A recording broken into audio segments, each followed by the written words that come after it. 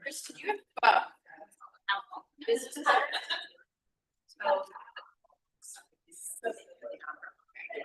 So, yeah, I have some here. I would say I definitely have some with me.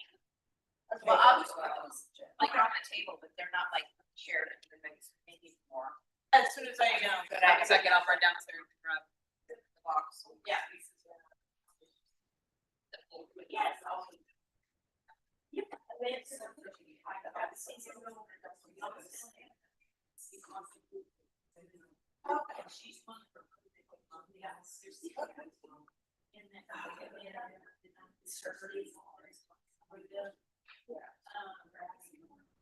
Yes. We took him last. So he went that place. So it's yeah. That actually is fine.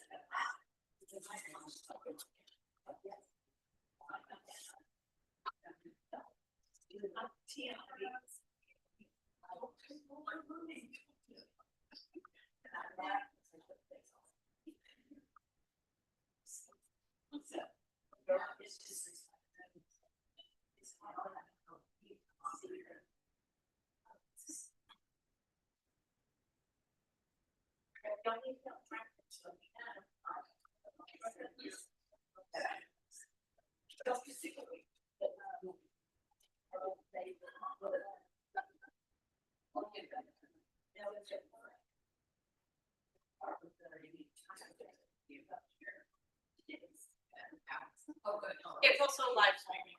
It is live streaming. It is indeed. Share. But it's an experimental live stream, so I can't promise it's gonna be perfect.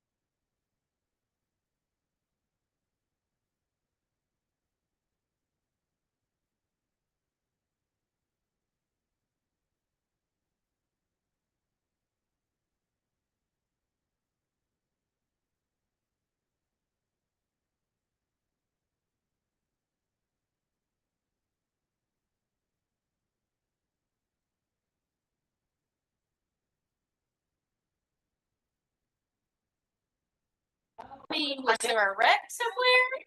Kristen. Yes. Traffic. Oh, it's yeah, something that I thought that was very. You got me.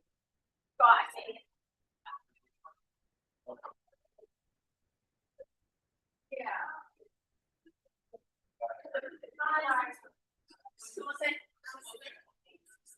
All right, folks, we're gonna get started.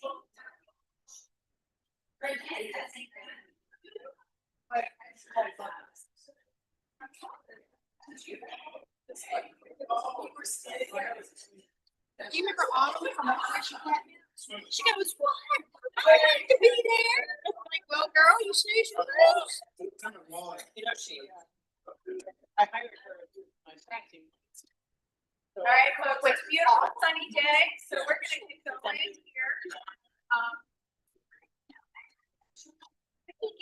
As we have breaks and stuff, hopefully, Kristen, you'll just tell me if anything's wrong. Yeah. You stood at the podium. Be happy. So we're actually live streaming this right now. And the lady. Okay. So anyway, I want to thank everybody for coming today and for joining us. Boy, it was about 6 months ago or so, maybe more than that. We're talking about what we were going to do for our 10-year anniversary at the Community Cats podcast. And so we were like, well, let's do a whole cat workshop for the fun of it. You know, one would think we'd have a party or something like that. But like, no, we do another event. Let's add another event to our list. So I do want to thank you all for joining us today at our 10-year anniversary. And I want to do a big, huge shout out for this one over here, Kristen Petrie, because it would not have happened without her. I mean, she's our technical tabby, which says very little about the very lot that she does. But you know, as many of you know, I mean, I can talk to a wall and be entertained, but she's the one who takes it from a recording out to a podcast, bringing it out into the big wide world and all that kind of stuff. So thank you, Kristen, for the last 10 years. Appreciate it very much. Thank you for giving me a job. For those of you who don't know me, I am Stacy LeBaron. I'm the head cat at Community Cats Podcast. I also am a part owner of Community Cat Clinic, and if you have any questions of Community Cat Clinic, which we have practices in Woodstock and Duluth, there's my advertisement for you, Rick. There's Rick Ducharme, who is here and is my business partner. And our Community Cat Clinic is set up in such a way that, to be brutally honest, I just think the veterinary world is not particularly set up well to serve the needs of cats. And our dream and desire was to set up a model of a veterinary practice that was cat first and thought about cat first, whether it's the cat in the trap or whether it is the $2,000 Persian with the poofy stuffed nose that can't breathe, right? Any little Persian nose.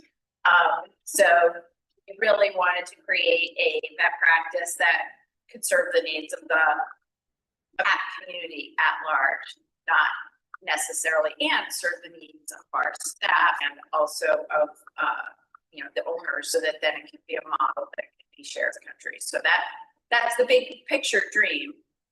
Us is to have a world where cats have access, cats and their caretakers and caregivers, however you want to call them, have access to the services and the needs that they need to be able to support the cats that are in their care. And at this point in time, we still feel like there's work that needs to be done. And a lot of that is thanks to all of you that are working so very hard for the benefit of cats. And so I want to thank you and appreciate all the work that you do here in Georgia. Georgia's a big state. I come from New England where things are a little smaller. So, but I really appreciate all the work that you're doing. Just a reminder to all of us, please make sure phones are silent. If you would like, I I would not be upset if you take your phone and you face it down. But I also appreciate the fact that if you have emergencies or anything like that, that you need to keep an eye on for texts, you can have your phone face up. But just out of respect for our presenters today, especially, we have plenty of breaks, so there's plenty of room to check your phones. If you have an emergency, I have a 92, 93-year-old father, so I totally appreciate if you have your phone up to be able to see for emergency texts. But I also, our speakers would be very appreciative with your undivided attention today too. So thank you on that. Mavis is downstairs. Bathrooms, Elizabeth, do you know where the bathrooms are? Right out there. Bathrooms are right out there, just making sure we have housekeeping. There's the housekeeping bathrooms right out there. A huge shout out and thank you to the Atlanta Humane Society for letting us use this lovely, lovely room. This is just a fantastic room for this event. Also, thank you to them for the snacks and the drinks in the back. We will have a coffee cart here between 11 and 1. That will be complimentary coffee. So just hang in there. That will get us through the rest of the day on that.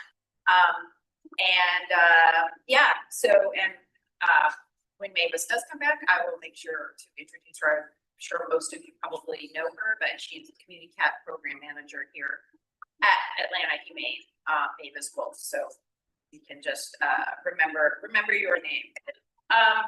Couple of the themes and the goals for today is one goal is that this is not going to be a one and done. So this is going to be the beginning of a conversation that we're going to have with regards to how to think and work collaboratively as a group and who else to bring into the room to work strategically to address the needs of cats in the state of Georgia. So just trying to think about like put your top of the house hat on rather than like this is happening in my backyard. Let's think collaboratively, strategically, partnerships. This is a safe space. We want to be careful with our words. Anything that we say and we do should be appropriate for the front page of the newspapers that we don't have anymore. So I guess I have to change that line to say anything you say and do can be posted on social media and no one will have an issue with it. So I just want to put that out there that we just need to always be courteous and careful with our words and appreciative. So and I will end with that. I have the goal of you all being able to cross promote and meet each other and get to know each other and all of that kind of stuff too. So hopefully you're going to make some friends today and you will be able to enjoy that new friendship and collaborations. Always keeping in mind, what's my wish list and what's my gift list? What can I give and what can I wish for? So thinking about those different items. And I can say in Massachusetts, we've had what's called the Massachusetts Animal Coalition for 26 years. And we had quarterly meetings for a long time. And the friends I met through those meetings are very long-standing, and they're people I all the time. I have healthy conversations with them all the time, but I feel like I'm having tough conversations with my mother, like rather than my, a colleague that's going to take something personally. So we want to create an environment where it's healthy, we are able to have difficult conversations, but yet we come out as friends at the end of the day. Friends, colleagues. Do our best to try and understand the perspective of others. We may not agree, but that's okay. Any questions? We're all good. Everybody's going to get an A for behavior today. I appreciate that. And thank you all. And I also want to thank you for being here. It's a beautiful day. And I want to thank you all for coming down here on this beautiful day. Talking about cats and not talking about soccer and not talking about the Pride Parade. And, so very much appreciate that you have put cats at the top of the list. And with that being said, are we, Marcy, ready so I'm going to introduce the presenter. So our first presenter, so Marcy Reynolds is here. She's the Director of Development and Marketing with Planned Parenthood of Georgia. And Marcy, a little bit about Marcy, and then we'll have her go into her presentation. Marcy brings more than a decade of hands-on animal welfare experience in Georgia, with work spanning rescue operations, community outreach, fundraising, and program development. And you guys are finding slides? Yes. Okay. I will keep reading them.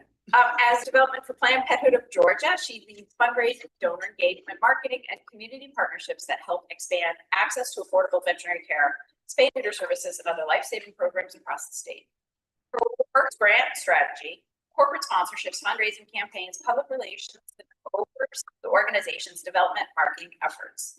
Marcy is especially passionate about the bigger picture around animal welfare, including the growing challenges of pet overpopulation, shelter intake, and access to care, and believes meaningful progress happens when nonprofits, shelters, rescues, veterinarians, and animal welfare professionals work together towards shared solutions that comes. Before entering the nonprofit sector full-time, Marcy spent 20 years in senior corporate leadership roles. Very good. Experience she now applies to strategic fundraising partnerships and sustainable program growth in animal welfare. You hold an MBA from Bentley University and a certificate in nonprofit management from Duke University. And you reside in Duluth with a small pack of rescue animals. Very, very good. And Kristen's, there's going to be a teeny tiny bit of a do. So yeah, so Kristen's going to pull up the slides. And Marcy, I want to ask you a question about I know you may position this in the slides, but you approached me about, you were sort of trying to put some ideas together, and you've been at Planned Parenthood for 2 years? About a year and a few months. So share with us how your entry has been into this animal welfare space. Well, before I got paid to be in animal welfare, I was volunteering in animal welfare. I would say, I mean, it's actually really hard to get a paying job in animal welfare. I'll say that if you're not aware. But I actually love working at Planned Parenthood. And I'm not going to talk about Planned Parenthood at all today in my talk, but it's a great organization, and really everything we do is making a positive impact.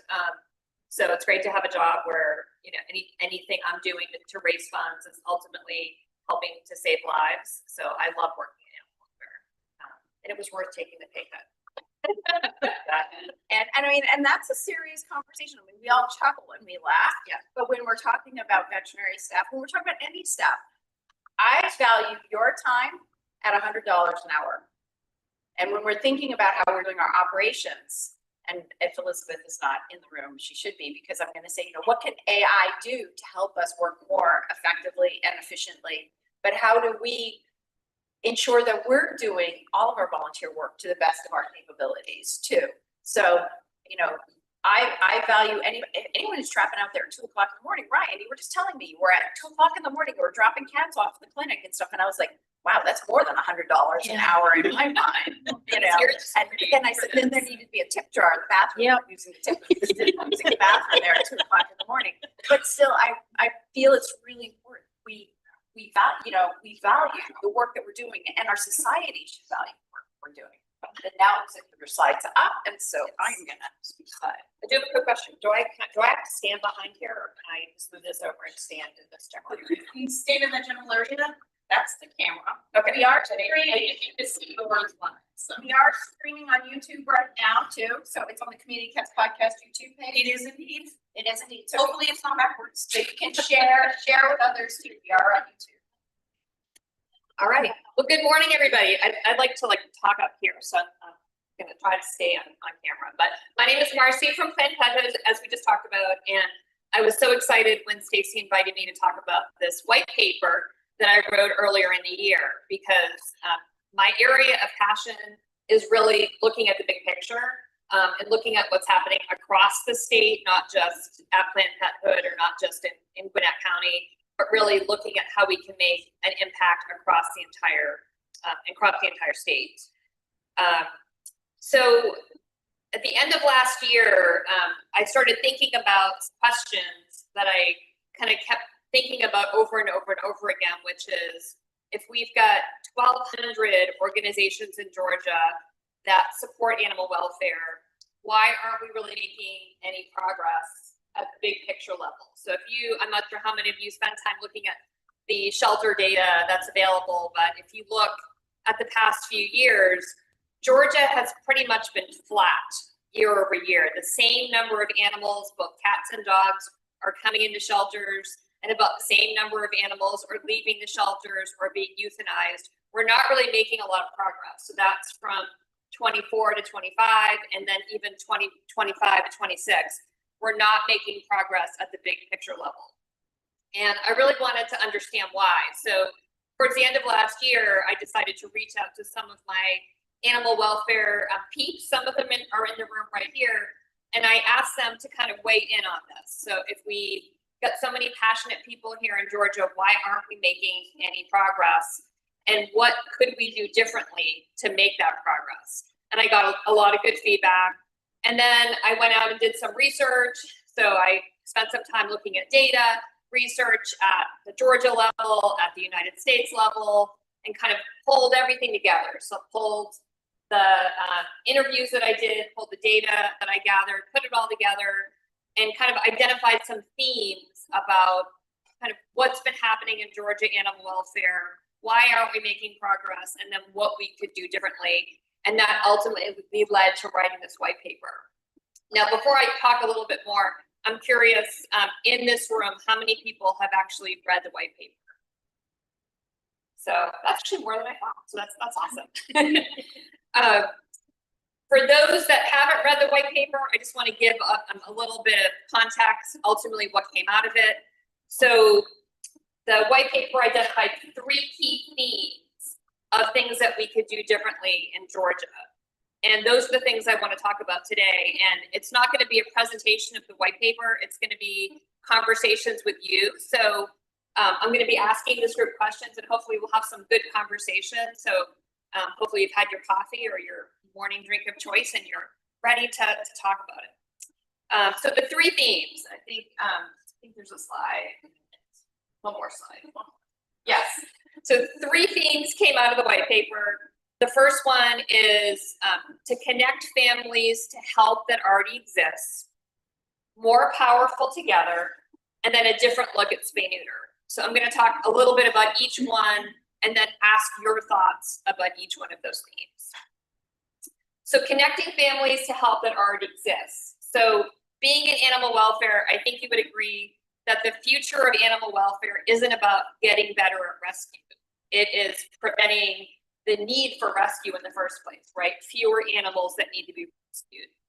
And you may know this, but about 30% of the animals that go into shelters and rescues are owner surrenders. And people are surrendering those pets for financial reasons, medical reasons, other reasons, but about 30% of the animals coming into rescues and shelters here in Georgia are owner surrenders. But the interesting thing is, if you look across Georgia, there are a lot of organizations in Georgia that are doing great things right now to help people keep their pets. But in talking to some of the people that have the need for those programs, they're not aware of them. They don't know how to access some of those programs. They don't know who has those programs. And then as an organization, just as Planned Parenthood, we don't necessarily know what everybody else is doing. So if someone comes to us for help, we don't necessarily know who to refer those people to. So there are, pet owners that need programs. There's lots of programs out there, but there's kind of an access problem. So the pet owners don't know where to go. So I want to talk a little bit about those programs. So raise your hand if your organization, or maybe if you do something that helps keep pets with their families, like in the back row right there. Through Adventist Humane Society, we've been able to assist people with food donations, and we're creating a food pantry. That's awesome. So food pantry is one of them. That's great. What was another program? Saw some other hands. Who else is doing great things for helping keep animals with their owners? Animal lifelines, so that someone that was thinking of those big things. We run a couple of life program in this area. The other reason for is we have one of the shelters most of the time. It's a large part of investing. So for those that didn't hear Rebecca talk about Lifeline is actually one of the organizations that probably does the most that I've seen in Georgia in terms of they have so many different programs to help people keep their pets.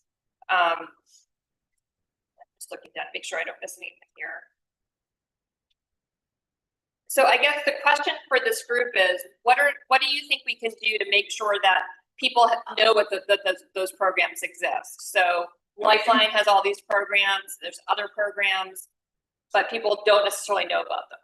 I think it's funny, I never wrote your paper, but 3 of the things I wrote down was education, low cost, income, availability for vet care and TNR. Because just from my experience as a person from low income to, helping in TNR now. It's not just Lifeline, like Lifeline's amazing. They have an ability, I've driven there in 30 minutes, walk in, you wait. There are low income people who do not have access to vehicles.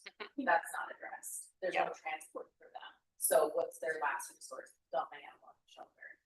So I think educating them about available resources, but it makes it complicated with people in Raleigh, in Cedartown, Georgia, that cannot make it to Lifeline and don't have that availability to more resources. Yeah. And so that's a thing I see is there's just widespread availability of five that is charged with TNR at ridiculous rates.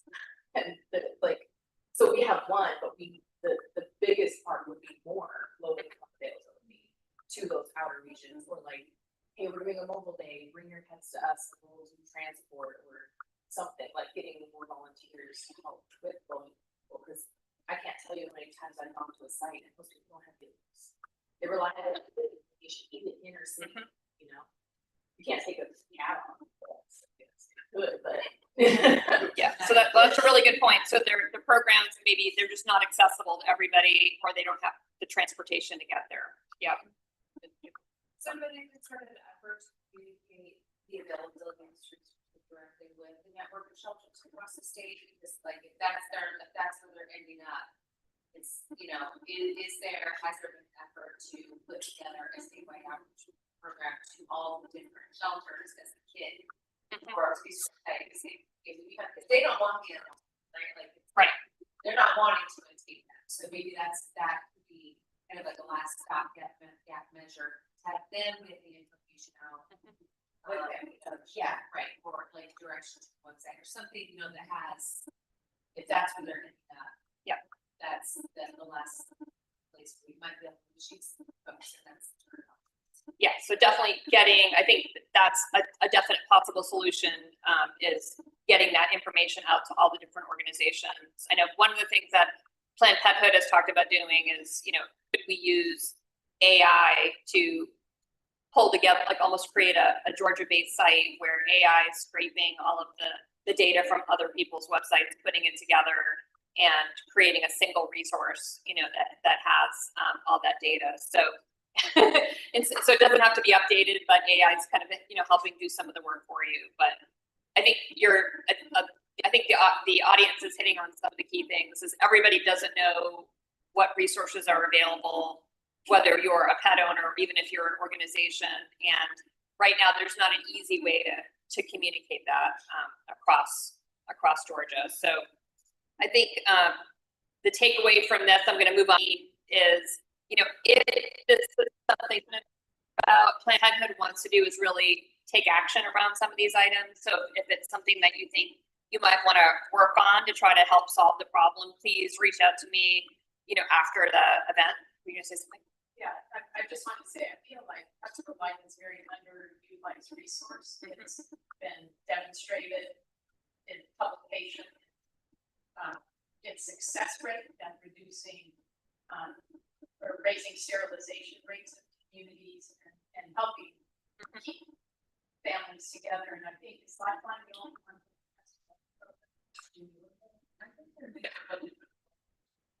Because I think that's something that should be brought to the attention of local lawmakers to implement that program, because it has demonstrated success. It's very labor intensive, I guess. It is. I mean, it's a grassroots, so it makes it hard to stand. you know, 6-7% program. And we do have, if we provide trainings for this, try to address all of this. On top there about really trying to scale the capital life model and what works, but we really lose some of that speed. That's it. Thanks for bringing that up. All right, well, thank you for your feedback on that. I'm gonna move to the next topic, which is more powerful together. So, as I mentioned earlier, there are at least 1,200 animal welfare organizations here in Georgia, and that includes shelters, rescues, advocacy groups, TNVR groups, and I think they share one thing, which is a passion to save animals. They all want to do the right thing. They all want to make progress. And that is that a lot of these groups are competing for the same adopters, the same audiences out there. So, you know, everybody's looking for the same thing. And, you know, we're just not making enough progress. I think they're also competing for the same lawmaker attention or government attention. So everybody feels that what they're doing is most important, and we're all kind of all competing for that audience.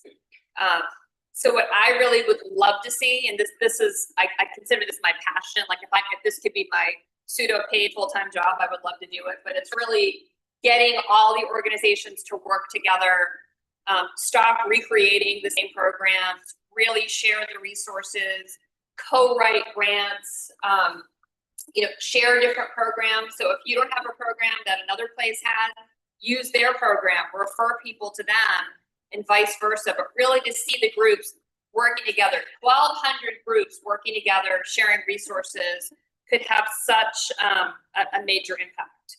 So I'm curious what you think. So we have all different organizations here. What prevents us from working together? What's preventing this partnership from, it could happen immediately. So why isn't it happening as much as we like? Being territorial. Being territorial. So tell me more. What does that mean? You know, I feel like maybe I'm an anomaly because I have a cat rescue, but I also am on the board and volunteer for a spay neuter clinic because their mission supports my mission and my mission supports their mission. And we collaborate and work together, but it sounds like maybe we're an anomaly. I guess it's just because I don't feel territorial. If somebody adopts a cat from somebody else, I'm happy for that cat. But I have heard of rivalries between organizations, and I'm not quite sure where that threat comes from. You're nodding. What do you tell me? What do you think? I 100% believe there's a lot of ego involved. And a friend of mine used to say that animal rescues multiply by dividing. Two founders get into a fight. Yeah, I've seen that happen. Yeah, I've seen it a lot. Happened 2 years ago. I've seen it a lot. So I mean, I think there's a lot of truth in what Amy was saying, and I do think there's a lot of ego. My organization, our belief is stronger together. I'm going to be doing a presentation in a little bit on the power of partnerships, specifically for a lot of the reasons that you stated. But it's amazing to me how many of the rescue organizations that we try to work with are like, yeah, no. Mm-hmm. Yeah, it's kind of sad. Mm-hmm. It is sad to see that. I think we often joke, I don't know, it's kind of a bad joke, but like the easiest part about animal welfare are the animals, right? The hardest part about it for the people. Mm-hmm. Yep. There are some other hands out here. What are some other thoughts you guys have? What I would say too, if you're talking about state lawmakers, for example, what they consistently ask for is for, it's not just for animal welfare groups, but other sectors like mental health. If you're looking at bills, they say, come to us with a consensus message.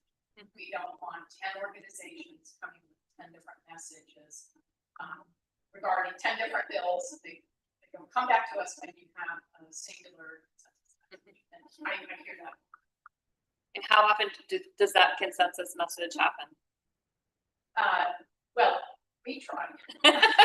Well, that's, yeah, that, I mean, your organization, I mean, that's a lot of what your organization tries to do. Yes, Georgia Pet Coalition, right, to try to get that consensus. But for example, a couple of years ago, there was a big mental health bill.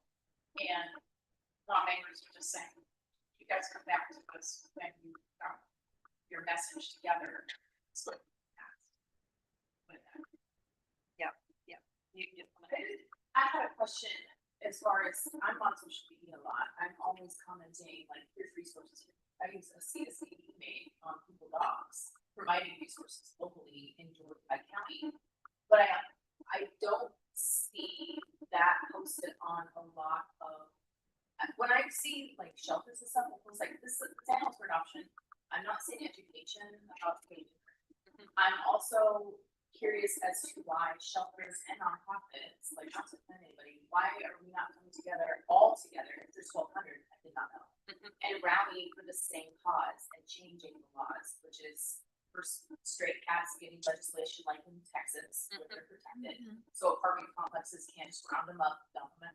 And then low incomes or making shelters offers, they do their top count was animal shelter offers it for $20 every Monday, and I met the director. She was here. She's like, case is preventative and believes like if I have sleep with her every Monday for $20, I brought them 9 cats before. And she has her own officer's trap, taxi. It's like when you go into the motor change, you just go into a garage, drop off the cats, turn around, come back. As someone in my last job, I worked a lot with the county shelters across Georgia. Like running a shelter, as Rebecca knows, it's really hard.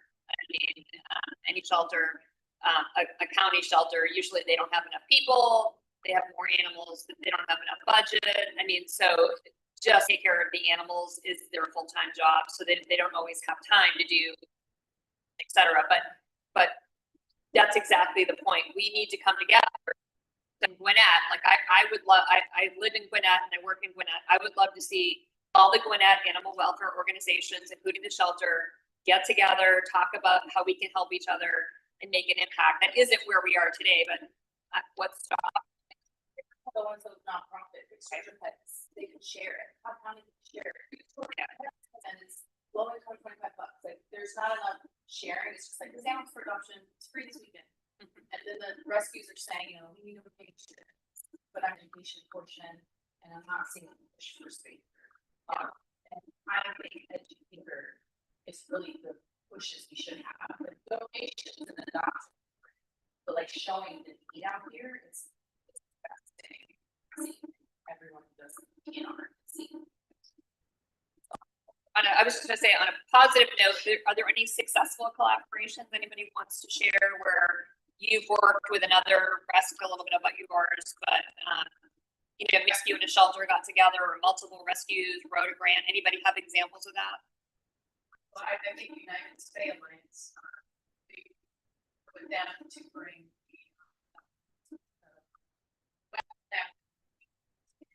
and they're looking at thinking on point out now we can invest examples of collaborative efforts between entities with Lifeline, the commissioners, Board of Commissioners, GBMA, United States Alliance, Recreation Coalition, and individual vet instructors, bring everyone together for the mission of training more vets in HQ, to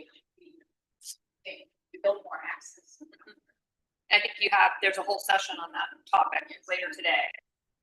The details of that, because I agree that is one of, you know, I think if you're in animal welfare, you've heard about how awesome things are in DeKalb County, the counter, and so I think it's exciting. You'll hear more of those details. Well, it would be where you get those people's own yard cats to rescue and break up these colonies. If Raylan's up there preventing, future shelter intakes and all this kind of stuff, that really makes, as trapper, it makes it easier to go grow these colonies and provide this support.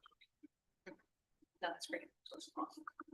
I know we've also, because we've partnered with that classes. I also think we can great to do like a class on teaching people from fostering, how to foster ones that are trapped, because that's a totally different cat than ones that are bullying that are, you know, already used to people. And so just educating people on the difference and, you know, how they can make a difference. So one opportunity is training on trapping, and getting out there, having these discussions. It's the rescues are focused on the DMA kittens, like all their marketing, all their Facebook posts is reactionary. So nobody's educating that I've seen, especially here in Georgia. They're not, a lot of people are disconnected from where these cats coming from. Because you said 70%, 30% are owners surrenders, Right. 70%. Our strays and yeah, all of the community cats. So that's the source of all the animal intake. And then there's a lot of animals that aren't even making it to shelters. There's kittens that they're setting back. So Right. if you have a big organization and a big reach on social media, I would suggest that some of your content be prevention and talking to people about chemo. Yeah. And talking about spay and neuter and providing, you know, links to some different clinics out for spay and neuter. I was just gonna, would you guys say something? Well, no, it's just, it's, you know, thinking about the community aspect of it, all, right? So you have a lot of groups and they're doing a lot of good work and there's a lot of information that's already out there. A lot of these, events, you know, training, they've been done before, right? And sometimes they're in live stream right there now. So there's all this information that's out there. But how do we come together as one, you know, coalesce all these ideas and come up with together? One group that leads the charge and gathering all this information and making a repository. So then instead of trying to get multiple information out to, you know, whether it's the shelter, the homeowner, you know, the straight cats, whatever it is, you're having, you know, one site that is the collection and cooperative effort of all the 12. I wonder if there would be one organization that church, because it sounds like it's one. Yeah, what my dream would be kind of like we'd start, I'm almost picturing like a domino effect where we start more and more organizations start working together and then people kind of get on that bandwagon. I feel like unfortunately we have a long way to get there. You know, like I even when I wanted to, you know, write this white paper, I did reach out to a lot of organizations that I really wanted to participate and, you know, didn't hear back after numerous attempts. So there's even just to talk about working together, it's hard. So, but I mean, I applaud all of you for coming today because that's the whole purpose of this event is to get that, you know, energy going and get that momentum going. And we can do it. I have no doubt we can. So I wanted to just share one personal collaboration that we recently did. Then I'm going to jump to the last theme. But I also volunteer for Angels Among Us. Angels Among Us Rescue because I foster dogs and we only foster cats at Planned Parenthood.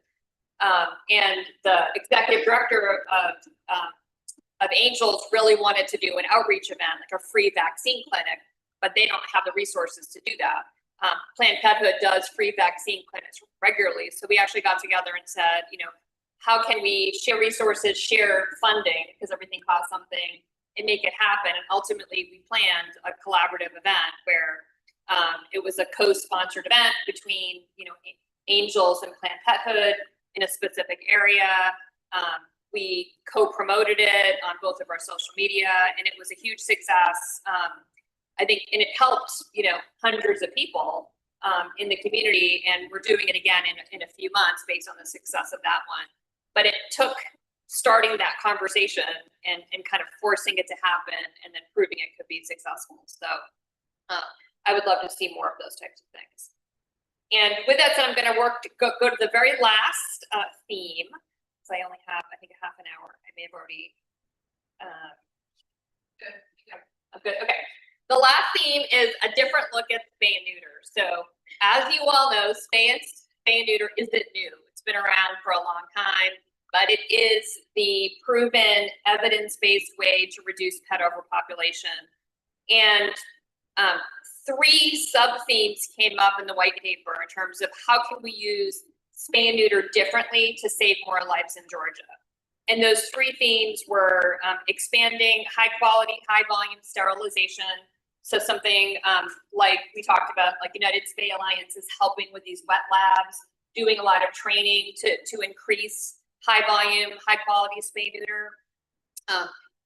Increasing affordable access to services. So before the session started, there was some conversation about how certain counties in Georgia have lots of services and other places don't. So how do we get that access across the entire state?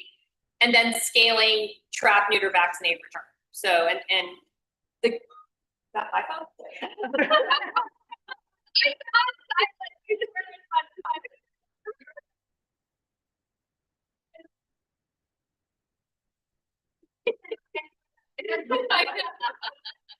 It was on time, I swear. So the good news is all three of those topics are going to be talked about today. So the high volume, high quality sterilization, affordable access, and trap, neuter, vaccinate, return. Those are all going to be talked about today. But I wanted to talk about something that really hasn't been talked about recently. So you may have seen this, or maybe you haven't seen this, but there are some organizations that have done a great job coming up with free spay neuter options. So they'll give out vouchers for free spay neuter. They schedule the appointments, and the pet owners don't show up for the appointment. So even though they got free, they don't show up for the appointment. Organizations that have vouchers, so I forget what it is off the top of my head, but there's in Gwinnett that has vouchers for free spay neuter, and they can't give them away. So they're constantly promoting, hey, we have these vouchers to us. They're not giving them.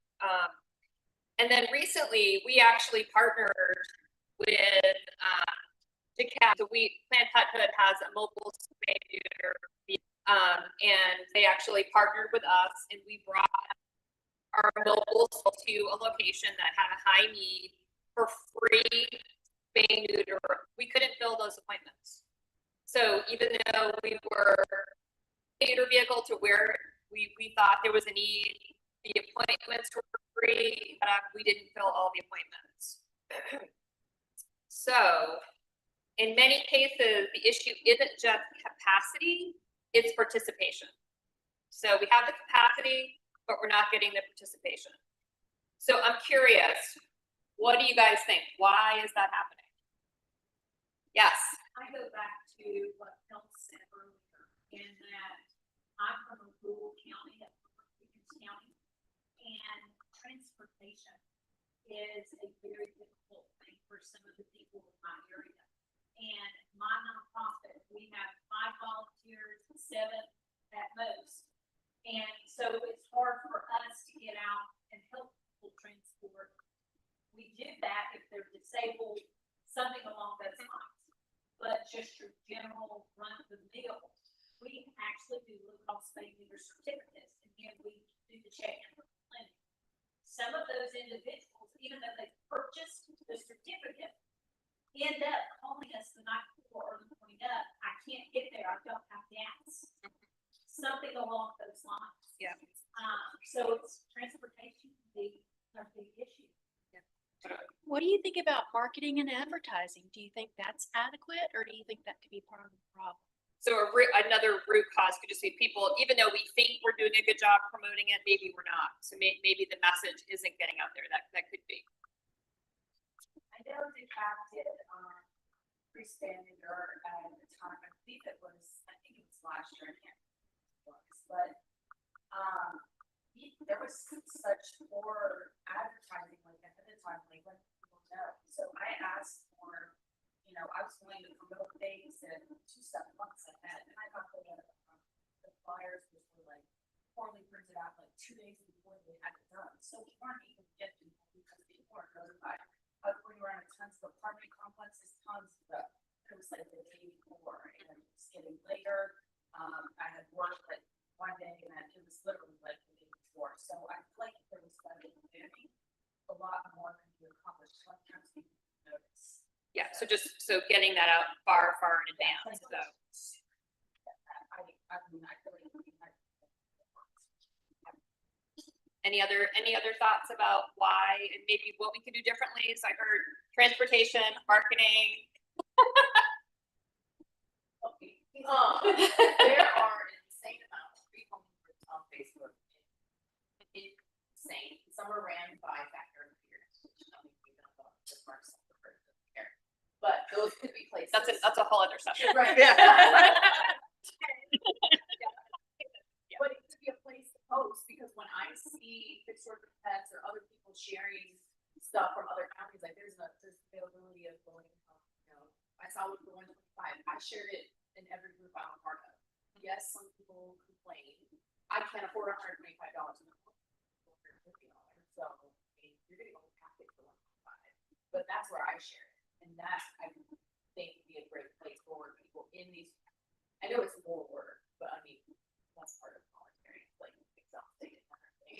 But I think the groups, you know, hitting on, I think it really it requires a team effort, right, to get the message out there. I think transportation has been a theme I've heard a lot today, and something I want to take away. You know, how is that impacting what we do?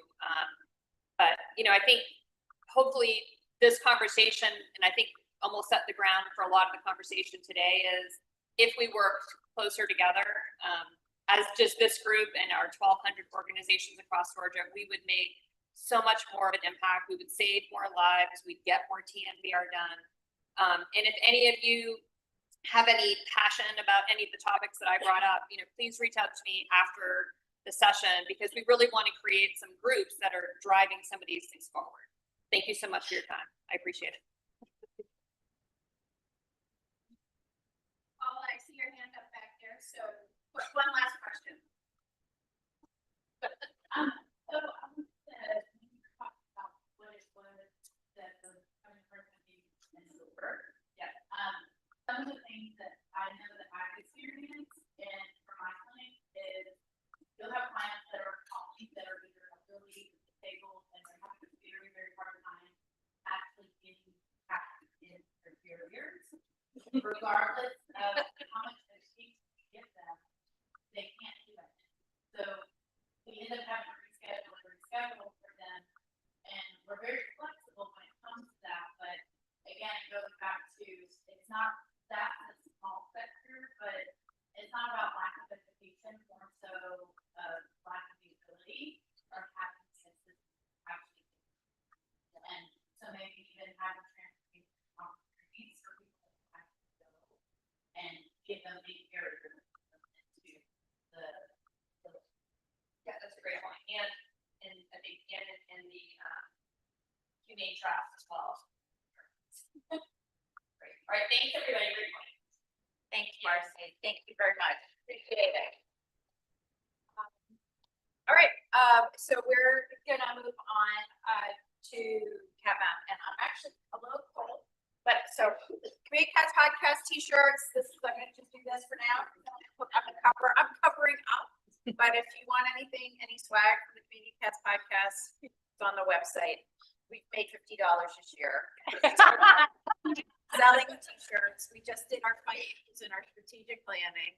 So it's a hot seller, right? So anyway, and I'm gonna put my sweatshirt on so I can not be as cold. I don't know why I'm cold. I don't know. It's weird. But anyway, all right. So how many folks have oh, okay. I'm gonna add a PS. This is my birthday. It's my party, right? Yeah.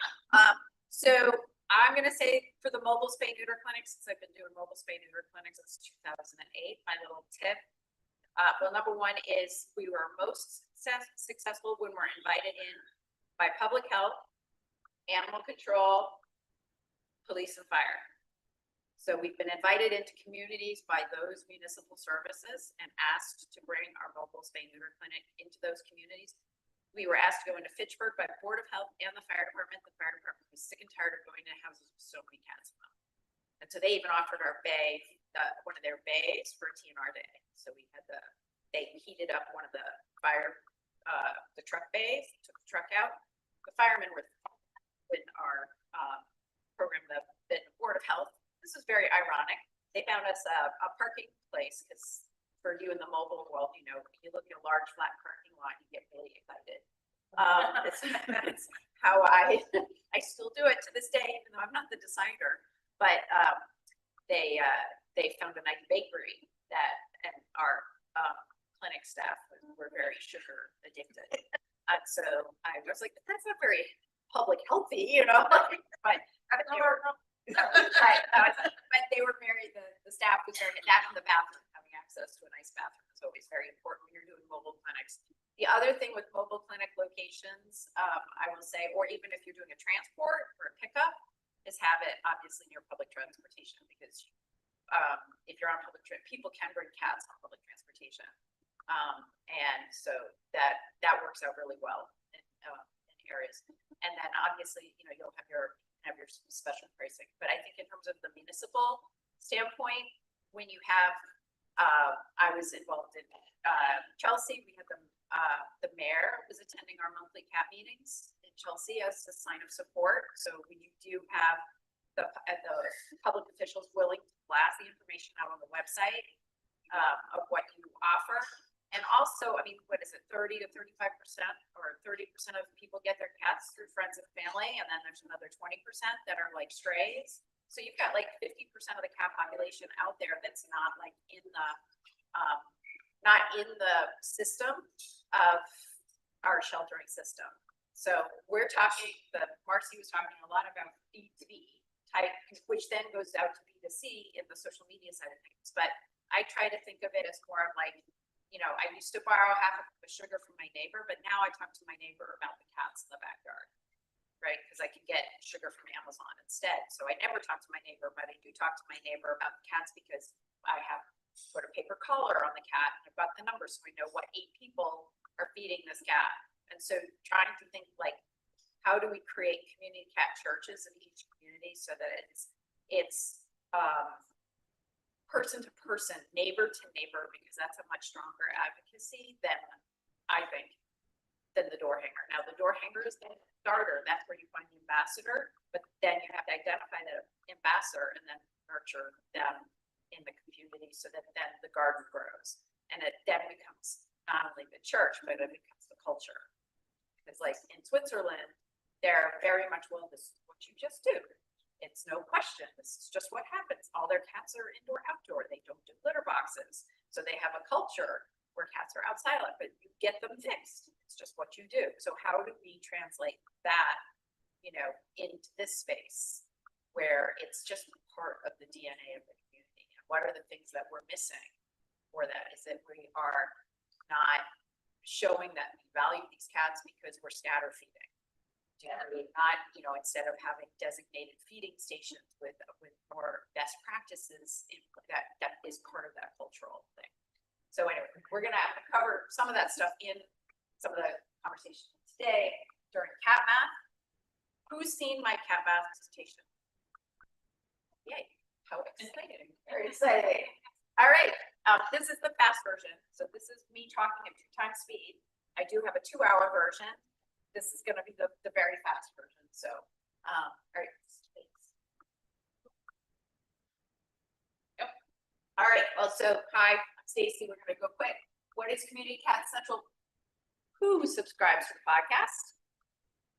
Yay, yay. Please subscribe to the podcast. And I give you permission to scan that QR code, pick up your phone and scan that QR code and become a podcast subscriber. In addition to what we do with the podcast, we run over 30 online virtual courses, virtual events. How many of you are TNR certified? Excellent, excellent, excellent. So what we do is monthly TNR certification workshops. Many organizations across the country, City of Palmdale, California, municipal programs, they require TNR certification in order to access their spay neuter programs.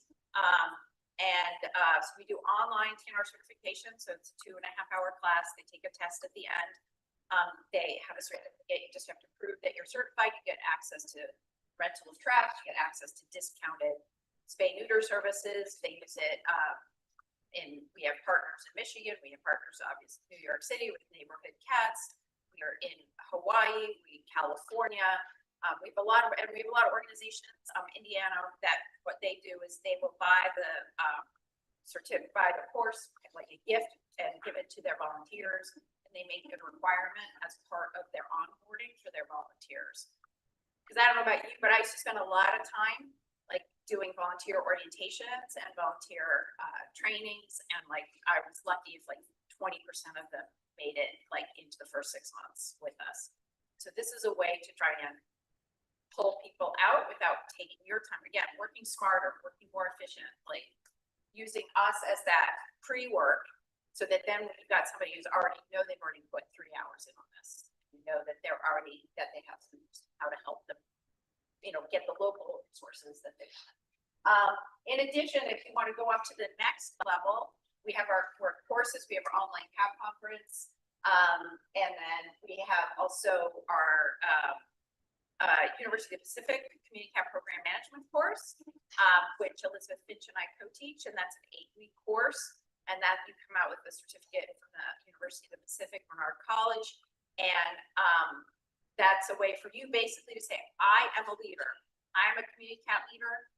Basically, by the fact you're here, you're all community CAP leaders, but we want folks to be proud and strong that you are a leader. You are the go-to resource. I think we hide in the shadows too much too. Another thing for communications, which is like, we're trying to be careful not to talk too much about cats because we think of cats as a nuisance and therefore we're a nuisance.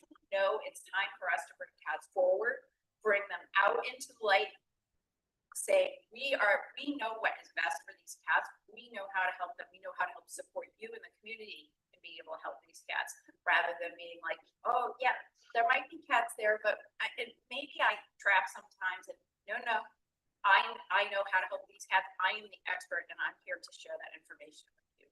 Talk with authority, talk with clarity, and you'll be much more successful and be able to access more resources for cats. All right. So I started in this world back in 1994, but the Newburyport program started in 1992. So I'm going to go really fast. In Newburyport, the short end of the story, it says 220 cats here. So the founders would say there were 300 cats on the Newburyport waterfront. And after about 3 years of doing trap, neuter, return, and obvious when you do trap, neuter, return, we had 125 kittens in the first year that were pulled off the waterfront. The reason we were there in 1990, organization came, they trapped like 35 cats out of one dumpster, trapped them, euthanized them, came back. There were 35 more cats living out of that dumpster back in 1992. That organization had all come back. And they said, sorry, we're not going to come back. So because it didn't work, so you're going to have to figure something else out. So it became the Newburyport Chamber of Commerce. So the business organization was the organization that led the initiative to create the Merrimack River Feline Rescue Society. Our first phone number was the Chamber of Commerce's phone number. So it was a business-oriented solution because we were a tourist town. We were getting too many complaints of folks with looking at cats like at the dinner with the slider with the runny loopy eyes looking in, and the lobster tails were then getting fed outside to the cats, all that kind of stuff. We also had one gentleman take a baseball bat to cats in the boats because the cats had wintered in the boats that had been stored, and we had that litter of kittens that tested positive for rabies. So there was disease, there was violence, there was disorderly conduct, there was whatever you want to call it. And the businesses were very concerned about the cats as well as the chamber because they were getting so many complaints about the condition of the cats on the waterfront. So 2 veterinarians were starting to practice at the time, and they started in 1992, they started the Merrimack River Feline Rescue Society at that time. 14 feeding stations were manned with about 30 volunteer feeders, and they were very devoted and donating group. Very, very much so. They would have monthly meetings, status, this is way before we had like phones or, digital phones or anything like that. So they had checkoff lists in the feeding station. You can see that this is a 2-level feeding station up at the top that they were using. There were checklists in there, and then they'd have monthly meetings to go through the identifications of all the cats to make sure how the cat, like well-being checks and all that kind of stuff.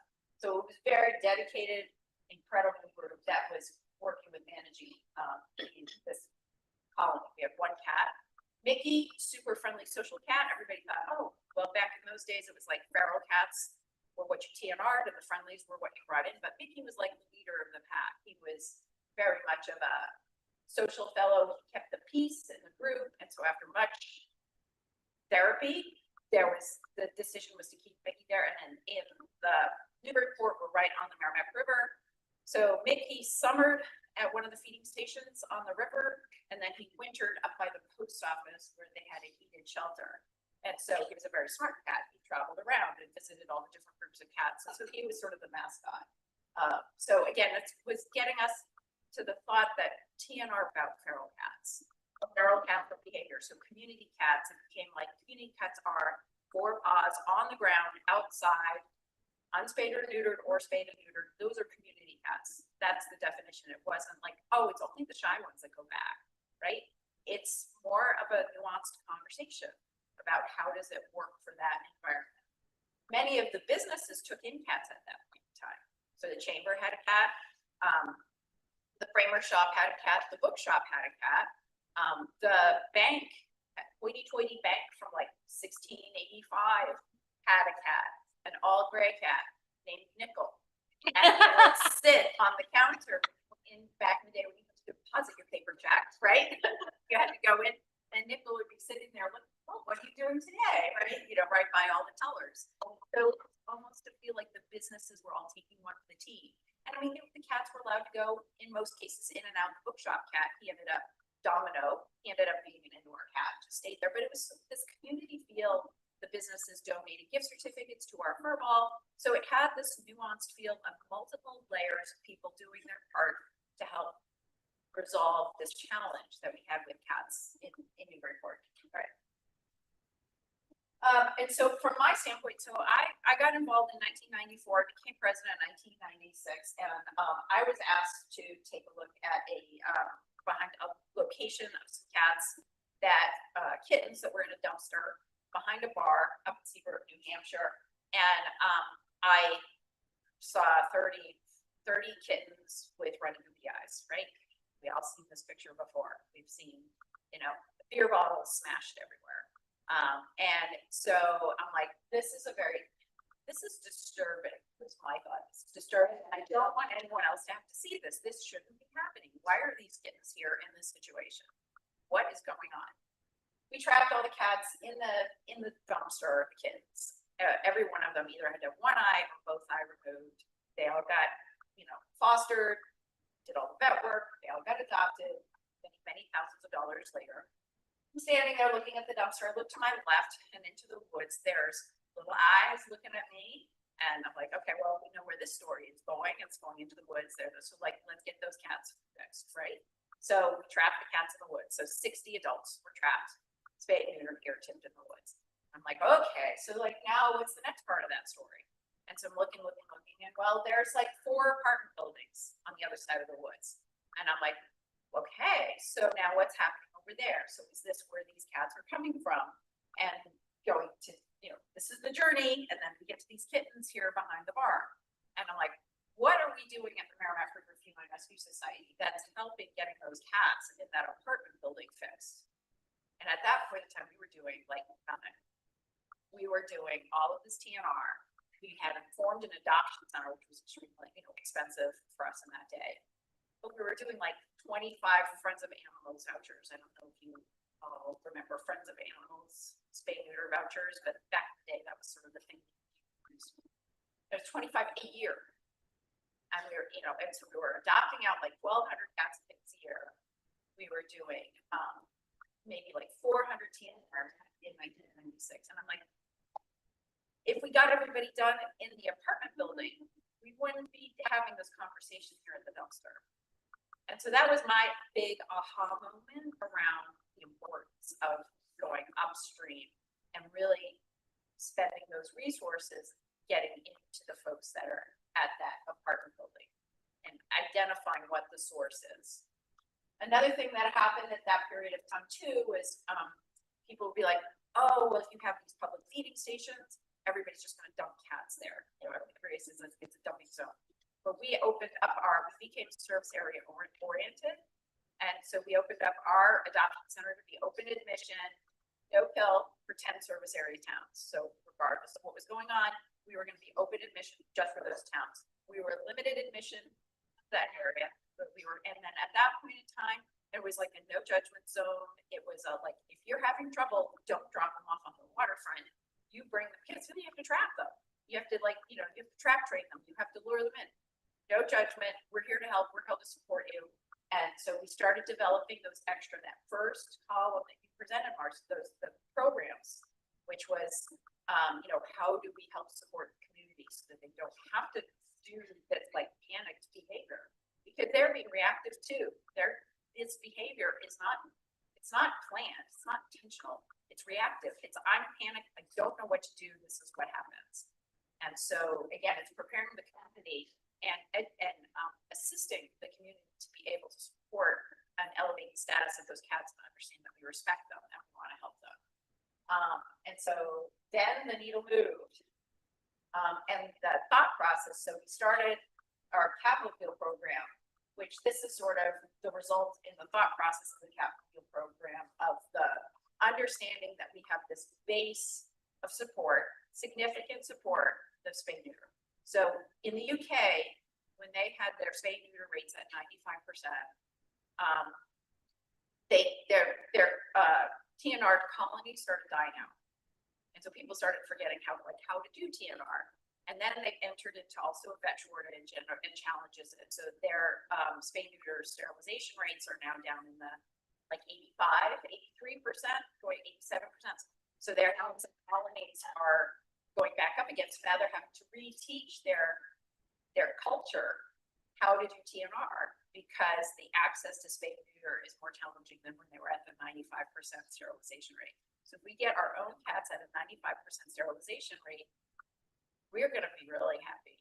I mean, so thinking about goals, structures, and objectives for owned cats, even though you say, well, but the 95%, that's not taking into the unowned cats, but there's a ripple effect because so many of the cats get absorbed from that outside, from that friends and family, from the backyard, all that type of stuff that, you know, we're facilitating getting those cats fixed, even through that own program, people are going to want to help cats, right? So when we have a low cost or free neuter event, if that cat's ear tipped out there, there's a much higher chance I'm going to bring that cat to my house and try him out than I would if that cat's not ear tipped and it's an unneutered male cat that's going to come in and spray out my couch.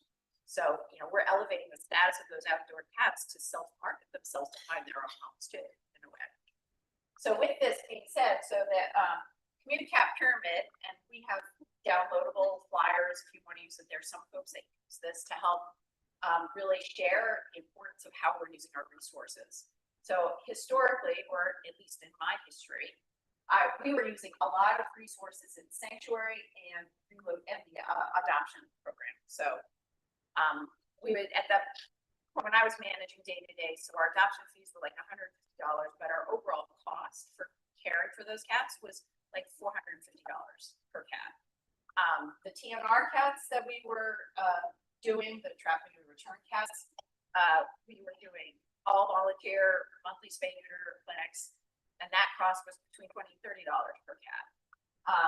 Sanctuary, we had a sanctuary with 80 cats, so I've done the sanctuary thing. And that, our average cost per cat on that annually was $3,000 per cat because they were all old, they were all crotchety, and they all had the worst teeth in the world. So we had to do dentals on all of them, much to the grin of our veterinarian. He's not happy about that at all, but that's who ended up in the sanctuary. And so we closed the sanctuary and we started the capital field program. It was an intentional decision at the board level. It was painful, it was hard, but we found homes. You know, we had some barn homes, we had some other homes, sanctuary cats. And then what we did with the money that we would have spent on the sanctuary was we created the mobile spay neuter clinics, the Catmobiles. So the Catmobiles were able to assist, depending on the year, between 6,000 to 8,000 cats, and it was a net neutral program. I'm going to say that again. It was able to assist 6,000, 8,000 cats a year. It was net neutral, which meant it self-funded itself. So it was, and I mean, we started it out, and I'm going to say the world is a vastly different place now in terms of the financial thing, but in that world, we were charging anywhere $75 to $100 a package for cats. So we were Olive Garden pricing. So we were not super cheap. We were not, regular cost. We were about a third to a half of retail. So whatever is retail in your area, we made it a third to a half of that, so that then it would be, and it was a no income verification. So we also wanted to have the general public understand, like, we wanted everybody to, and we then had our target zones, so then we did like some zip codes, what was $25 a cat. We did a city Bull, who was from Chelmsford, okay. So Bull Humane Society, we went, Bull Humane, there's a story about the case, about our work with the Catmobile there. So they were overflowing with cats and kittens. They had come from a bad management situation. And they went from taking in, it was like, 1,000 kittens to like 1 year, it was like 50. And it was in 3 to 5 years we made that change. Did offer free spay neuter on the Catmobile, and no show rates for an issue, so we have to overbook about 20 to 30%. So if you are going on the free front, your no show prepay, you will reduce your no show rates significantly. So you just have to decide what you're most comfortable with, because some staff are really uncomfortable with overbooking, and then other staff are okay with it because they understand that there's going to be a certain percentage of no shows and that you have to do overbooking. But the reality of the matter is, so we took that Catmobile, we really put it into Lowell, which was an area that had one veterinarian within like 50 miles. And it's a population of just that city is a population of 5,000, a lot of different ethnicities, and it was in the top 5 of the lowest income communities in the state.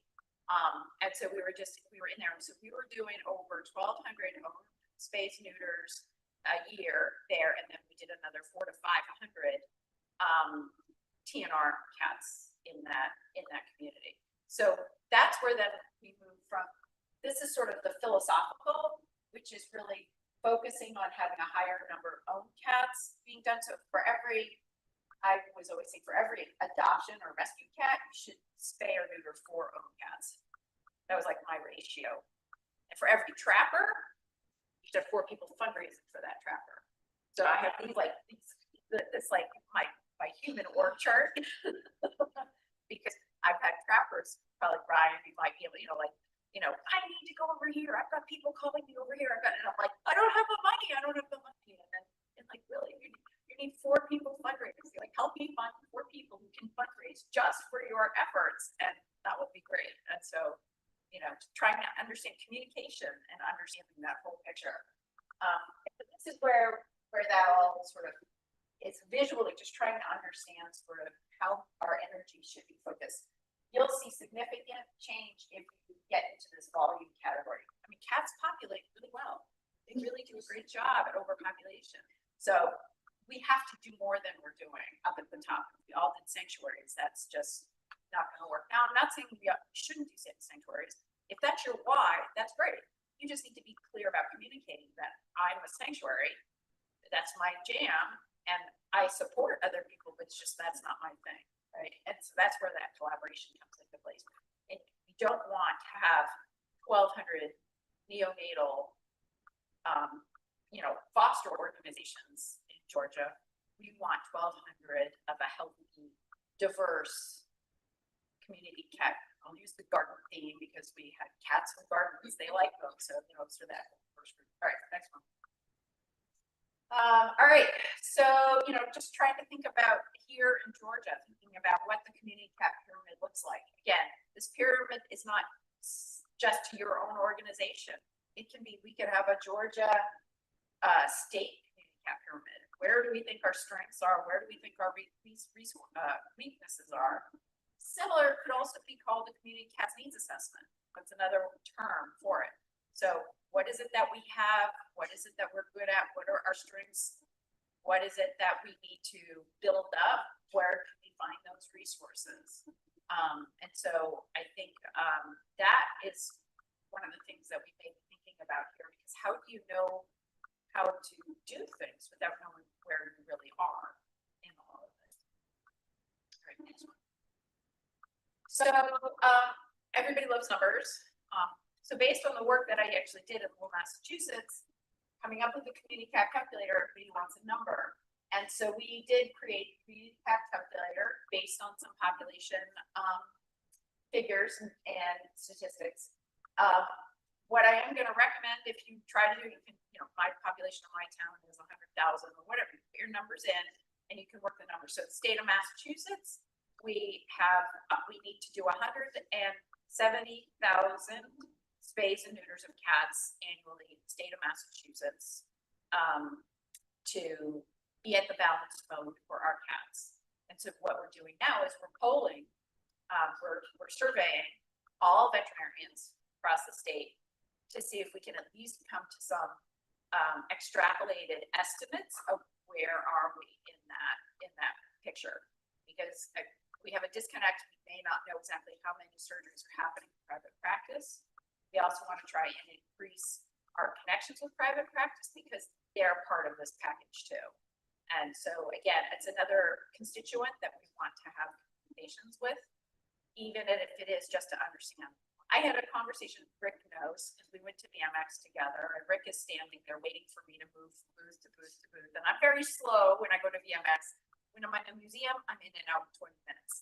But when I go to VMX or where there are those booths, I like slow down and I look at people's names tags and I'm like, oh, you're from Massachusetts. Let me have a conversation with you. And so there was a vet there from one of the corporate practices, and I was chatting away with her, and then she circled back with me and she said, we don't have spay neuter appointments overbooked. We want to get more engaged and in helping to support, the community. And I talked to her, and she's like, I had no idea that the need was so great. I obviously had no idea. And so then they created a rescue spay neuter package for rescue groups that was very comparably priced to what the nonprofit clinics were charging. And so it was a whole nother opportunity. And she was like, we just didn't know. And it was a conversation with the medical director and the practice manager. So I think communication, we think everybody knows, but nobody knows. How many people know what Feline Fix by 5 is? So about half you guys are on top of your game. So far in our poll in Massachusetts with the veterinarians, it's about 20% of organizations know what Feline Fix by 5 is. And so then, and the other question is, encouraging that as a best behavior. Number 1, it prevents mammary cancer. Number 2, which is what actually the private practice that I talked to, that she said, yeah, we're totally on a Feline Fix by 5, and it's because of the cancer thing. I don't even talk about the population thing. I don't even talk about the potential for pregnancy. It's all about preventing mammary cancer. And then all I have to do is say that. They're like, oh, totally on board. Get done by 5 months. Not a problem. So again, that's a messaging thing too. Who is your audience and how are you presenting your message?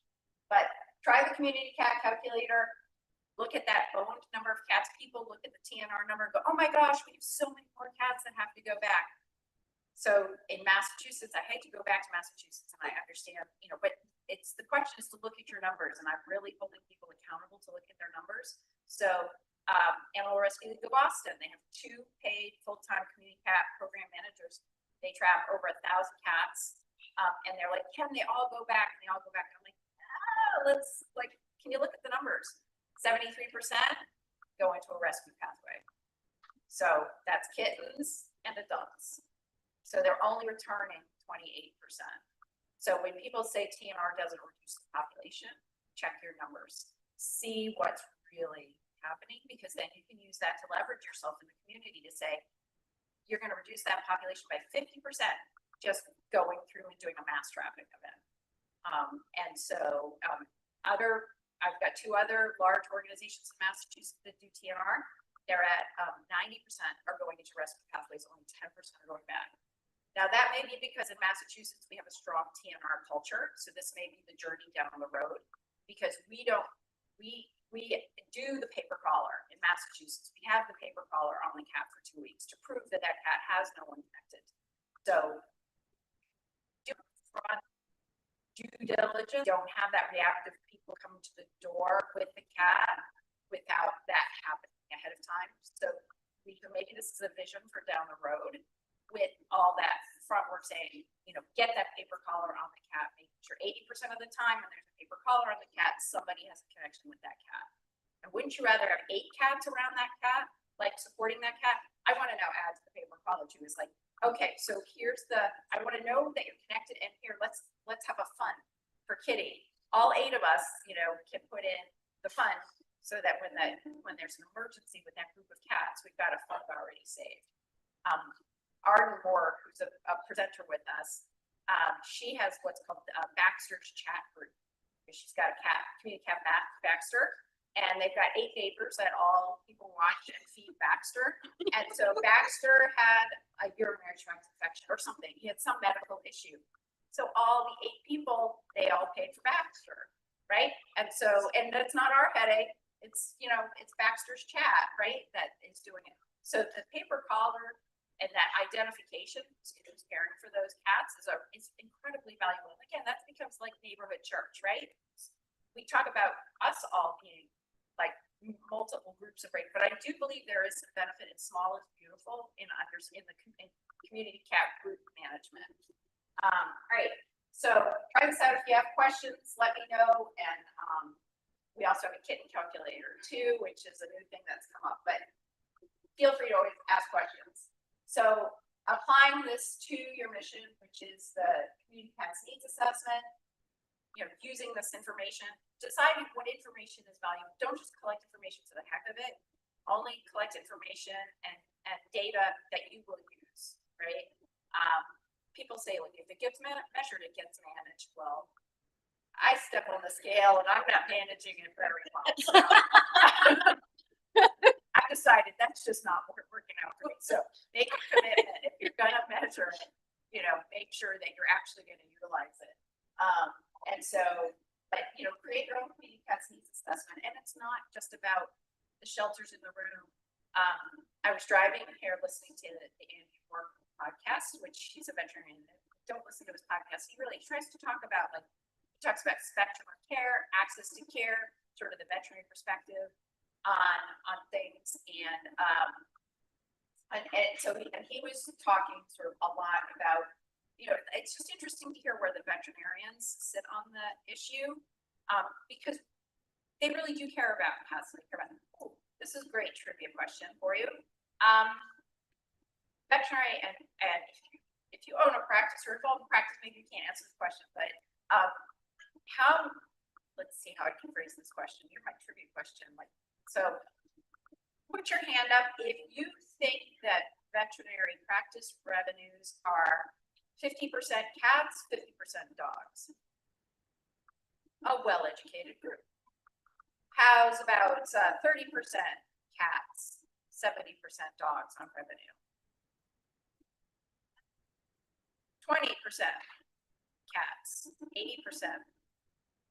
So it's a 20% group is, and so this is the decade of the cat that they say. And so, you know, so it's a good why, you know, why do private practice veterinarians, how many, you know, in terms of pet ownership, is it 80% dogs and 20% cats? Is it 50% and 50%? It's about, I think it's like 52 cat, 40 dog. I think if I would say someone has that, but I think it's pretty close to 50-50. And now puppy visits and cat visits, the price people are paying the same amount of money for puppy and kitten visits. So I think we're going to start seeing veterinary practices trying to grow their cat revenues more. Dog revenues are down by 10 or 11%. So the theory around that is because they've maxed out their price points with the dog owners. And now dog owners are waiting 18 months to bring their dogs in, not every 12 months. There's affordability issues in regards to that in the vet space. So this is an opportunity for us to create relationships with educated private practice community to help collaborate with us, to help us solve these challenges that we have and to help us be supportive. So, but determining your target, your service area, balancing capacity and need. So we have to be respectful and understanding that, we can't, XYZ large organization, like, whatever, Humane Society of Texas or something, I'll take some big, or San Diego, or some big, like, you get the feeling of like, oh my gosh, the world feels like we have to do everything. No, we have to clearly communicate what we can do and what we can't do. And as an independent trapper, you're getting phone calls from everybody, left, right, up, down, all this stuff. And it's like, how do you choose? How do you triage? How do you choose how you're going to help them? And so in Indianapolis, they're trying to do a common TNR list that all the groups work on the same list. So TNR request goes into one big pot, and then you pull a case out, and you're like, I'll be case manager on this, I'll be case manager on this. I think that the day of having common wait lists for different types of services that the groups can then pull the ticket, so to speak, I think that's really would be game changing. Because what we went through in Massachusetts with the 1,100 cats on our wait list, a lot of people had received multiple calls from different spay neuter clinics when we were working to get that down to 0 over the last 6 months. And so I think that, it wastes our time calling. The people were very nice. They're like, geez, when I really needed the service, nobody was called. But now I've got all these groups, right? And so it's like this wait list just sat in somebody's basket, but wasn't being shared. So I put that out there as a possible thing to think about as to how to work on some sort of, how do we have common information, requests for assistance, how do we kind of put it all into one organized package so that then we can work with groups and individuals professionally and efficiently and effectively. And AI might be working on the front layer, the low hanging fruit ones. My cat is not peeing in the litter box. Did you lift the lid? Right? AI can tell you that one, right? So did you take the cover off or whatever? So that all can be done with a chat bot, but then things go up and the elevated items get where they need to go, where the personal chat happens. So I think that would make our lives a lot more efficient. It's like trap training, right? It's like using these tools so that we can trap, 20 to 30 cats in 2 days rather than doing it over weeks and weeks and weeks. So we talked about building a coalition. That's something we're talking about today.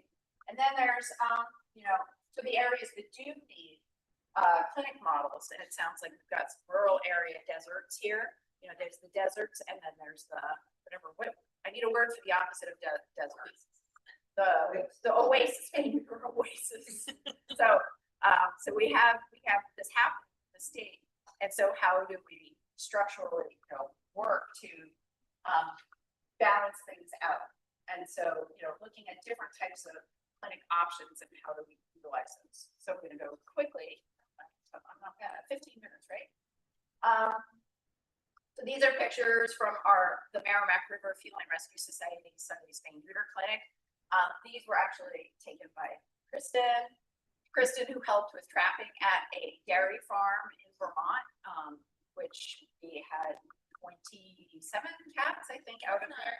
29 cats trapped out of this dairy farm up in Vermont. And they were driven 2.5 hours in a van. So it's Community Cats podcast involved. There was the dairy farm folks. We made them get TNR certified, the dairy farm people. They had placed over 35 kittens the year before, and the guy was sick and tired of having to deal with placing all those kittens. And we used the MSPCA's van. We had the MRFRS Sunday Spay Neuter Clinic dedicate their clinic to us. This is all volunteer run. This has been done since 2000. So it's an all volunteer MASH style clinic, including the veterinarians. We do probably about 60 cats in a day. We have to be out by 2 p.m. because they have dog training in the afternoon. So it's got a quick, we usually have 7 to 8 veterinarians attend. Some are fast, some are slow. It's their Sunday church. This is what they like to do on a Sunday morning. And new veterinarians get to come in. They meet some of the veterans, the more experienced ones like Art, who's doing them since 2001, I think. And they get to learn different techniques. It's a wet lab without the official wet lab. It's community wet lab. It's neighbor to neighbor wet lab. And so, but everything goes through on like a table system.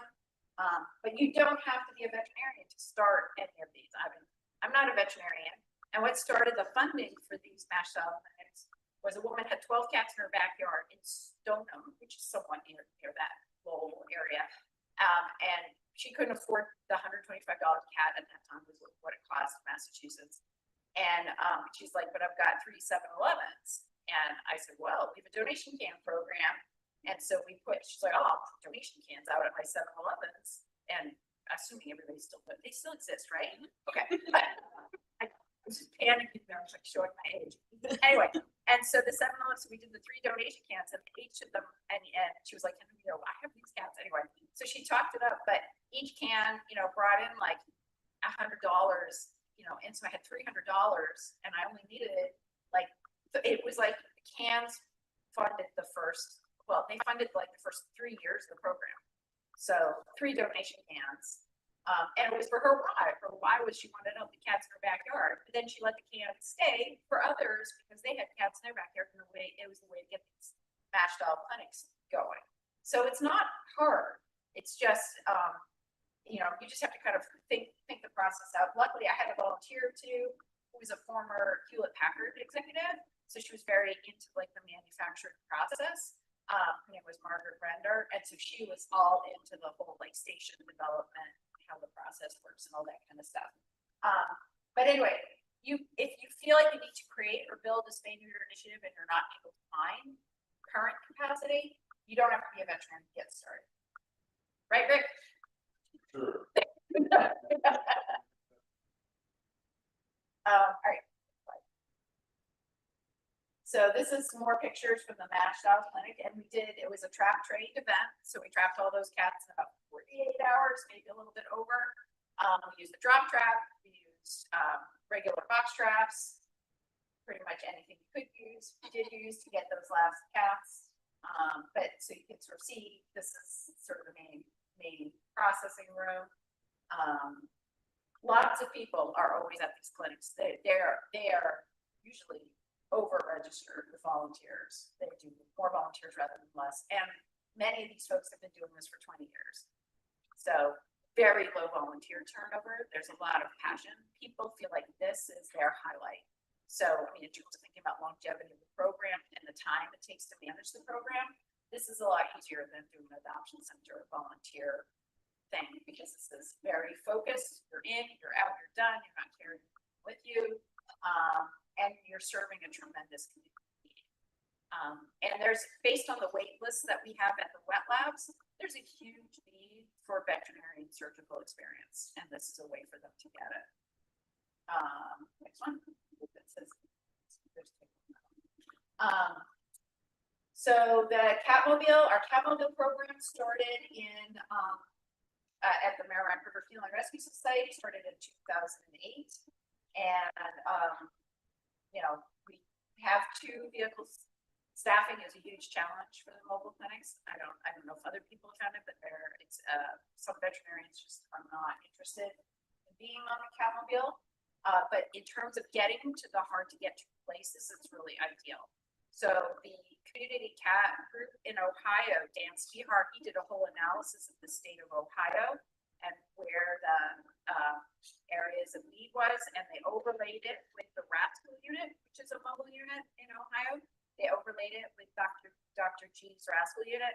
And so she used that strategy to determine where her mobile clinic was going to go. So she was going into areas where but she works with dedicated humane societies. The Catmobile just goes and serves the public directly. So the Catmobile has to do all that outreach. So we're talking about you showed up, but nobody was, you had very few appointments or whatever. So we do bookings ahead of time, but also I say it's like you're planning a wedding 4 days a week. So like you have to get all your guests ready to come to the vehicle. So again, that was going all to the municipal, the police, the ACO, all the services, the Meals on Wheels.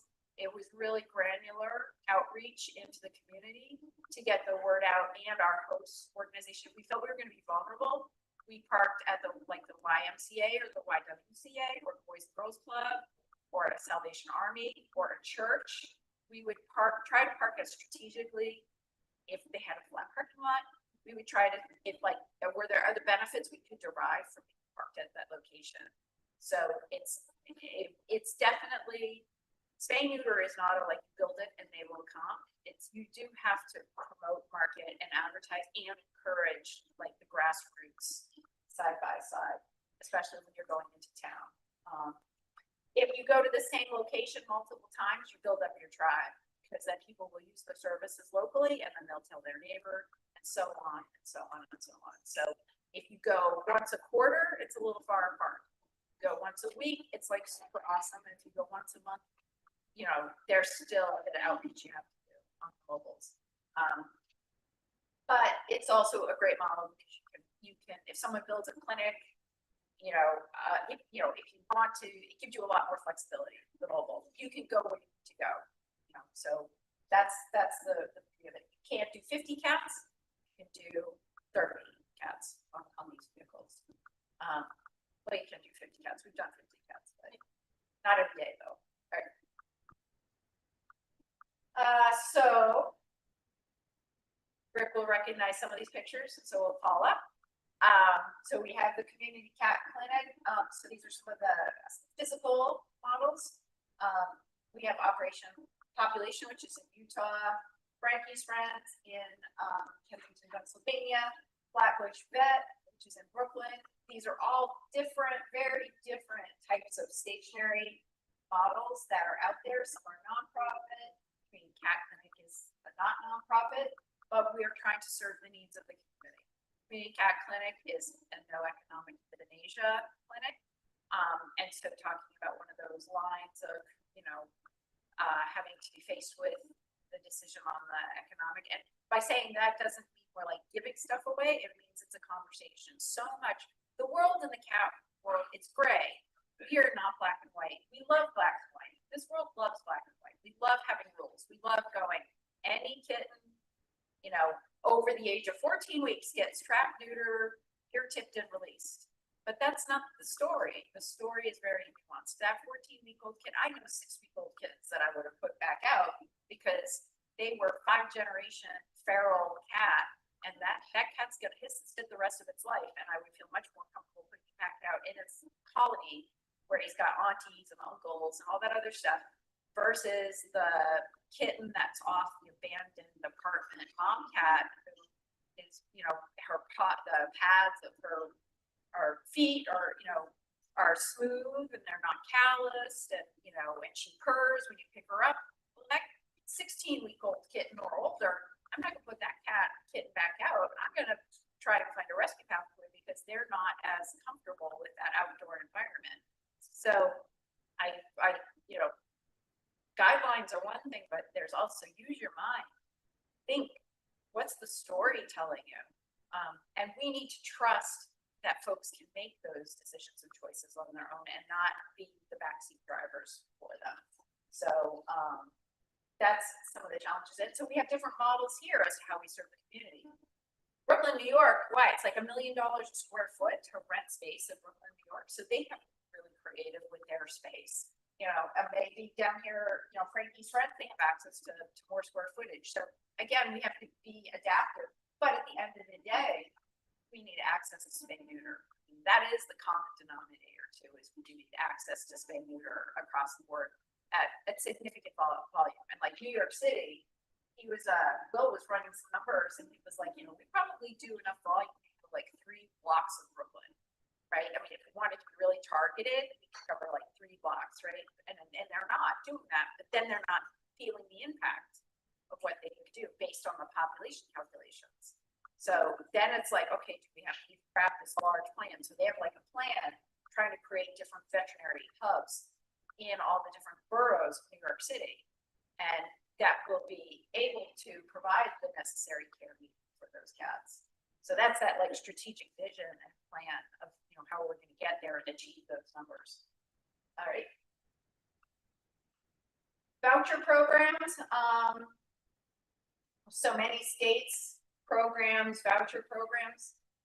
or, you know, have voucher programs, and I've had limited experience in this realm. I'm just sort of putting it up here to show that they do exist. I think voucher programs are based on if they have a legislative component behind them, there's less of a need to be as target minded if it's a statewide voucher program. So with regards to the voucher programs, a lot is like, we need to make sure that we are serving the needs of every community in, because they're representing all the voters from that state. So there is a lot, we have to be careful just about how these programs are designed so that then there's an ability in the areas that the greatest financial support and accessibility there. One of the best things, so on a legislative side, though, I will say from a public health side, one thing in Massachusetts that I think was really great that they did was when there was a rabies outbreak, cat test positive for rabies, they would often go in and they would trap cats, they remove them, they euthanize them. Well, now what they do with an exposure event is they go in, they just bring mobile spay neuter clinics in, they do vaccination days for anyone in the community, spay neuter anything in the community, and they do massive like TNR in that area. And so instead of doing this like trap and remove thing, they just go and they blitzkrieg with vaccine and they're like, oh, well, we're here, we might as well spay neuter. We have the legislative emergency funding for that. They also, the legislative money also provides coverage for spay neuter for any aborting situations too. So those are like the primary, the top of they've got their pyramid, their funding pyramid. And so that's at the top of the house to support animal control in communities. And it's a public health awareness at the moment. They go into those communities where there was the rabid cat exposure. They use that as a public health like awareness event too. So that's good on the human side of the house too. So, all right. So things to consider: staffing, funding. A lot of people say that fundraising for spay neuter can be a challenge. This story that we just did with the barn cats, the barn, there was a story about a horse. It has to be a kitten, but it was a kitten that came through that barn trapping effort, and we did a funding meet at the Furball, which was one of our fundraising events at the MRFRS, and that funding need for that kitten raised over $30,000 to go to our spay neuter program. So I think it is about telling the story and the journey, and that's actually down the road. If you ever want to talk about like how to use photography to do a diary to tell the story, Kristen has great ideas on how to do that, because it really is. I had a hard time with it because I was always like, well, every day there's a story. How do you pick the story? I was like, I had like story, I don't know, not phobia, but like paralysis, I guess, because I was like, I felt every cat had a story, so which one do you choose? But if you choose the right story, you can really be successful in doing a lot of fundraising. And I think that's something actually the Melnrose River Feline Rescue Society is very successful at doing. But I even when we were saying back in the day when the large groups weren't offering spay neuter funding, but now they are. But you know, it's a good start. It's a start, right? But we want to be business sustainable. We want to create sustainable business models, which means we need to be professional nonprofits with, you know, fundraising boards, fundraising strategy initiatives. And if you are so small that you're not able to do that, then that's a reason why you should merge and become stronger. Or utilize, you know, fiscal sponsor organizations. You've got somebody who does, you know, all your accounting, your HR, and I mean, when I say HR, I'm not just talking about paid. I'm talking about your volunteer HR. You have, you know, working with your vendors HR. There's a lot. There's working with the community. I mean, what if you deal with these issues? Like, what if a person you're trapping in someone's backyard and they slap you? I mean, it's a public safety issue, but it's also an issue for the organization because you have an obligation to keep anybody as safe as possible. responsible. So, you know, when I think about HR, it's much more than just like giving a new staff member their I-9 form to fill out. There's a lot more to it, right? Than just that. So, and the better you can be professional with everybody who's touching your organization, the better off you're gonna be. And with that being said, I don't trap, right? I stand up here and I don't trap because I'm doing this. She sends me to practice. I send her to trap, right? But you know, so it's like you have to find out. I have never bottle fed a kitten and I never will because I do not want to wake up at 2 o'clock in the morning. I did it with my kids and I hated it. So I knew that was not the job for me. But you give me a cute little 10-year-old cat that's looking at me and saying, you know, and I'll be like, oh, 10-year-old cat, you can just sit in my office. So it'll be fun. So I took in the old cats, but I didn't foster it that much because I worried about a shelter full of 65 cats. I don't have any cats now. I don't own any cats in the States. I sort of quasi own one in Switzerland. Huh? Yeah. But if I spent my time doing that, right? Oh, I also have a pseudo allergy to litter boxes. So it makes me nauseous to look at a litter box. It's really funny. But anyway, we all have our quirks and we're all strange, odd, old, and dysfunctional, and that's where the cats are too. And we all just have to figure out what our best match is. So that might be like, it's only just a little bit scary, jump right in. Beautiful, beautiful sleigh, great slide. And honestly, really try stuff. I mean, we did the sanctuary thing and we did it and we undid it, right? So if you don't try, we had a program called Perfect Companions, where we matched older folks with volunteers with older cats that they adopted from us. We had to close that program down because the volunteers were not prepared for when it was coming to the end of life for the owners of those cats. And the families, the children were asking our volunteers to go in and take the cats out of the housing when the older family member was like moving to the hospital or moving to a nursing home. And our volunteers were not trained to handle that. And it became, we were just not, and so, right, you know, we decided to pull back, say that program wasn't for us because they felt like, we're like, I just thought I was signing up to bring cat litter up the stairs for the poor person, right? And do some nail trims.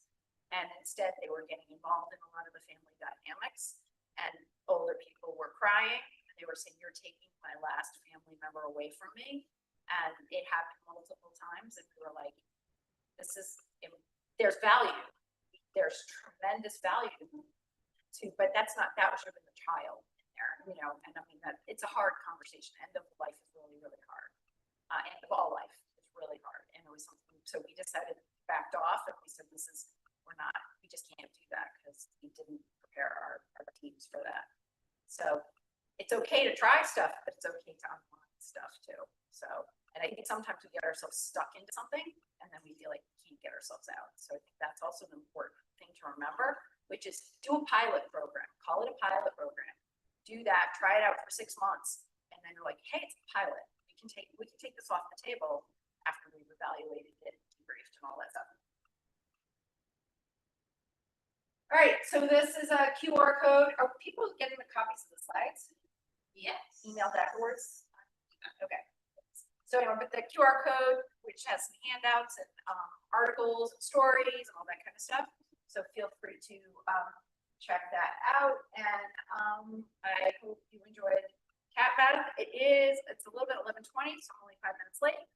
And so we're going to be moving right into, how about we do, we're going to move right into power of partnerships. We're actually going to go right now. We're going to pack because we've got lunch at noon. So Yeah, I'm the last thing standing between y'all and lunch.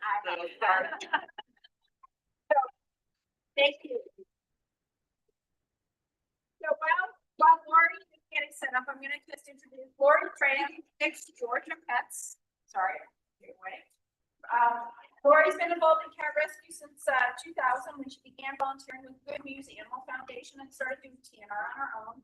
After leaving Good Muse in 2023, she was hired by Fix Georgia Pets to assist with fundraising. Under her leadership, Fix Georgia Pets launched a large-scale TNR program in 2025 that neutered 300 cats across 2 events to date. Lori is also an active Red Rover responder working in their Animals and Disaster Coastal Cats programs and serves as a TNR neighborhood ambassador for Atlanta Humane Society. Professionally, she holds a PhD in counselor education, works as a data analyst at the Kennesaw State University and as a coach educator for the National Association of Colleges and Employers. All right, I hand it over to Lori. Let's cheer up. You're good to see. Yeah.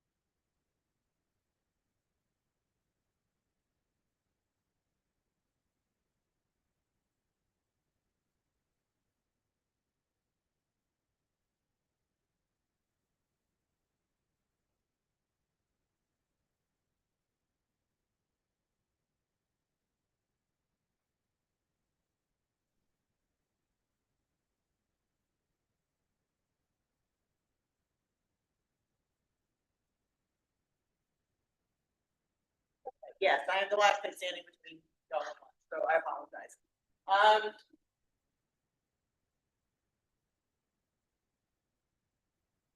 Sorry. Get a little emotional about this one. Big crash. I am currently fostering her.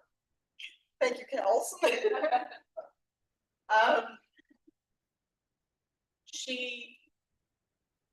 Her kneecap has been destroyed. Her femoral head on her right leg has been destroyed. At 7 weeks old, she was hit by a car. My county has free spay neuter for TNR. If somebody had cared, she wouldn't be dealing with that.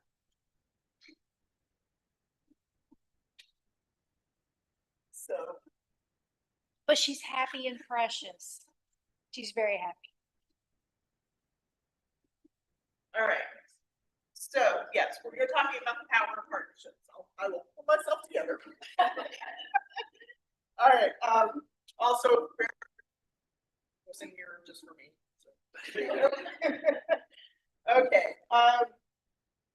Just a quick. This is the quote today. Just so you have an idea.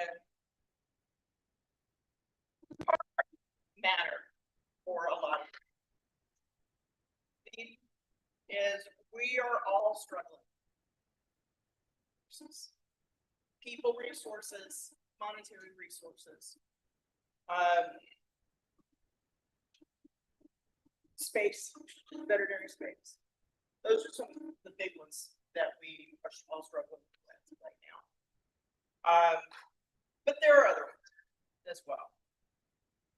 The need for dedicated TNVR in each county, it's growing like crazy. I actually use the cat mouth calculator, and in my county, which is a fairly rural county, it came back with almost 2,500 TNR cats that have to be done every year. Okay, and I didn't even look at the own cat number. I was like, I just don't even want to go there right now. And when you consider what was said earlier, that 70% of cats are coming from outdoor sources, they're not owner relinquished cats. You know, that need is just going to continue to grow, right? So none of us are going to be able to solve this problem on our own. And one thing I've noticed in all of my years of TNRs, we're very good at being individual players in TNR. Part of the reason I like doing TNR is I can sit in my car by myself and not have to talk to anyone. But that is not gonna get me where I need to be, right?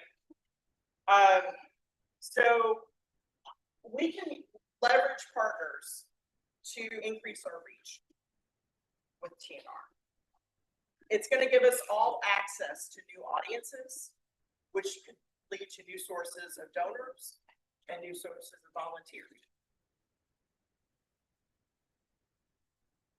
And we're bringing more awareness to what we're dealing with to the community at large when we're sending a larger group of people into a community to do something, right? Large events are expensive. Okay, we've done 2 large events and each one was $20,000 to $25,000. But we're not shouldering all that budget on our own if we're partnering with people and other organizations. I can leverage another person's skill set. Okay, I may not be the best trapper that's out in the field when I'm working with multiple groups, but maybe I'm working with somebody who is a really good trapper and I'm learning from them so that I am more effective in my own community when I go back from a large trapping event. And because we're learning from each other, we have the opportunity to innovate in the field. A couple of years ago, Fix Georgia Pets asked me to go, this was before I started working. I went down to the city of Hawkinsville. The city of Hawkinsville actually paid us to go in and TNR about 50 cats. And we had 1 cat. The thing is a sweetheart. He loved the van that we were using to trap in because he had all, he could smell all the bait. And it took us 12 hours to get him into a trap. But he jumped into that van 4 or 5 times, sneaking bait while we were off setting traps someplace else. And like I said, we did eventually get him into a trap, but he was something. 6 months later, we were down in St. George Island, Florida, doing a mass TNR. And one of the trap teams there had a cat that was jumping into the van. Their team lead had the brilliant idea to be like, why don't we just set the trap in the van? Sure enough, cat went right in.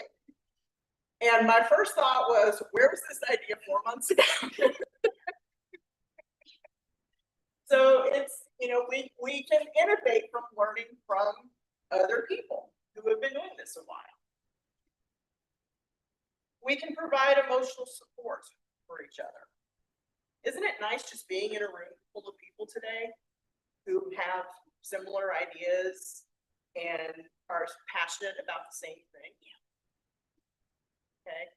And, when we're out doing a mass traffic event, we're with 20 to 30 people who have the same passion. And, you celebrate your successes. And, you deal with I can't believe that caretaker did that, even though we told them not to feed. And we show up and they're feeding on site, right, Catherine? And we also learn from our mistakes. We've done 2 of these. We made mistakes at both, but the mistakes that we made in each location, we've learned from.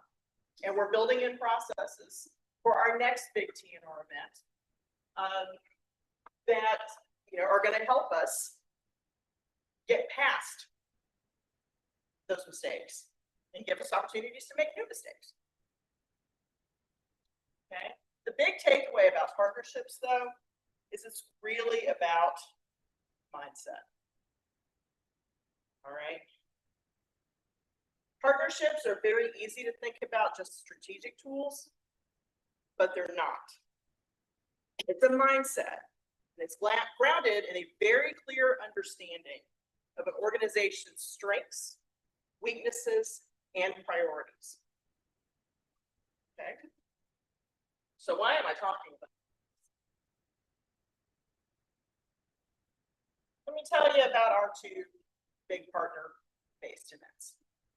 The first one, and I'm very happy she scooted in the back here, with Athens Area Humane Society back in July of 2025, Cheryl LeBlanc.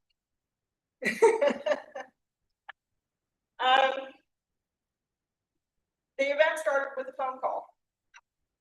I had a problem I was trying to work a solution to, and I called Cheryl. And Cheryl said, no, can't help you with that problem. But let's talk about this problem. Okay? And one of the things I love about Cheryl is she will talk with you and help you come up and generate ideas. And as part of that conversation, I happened to mention that we were going to be going down to Florida to do a big TNR event. And Cheryl said, can I come? And then I talked to my supervisor, Tricia, and said, Cheryl and I were now going. And she said, can I come? And so here we are. This was actually the event that we were at. And two of them, Cheryl and Tricia, happened to be on the same tracking team. And they got to talking about it and realized, hey, we can do something like this.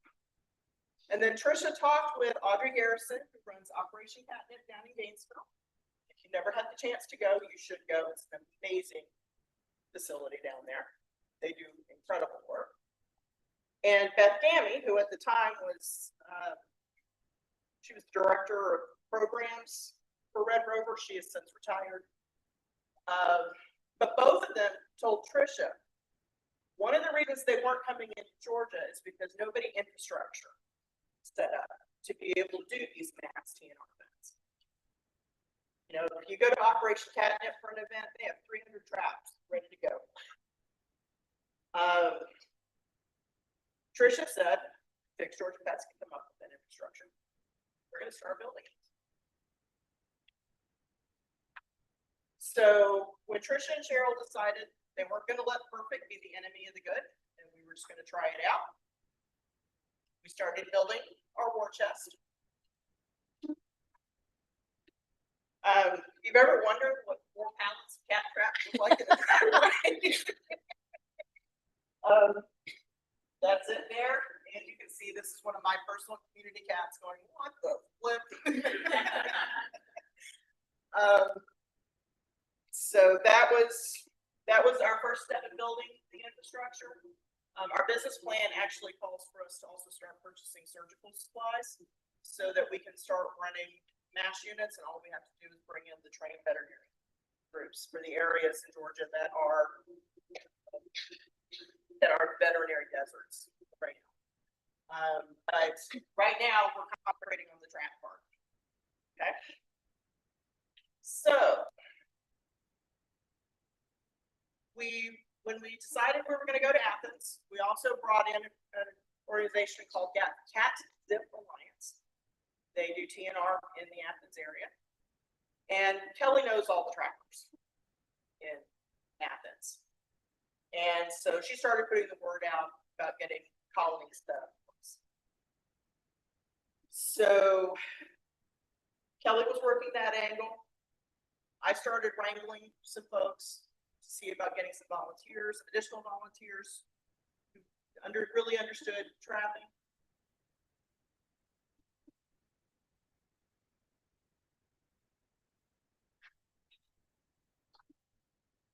This is how it went.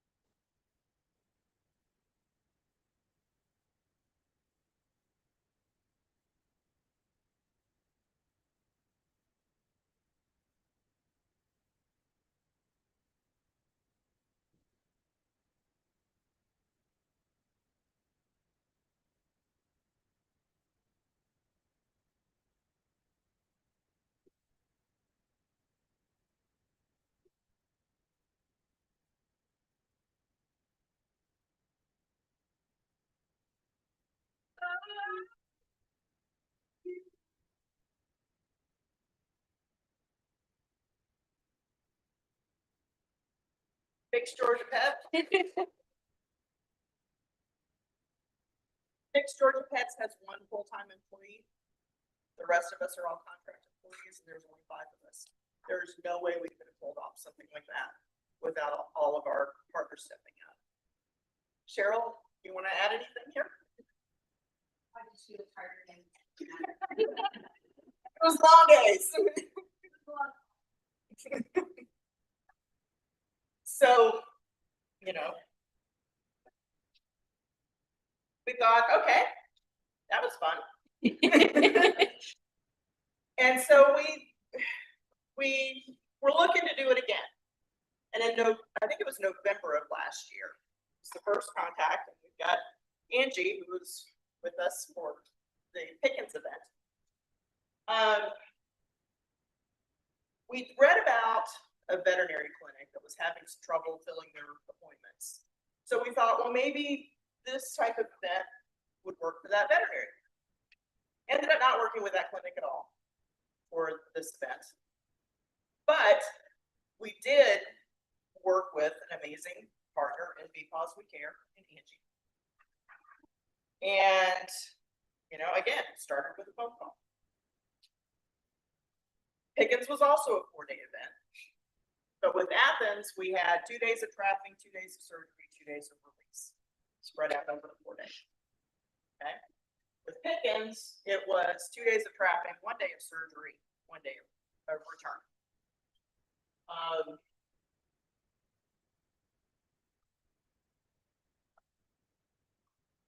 Here's how that event looked.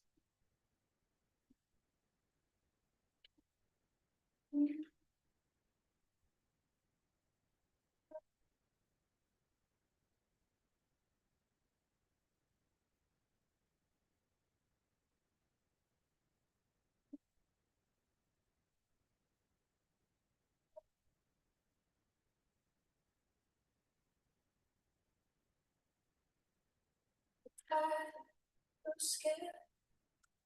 Feel as if no one cares. Even shelter from the hot cold. Searching for to escape. Please don't give up hope. There are those of us who deeply care. An army of people gathering to bring hope and love from despair. We are to help them to survive. Get them help. Keep them alive. Every moment we live. Together we stand. No more hurt, no tears. Every soul matters, every heartbeat, every single moment don't change. We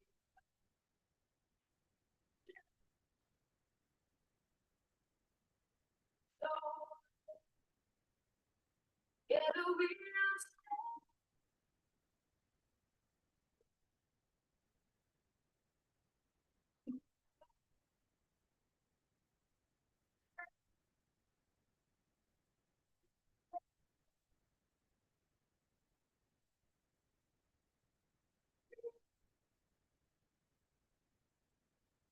Together we no more hurt, no more tears. Oh, you goes in half.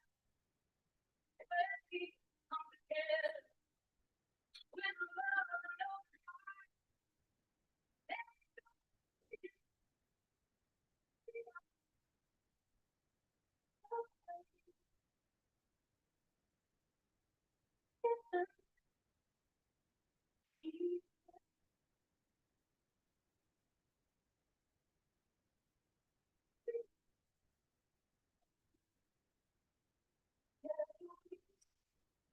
No more hurt, no more tears. No tears to life.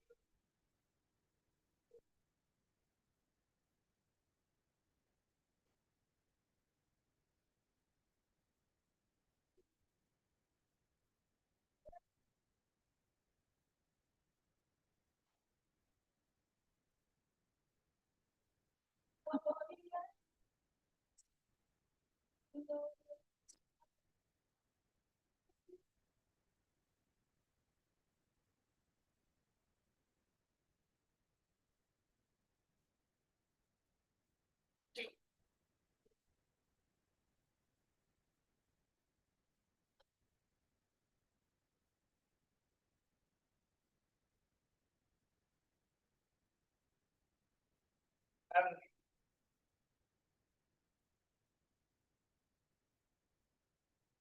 Again, could not have done that by ourselves.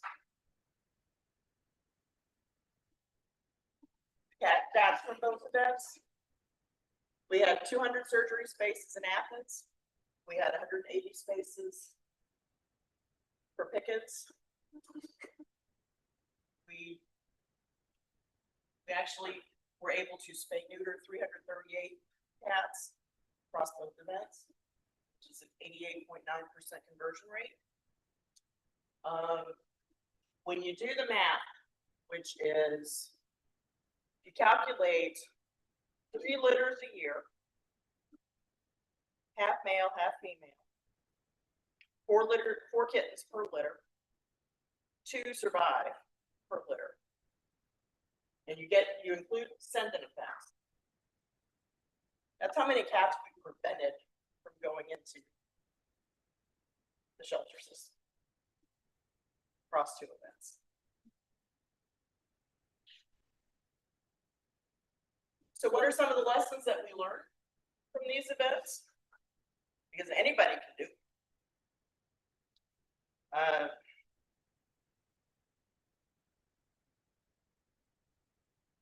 Again, number one thing, power of teamwork. Could not have done either one of them without everyone stepping up. In Athens, one of our partners brought vans, so we could use those. In Pickens, Jersey Mike's donated sandwiches to feed the volunteers before they started out on the day of. Okay, it's the little things, but it does add up. You want to have somebody who's a local park point person as much as possible, especially if you're going into an area where you yourself are not familiar. Having somebody on site who can answer questions before, during, and after makes a huge difference in being successful with these.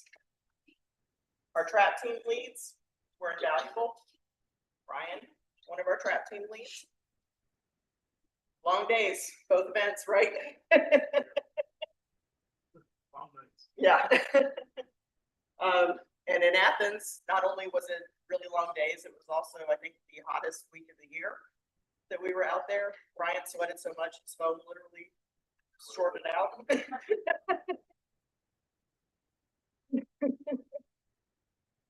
But, you know, Ryan's team brought in 93 of the 166 cats that we did. So, Catherine, long days. Another trap team lead here. Your trap team leads, whoever you're going to put in charge of those teams, they are your face when they're out in the field. It's helpful if they're the most knowledgeable trapper on the team, but they don't have to be. Okay. Your paperwork person, which we call the scribe, yeah, that person's critically important. Because that's how you catch things in the field. Oh, this trap number doesn't match this cat ID number. We need to fix this. Okay. That happens all the time with these things, doesn't it, Becky? Becky's done a lot of these with me with Red Rover. So yeah, that happens a lot.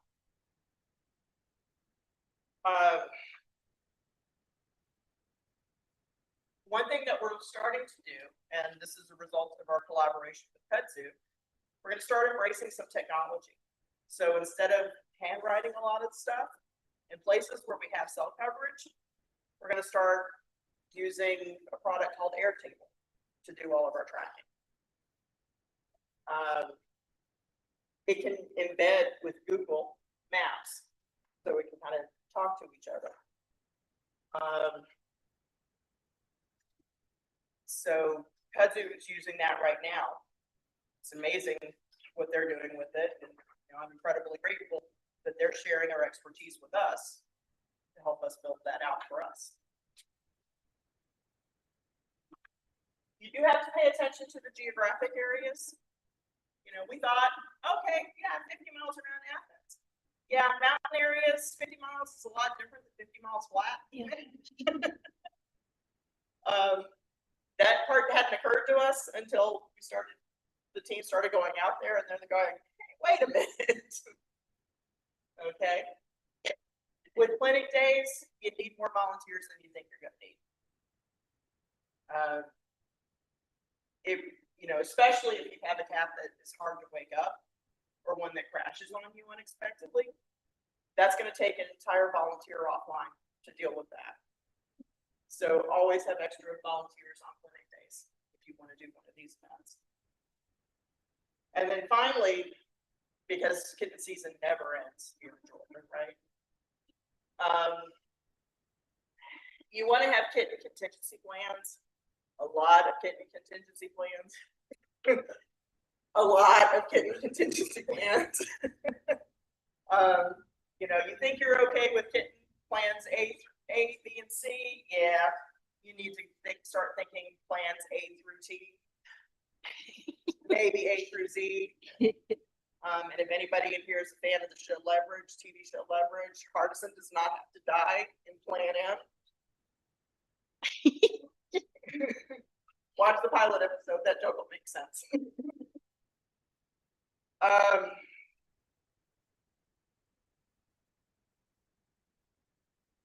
First things first, if you want to do this, name a point person for your organization. And if that person wants to reach out to me and work with me on doing something like this with Fixed Georgia Pets, love it. We want to do more of these. But you need to have a point person in your organization who can say, yeah, I'm making all the decisions here. Okay. And then that point person can help identify what gaps your organization has. So that helps me as on our side know what we need to fill. Okay.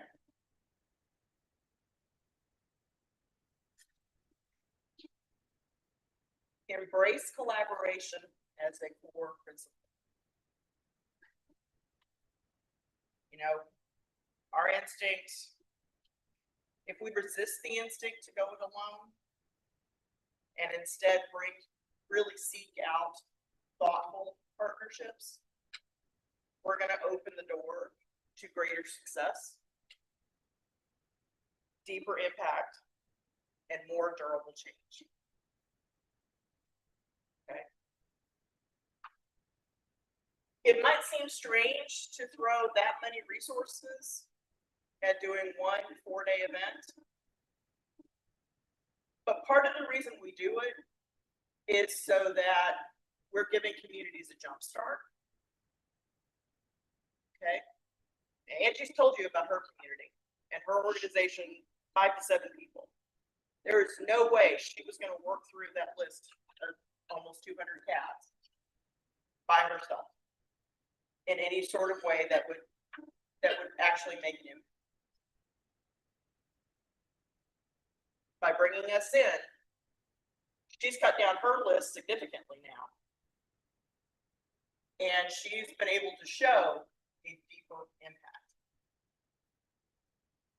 So that's why we do these big events as jump starts, so that communities can then back clean up on their own. Okay. So if you want to partner on something, or if you know somebody who wants to host some TNR training, let me know. That's what I'm here for. Any questions?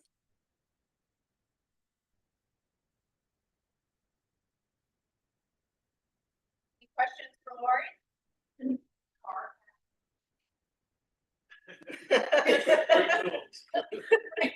Bring car flash cards. We'll see. Yeah.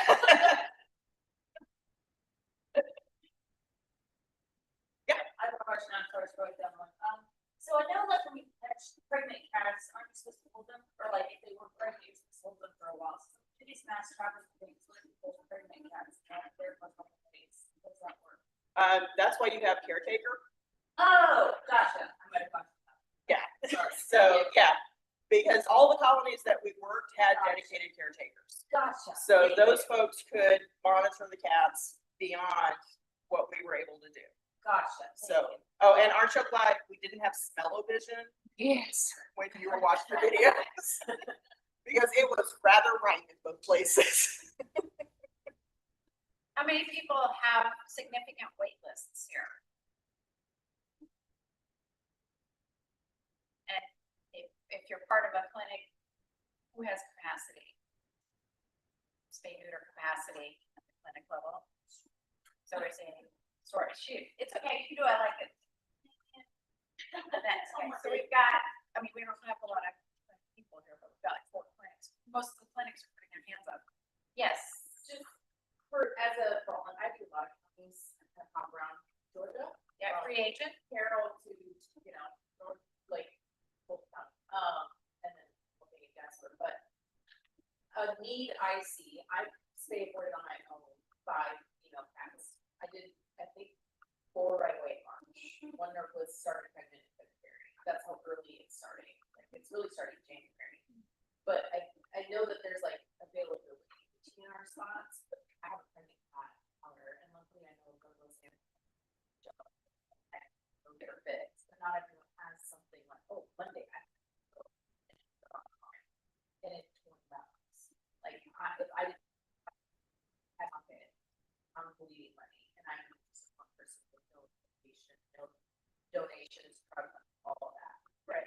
So that's one need I see is cats getting quicker appointments versus waiting until July or next week or, sorry, we're full, but we only take 5 at 7 in the morning.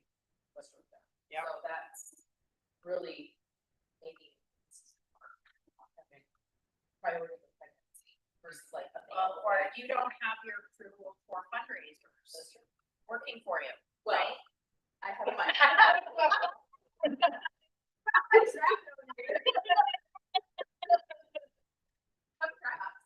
Right, so I mean, that's that strategic thought process, because we all know, I mean, it's so funny when I hear people go like, you know, it's like July, we should have done a kitten season shower, and it's like, we all know there's gonna be kittens. This is not the last pregnant cat you're gonna be dealing with, so what is the overall, what's your overall action plan on that fundraising side of the house, funding side of the house? Is it affiliating organizations in those different regions to say, I get a cat in this area, will you help subsidize the cost of this? Or, I mean, how do you put the pieces of your puzzle together? Well, currently, I luckily have done 3 places on my own.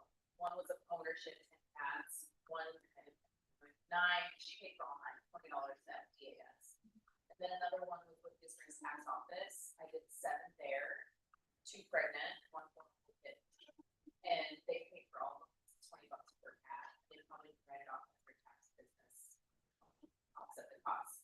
So I've been lucky in that regard, and the lady I talked to this weekend was a pregnant female, she's willing to pay the 20. But when we're talking, say it is over the $20, $50, people become reluctant, but they can't afford it, a single. You might want to refer that question to the clinic, because they have different payment alternatives that But also they bringing can Cobb offer. County cats to Douglas County. So Also my problem. you're bringing Cobb County cats to Douglas County, Because they're right on the border, right? so So I have to wait, and so So- Cobb is good price. So, well, I'm just, there are conversations at the clinic level too that offer different alternatives for support that, you know, may be better said, whoever's the ultimate payment party, put it that way. I mean, Ryan, you know, Community Cat Clinic, but you know, I mean, I think we don't, again, philosophically, I don't think that we go to for TNR. I mean, how many people have put TNR colonies on care credit? How many people have used vet billing, or, you know, we were just talking about another product called Snout the other day, and like, how do we do a package plan for somebody who has a colony of cats? Like, I can pay $20 today. I couldn't pay $150 today, but maybe I could do $20 a month, right? The world lives on credit. Yeah. We wouldn't have any cars on the road if people didn't, you know, do. So how do we translate that business modeling into our own business practices? Because I feel like that's a journey we haven't taken enough, Ryan. So Rick and I had a conversation maybe a month ago, if there was a way to do microloans for spay and neuter, because care credit was $400 a month. TNR spay is far less than that, but there's a way to. We're not doing 20 cats. What's that? Care credits of $400. Exactly, yeah, You could yeah. do it as for colony cats at maybe $400. But if there was microloans and then a system where there's low fees, you know, low interest rates, or there was a national organization that would fund the initial funding for microloans, you know, not everybody's going to pay it back. Aren't there systems like that already in place for other stuff, and why can't we just join them? Yeah, yeah. I mean, so I would think, I don't think we need to create anything special. I'm sure something already exists that we can just plug into. Yeah. Gary Cordell wants to- Paula, you have an idea, and then I wrote down so grateful. Well, we were talking about, doing funding, we partner, have a, fund. Right. That you can get qualified, there's no credit check, you can pay a startup fee and for the monthly payment, so, that's also the source that I was thinking about having that conversation right now.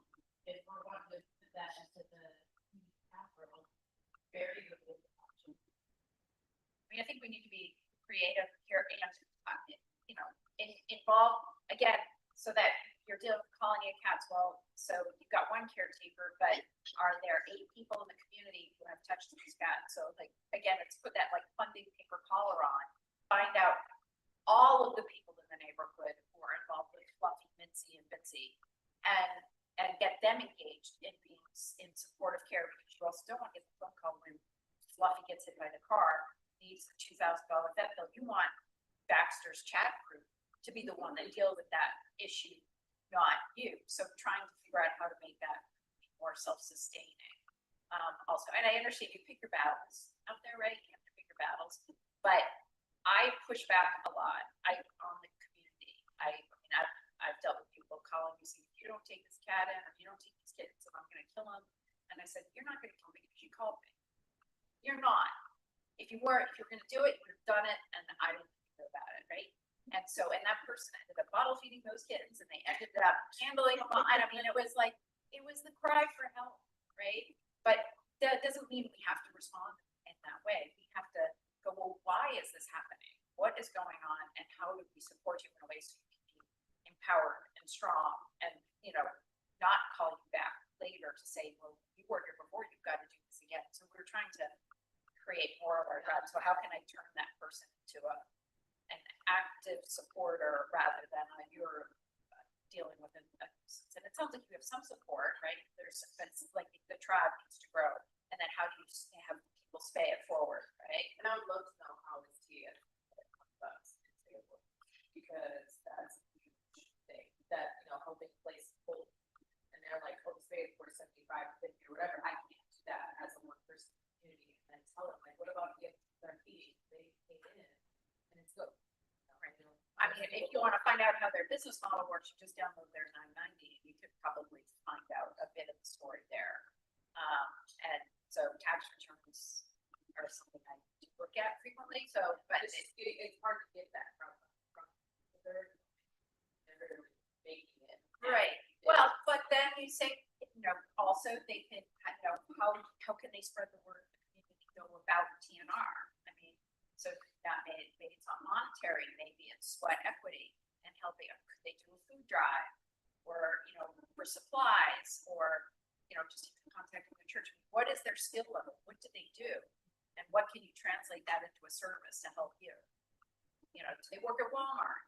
Then, you know, maybe get some donated product, you know, from Walmart. That stuff ends up in the trash anyway. So, I mean, I run another organization called Positive Pantry, which does pet food for all Massachusetts and Vermont for anybody in need. We do a lot of dumpster diving, you know, because there's just a lot of waste out there. So that serves a couple of purposes too. So I guess I'm always like, what do you do? What's your job? How do you spend your time? You know, and then, you know, if you're like an eBayer, do you want to put stuff on eBay to sell for us? Or, you know, it's like, I just want to find out what this person can do, and then how do I utilize what they can do to better the cause. Sorry. All right. So it is noon. It's there is a coffee cart out there, and I see Kristen is waving. Yes, ma'am. So let's start on anniversary. We have that technique. Kind of basic English, not the grandparents. So we got a chocolate, a vanilla, cookie. The numbers are also maybe find out.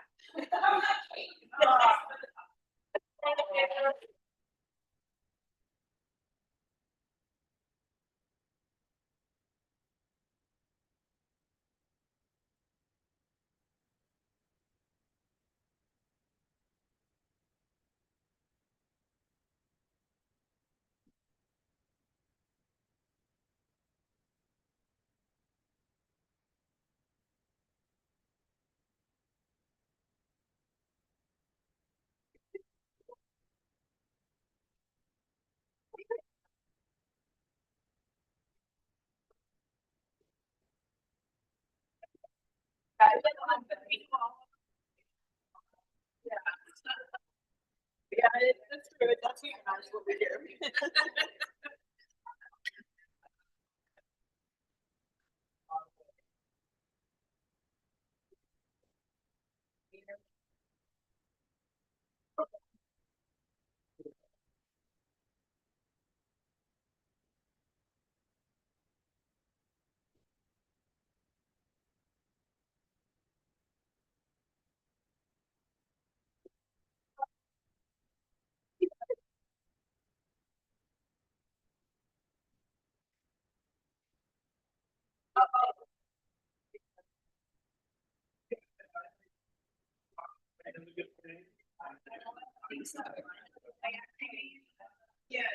Yeah, that's the, so it's not great, that's. It's actually, it's okay, that was like.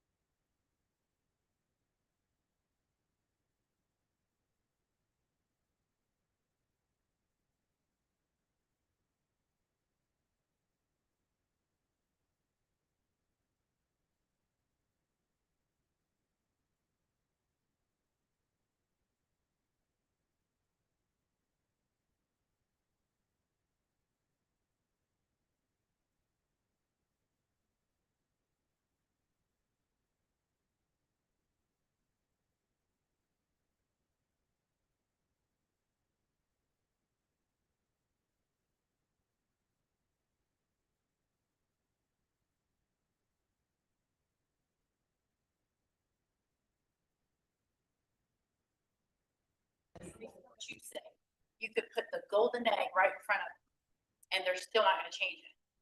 But then you have doctors, which this newer generation coming out, they're way more open to different ideas. They're way more open to communicating.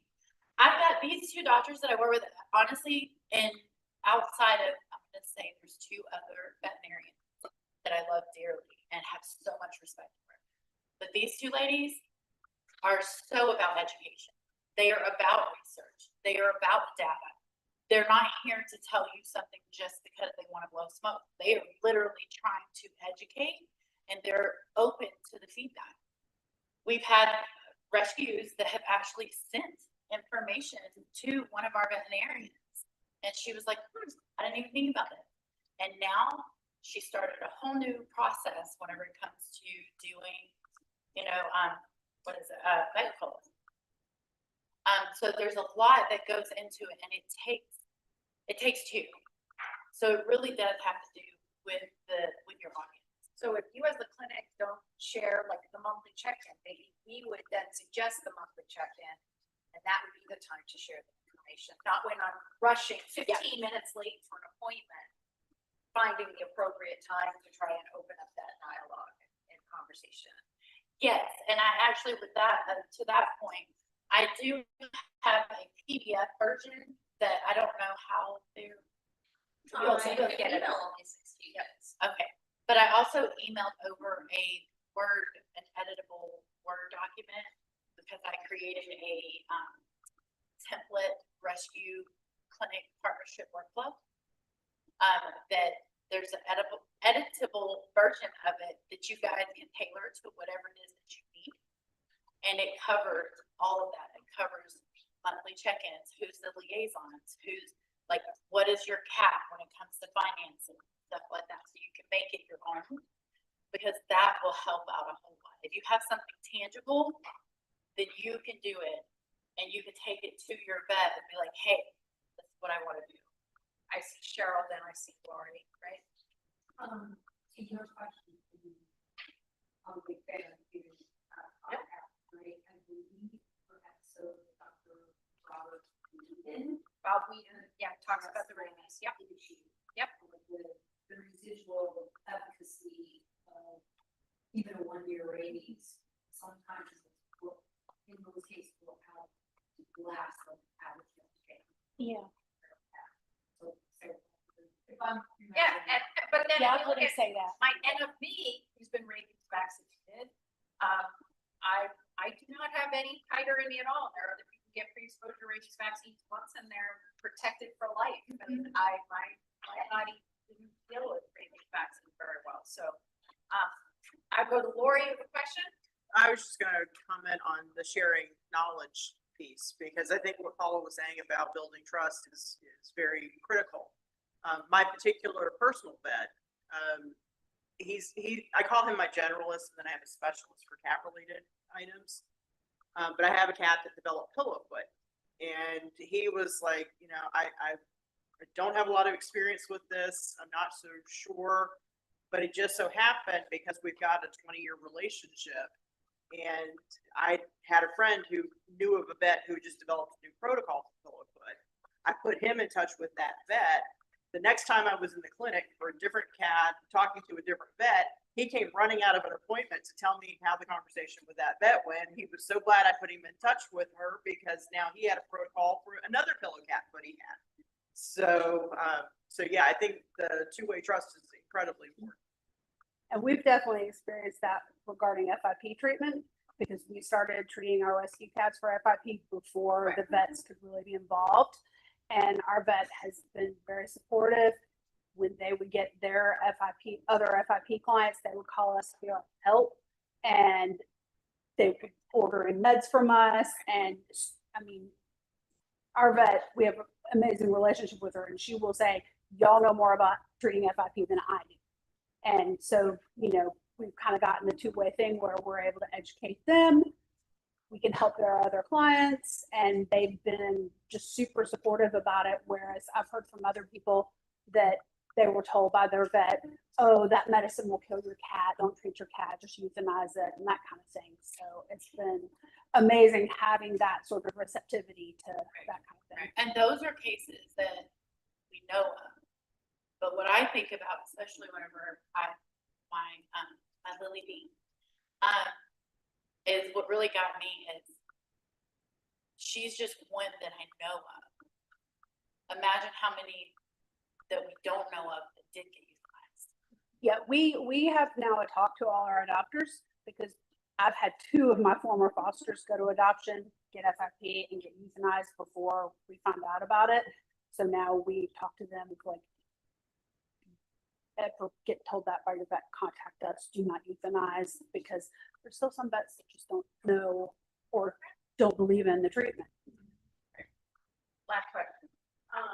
You talk about communication breakdown. So I personally had where I fell off with my personal vet for multiple reasons. More recently, I brought 2 TNR cats. One each charged me $800 on, the second $600. So between 2 cats, $1,400. I feel that I should have maybe asked more questions in advance. But it kind of just, they know what I do also, and I felt taken advantage of. And thankfully, crowdfunding they helped fund those 2 cats. But what would you recommend? Like, I do feel, and then it kind of started looking like it's charging me more things and more things because I don't think I just have money or I'm getting donations, so it doesn't matter. Like one visit for my dogs, they almost matched my ER visit for the year. So it kind of seems.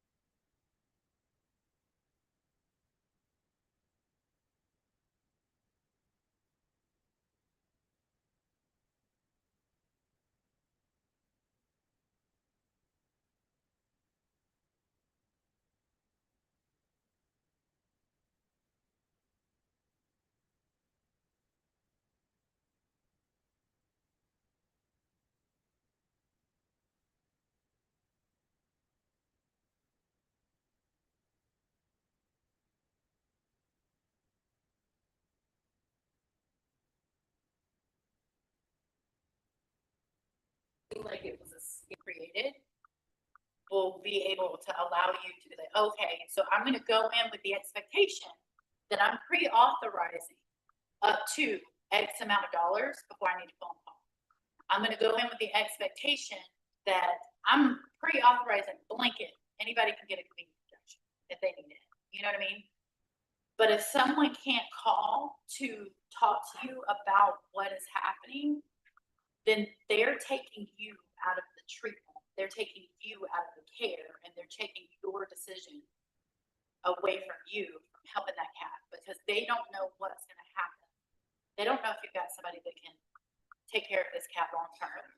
They don't know if the cat is going to be able to live sustainably outside, and they need to have a conversation.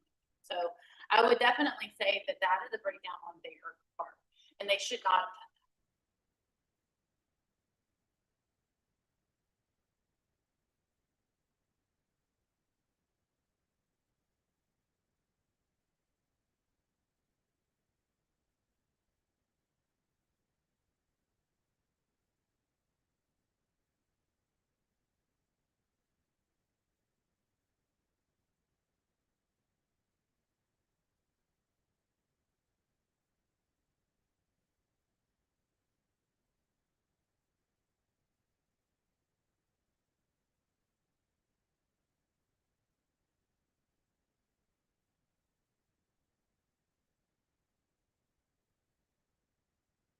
So how do you, like, you know,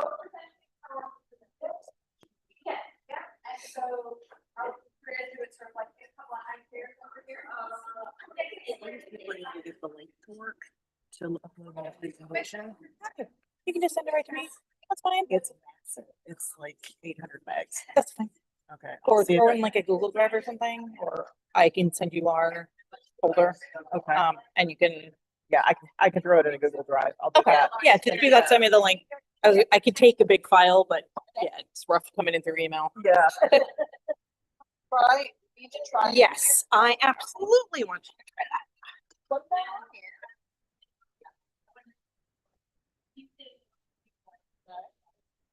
A lot of these I can work on. Alright, so.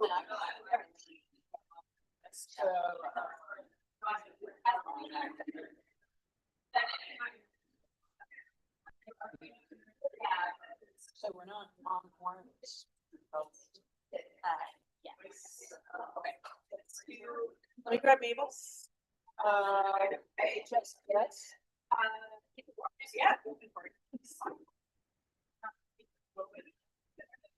Yeah.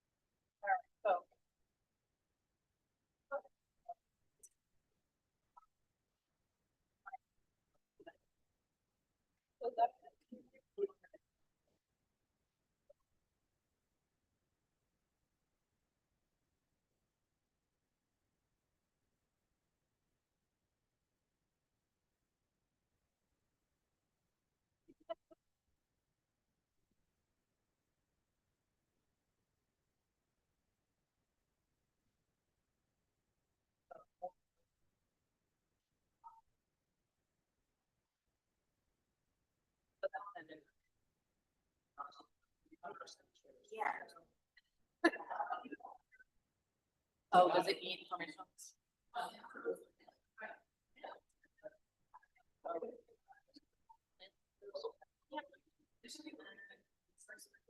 Okay.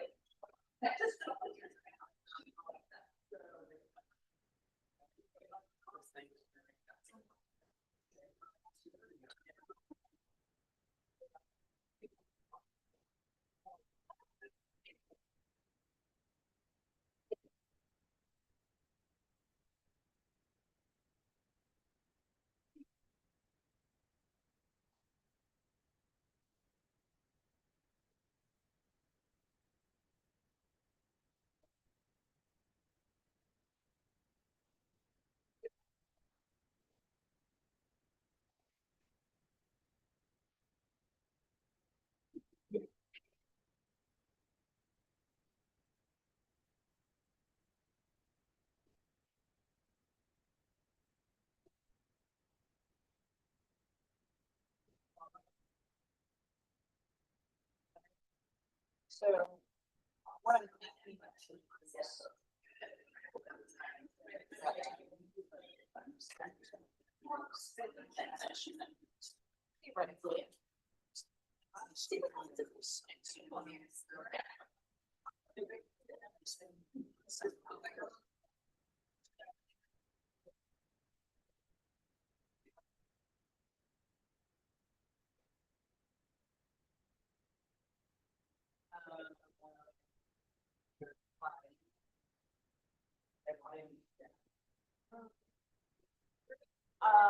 We should be okay.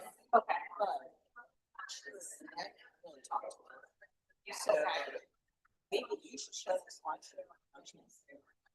I think that's how the cat is. This back. Yes, I'm gonna need that back.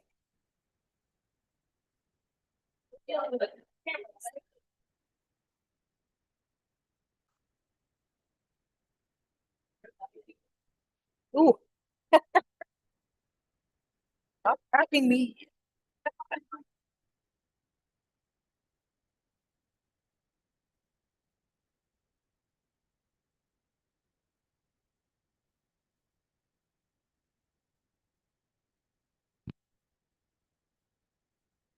Right.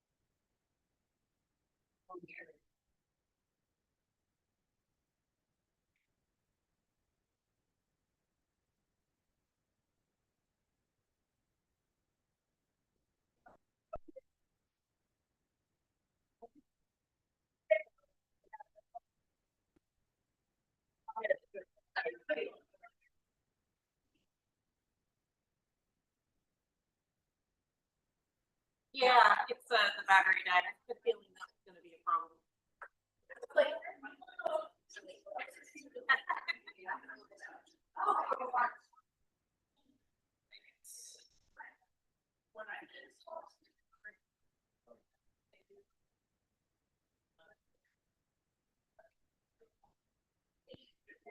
Yeah, we're at 2:15, folks, we're gonna get started back on track here. So we're gonna talk about DeKalb County and Lifeline Animal Project Scaling Prevention Partnership. This is a. Oh, perfect. There'll be a record of this. A record. Our record. So we have with us today, Commissioner Michelle Long Spears, the DeKalb County Board of Commissioners, as well as Rebecca Quinn from the Lifeline Animal Project. And since this is a shorter side of the presentation, I'm going to go through the bios. The bios are in your program, your schedule. So I'm going to turn it right over to them presenting.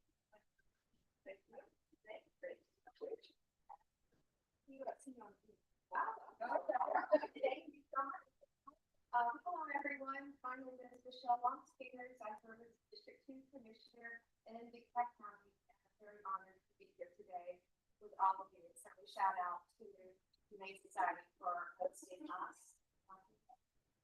Thank you so much. I'm Rebecca Quinn, the CEO and founder of Lifeline Animal Project. Probably most of you heard of Lifeline. And I want to thank you for asking us to be here. Thank you so much. How often do you get a kind of so take advantage of that? The answer to that is more than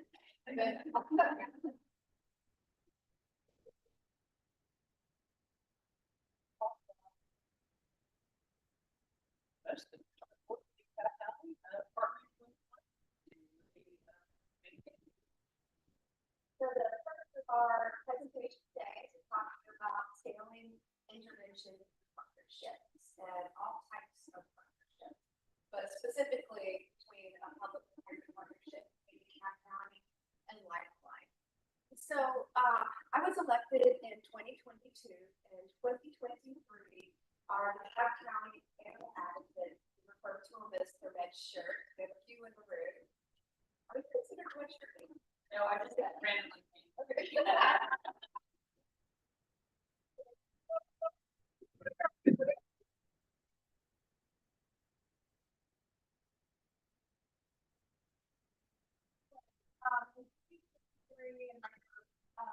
Here first term, the red shirts came and said, hey, how we really need a county commissioner to lead the charge to champion animal welfare and well-being in DeKalb County. So I had a chance to reflect on it. So to my predecessor, I had an opportunity to be Rebecca at that time as well, and decided, yes, I'd love to be the one to champion what I believe is something incredibly important to our community. And so, as the slide points out, one of the issues that I recognize is that up until really, I got involved and we started all working together, Face Village, right? Is that animal well-being was never a priority for DeKalb County. Now, we weren't awful at it either. We had already expanded, moved to a new shelter in 2017. Okay, so 9 years ago. So the county did make that investment, but they did a same capacity move. The new shelter really did accommodate a whole lot more animals. So I realized is at that point in time is that there wasn't anyone really saying, hey, that's sufficient, only it's sufficient. And we can do better, the resources and the partnership to be the best in the country. One other issue with local government is we tend to be very reactive. So as a couple of examples, you have a pothole, you call us. Your, let's see, you have your animal, there's an animal on the loose, you call us. You have a senior in your home, you're looking for other things to do, you call us. So local government by nature is reactive. But to solve any systemic problem like this, you have to balance that reaction would be proactive. And to address an issue like this, you have to do it together with our partners. So what my charge to myself was, and to my team and to the county, was for us to put our financial muscle behind building our animal service program, and that's exactly what we did. Let me tell you a little bit about Lifeline. For those who don't know. So Lifeline is Georgia's largest animal welfare. I want to emphasize to you, we did not start that. When I started, actually, we were groups like this, and it was just a few people very committed. We got fairly early on. It was founded in 2002, late 2003. We got a very small, that's much here, small bites to open our first thing. And our original clients for our first thing were back then we called them feral cats, community cats, and then to neuter before adoption for animal services. Outline the shelter.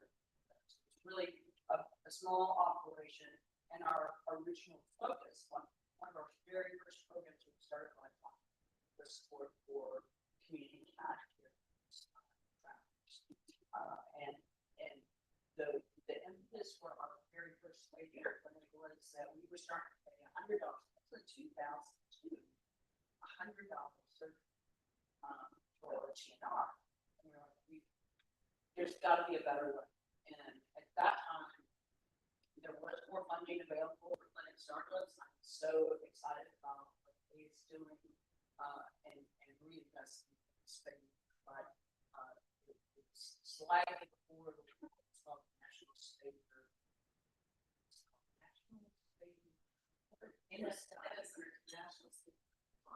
Yes, National Spaniard Response. Before that started up, but we were working with that same organization, eventually is now part of the business. To start a very much it's community cats and animal services, which is really ironic. Because at the time, TNR was more or less a legal cat. So we were working with animal services, they, every, yes, they're called feral cats, every feral cat in the cat truck, every, cat in the, every outdoor cat came, so that's what they, that's how they were raised. But we grew because the need is really great. We are the largest, we operate the public shelters. We do have a high spine, spay program in the state, we have two, spay neuter clinics and also a full service, veterinary. It's all affordable. We've done, I think, should at some point, I have slide, but our clinics have done about,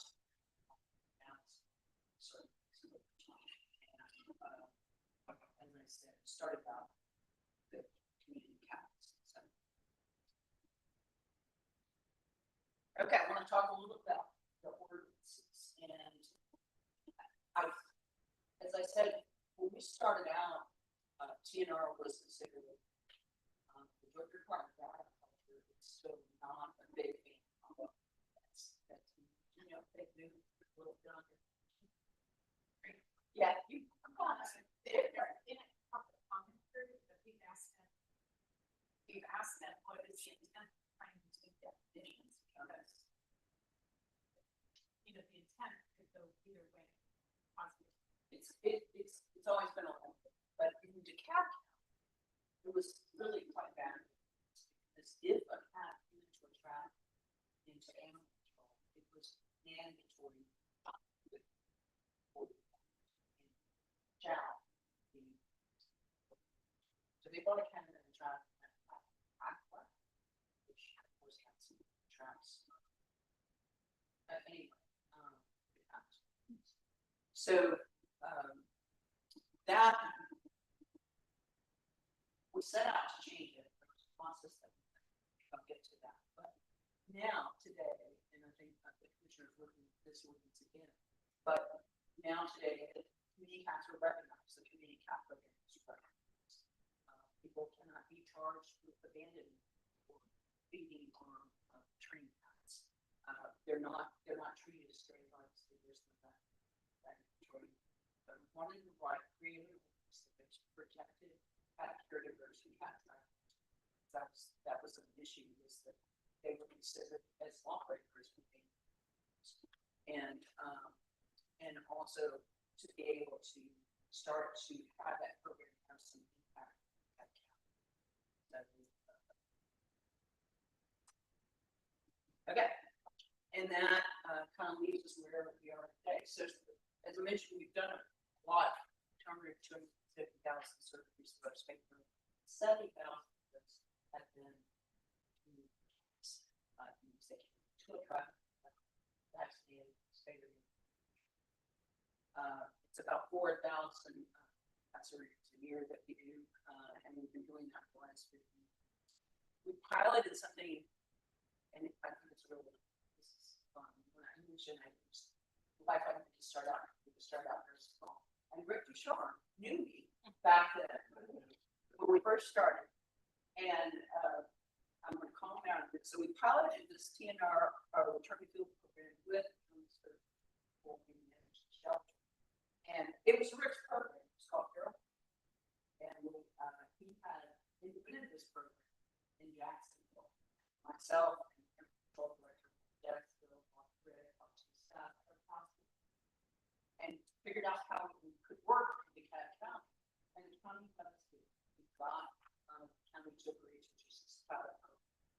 And it was that pilot program that the two things. One, it dropped the euthanasia of cats in DeKalb County by like 10%. And it was not only that these cats were working in this program, but it was because animal services themselves started to look at capacity. Stop using nuisances. We started animals that need care for. The county began to realize they were animals. So it was a really kind of a line we started where we are today. With all these surgeries for the last 10 years, our intake patterns cat shelter do manage is about half. So it's 8 or 9 cats per 1,000. So, most intake, about the Phoenix Wildlife intake, have about 21,000 animals here, about 7,000. So, but yeah, there has to be more. Take this point up. If we're talking about this morning, I think it would be a little bit more about, intake spike. Has spiked a lot, both for dogs. You are seeing kind of intake increasing. And I don't know if you can see those numbers, but it's the 2000s last year or 23. What year is this? Okay, 24, 2000, 2025. We're getting about 3,000, and we're even higher. So we had a level down, so we saw, but we really had to start doing the demand on our clinics for way outpaced our appointments. We did not. You couldn't get an appointment. We have a calendar for being cat trackers that they can, see is there availability that day. There was. Folks were pretty confident about not being able to get to our clinics, and of course, privacy is outreach.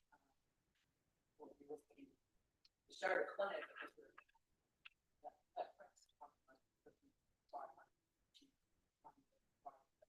so all these things were going on, and it's just so here's what she was. So again, I began my service to the cat county in 2023. The years of 2023 and 2024 primarily to get my feet wet, learn more about animal policy, what are some of the resources that are needed, what programs could we attract to the county, and how could we really need it to accommodate more innovative approaches that were happening around the country.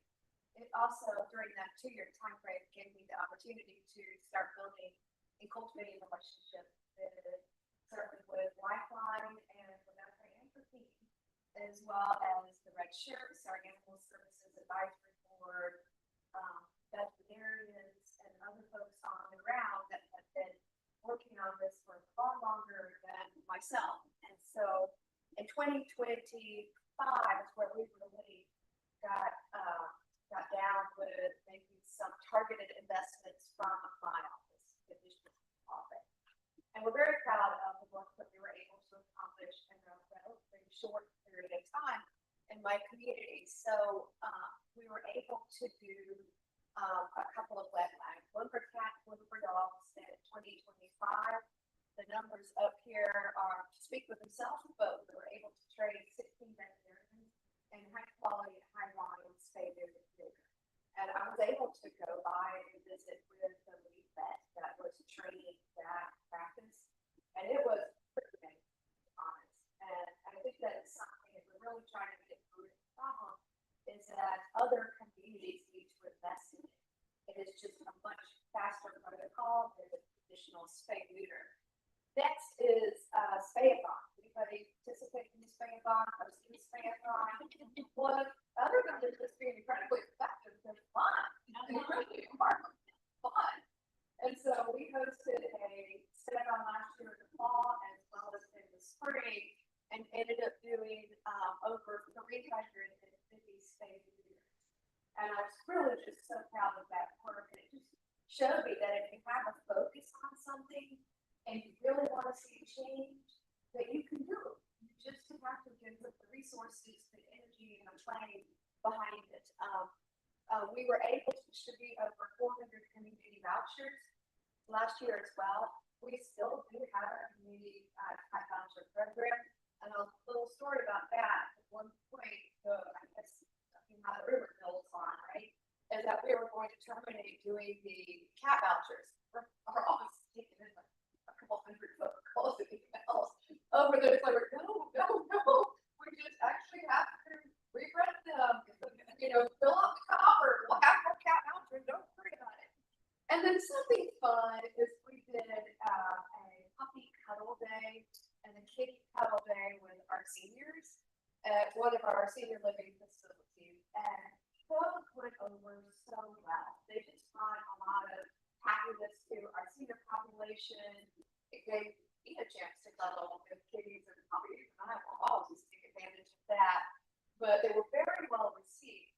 And equally as important, maybe more important, is we were able to adopt out, with the kitties, we weren't able to because we only ended up having 2 cats. We went through like the next day at my wife. But we were able to adopt out dogs. So that to me is a win. 1 is better than 0. We walked in that day. So that was exciting to me. Okay, so again, my journey started in 2023. 2025 was very focused on good investment. My office is one of 7 commission offices. We also have a CEO. Authority is 8 members. So the goal was to get the county, the broader umbrella with the big bucks, right? Putting their dollars into it and to socialize its investment with the other 6 commissions. The county is to pass anything on our commission, have to have 4 commissions. So we always have me behind the animal stuff. Probably Terry behind it, but we're always fishing of commissioners to support it. And so a woman in my office, her name is Miss Beth Gaya, longtime animal rescue, loves pets, just a fun, creative, fun Beth. In my office, you know, she really does. Fun.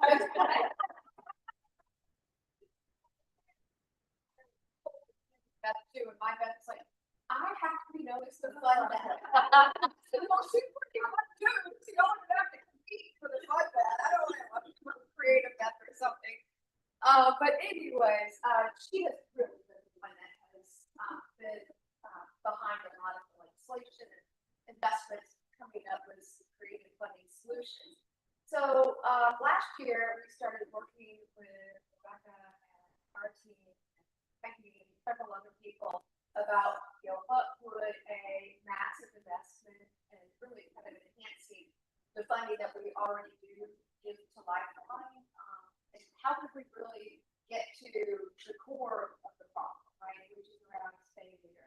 So I'm very excited. I was able to unanimously encourage and get the votes I needed for that $1.18 million enhancement. But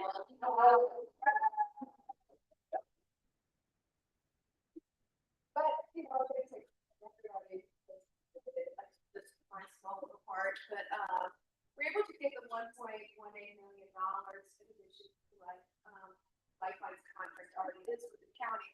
But specifically for free spay neuter, and our goal is to get to 6,000 by next year. This year the goal was 4,000.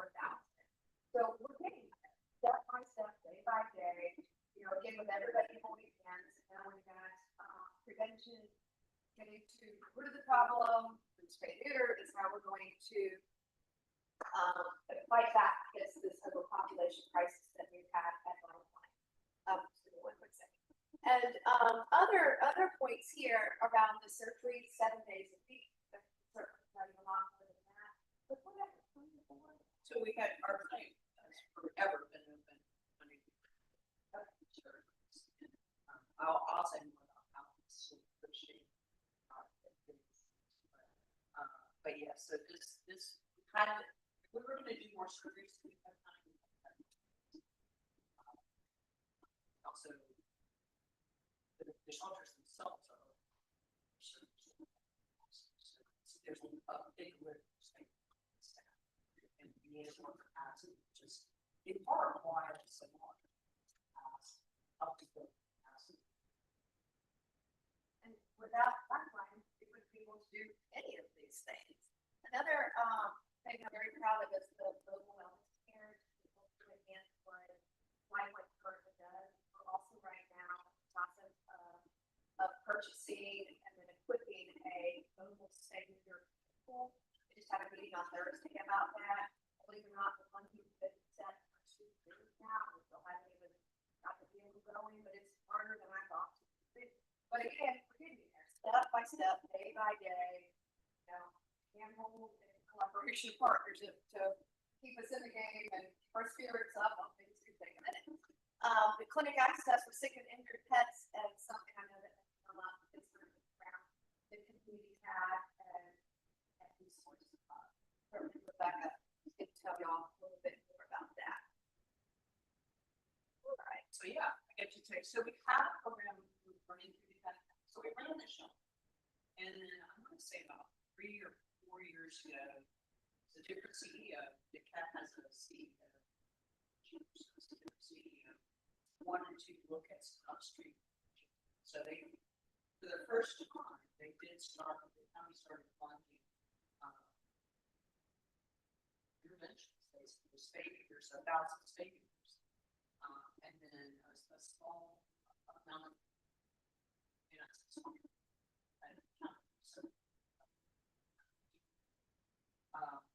access to care, so about 4,000 spay-neuter access to care. And the county infrastructure, so Lifeline, been there a long time, developed pattern spay-neuter service. So we're bringing these programs out to shelter. County was able to the categories to get working with, and we started still. So the program is called STEM to Kiddos, Balanced Services, did not include community cats. The community cats that we were directly from office. We get to talk about this. Lots of commissioners have some kind of funding costs. This is not necessarily it wasn't necessarily Lifeline about this. We found either so that's what built it. Also I want to say about this one, but I have no idea what it was. I just let my but yeah, they're the fun thing is start start small. Now I remember what I'm saying. Because it kind of ties into like relationships, working together, relationship that actors have to govern, but also that people have to stay in their relationship that we all have together. Someone has workshop. Why we're involved? It's because we're all serious. I think so. I think it really helps to be with kindness, but also think how to look at some of the adversity as opportunity. The breadth of this program came from an email I sent to Mission. I think inadvertently got forwarded to, and the email was filled with that's crazy. Our Savior, which the county did not fund, right? But it came to me.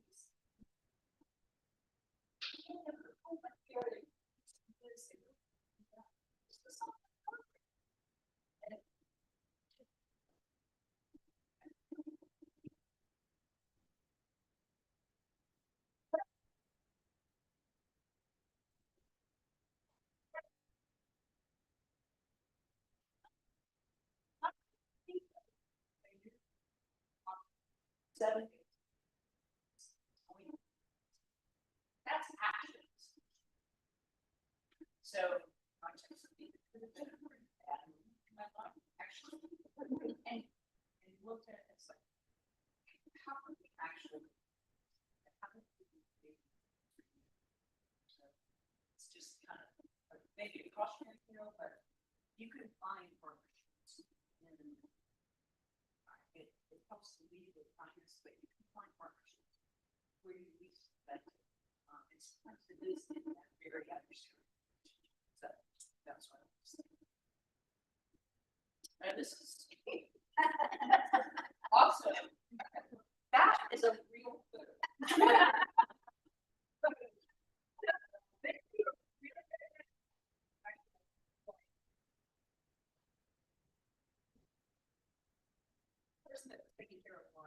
some ads. But anyway, so in addition to funding the surgeries, we're also funding this, community cat pantry that kind of going to provide the space to have that. We'll have the cat food pantry, large scale travel program, trapping and cat shelter building workshops, hands-on trapping, help for caregivers, and also, basic, for, generally, have a place for staff. So there's also staff. But one thing, surgery, but also service, because, it's not exactly, looking at targeting services, because it's not an exact science of people, action. And, it's, a lot of the commission was interested in making sure that outreach. Many of these things that we're talking about building, I went to, some of the well-known, did you credit for the tracker? Yeah, so I went to the well-known trappers. Using our clinic services for others and stuff, so said, hey, we did have resources. What would you like to see? So what she wanted. I don't know that we got it all. But maybe we will. So you want something else? All right, so that is a wonderful job on the presentation. And one of the final slides really intended to help you build relationships, programs like this, in your respective communities. The first thing I would say before I get into the bullet points is you have to lead with relationship building so that you can develop that trust.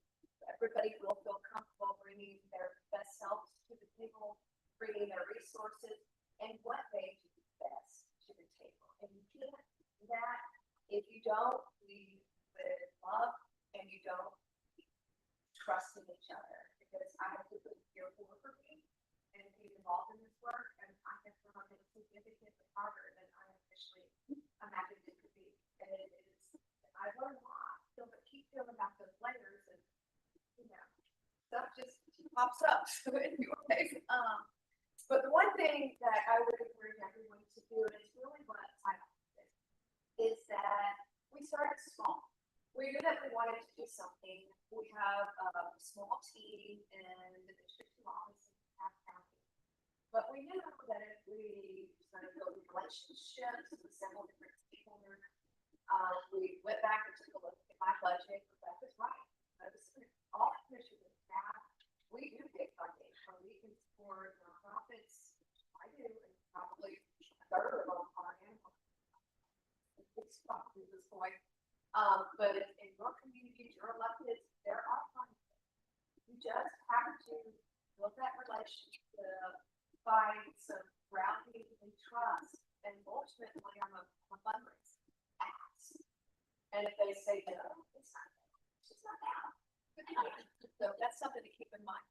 But start with a pilot program. So whether that's vouchers, a spay-a-thon, whatever it might be, and know that you can learn from it. If it doesn't go as well as you want, that's okay. You have to start somewhere. And then you can scale it up. That's a good piece of what this presentation has been about, is scaling up. Once you find out what works, just make it bigger, make it better. The next point is bring the numbers to your commissioner. That worked on me. And so I'm like, oh my gosh, are we really doing that? We need a shelter. And are there really 527 animals in the shelter that are 200? Yeah, it's not like that. Yeah, right. Well, that's a big exception. And you have to just, I mean, numbers will never sell your story. What sells your story is like if Peggy, very easy to pick on in front of me, but she brings it to my office and I have to see her vision. I have to believe in her vision. And you know, you have to develop what they call that fundraising day, the case for support. why am I gonna get the money? What is the community systemic challenge that it will either solve or put us on the trajectory to solve? And third is you have to have up-to-date, truthful, data to show that, you know, that really kind of supports the problem. And if you insert this intervention, these are the numbers that we could have with that intervention, knowing that things don't happen overnight. The next point is around engaging your advocates. Holy cow. So the red shirts, when I first took office, were not as active as they had been in the past, when they were able to advocate at the baseline to get a new animal shelter, because our other one was the most. I had gone there. And I don't know. The current shelter is so much older. But anyway, it's just the advocates were not as organized as they were and accomplished what they set out to do.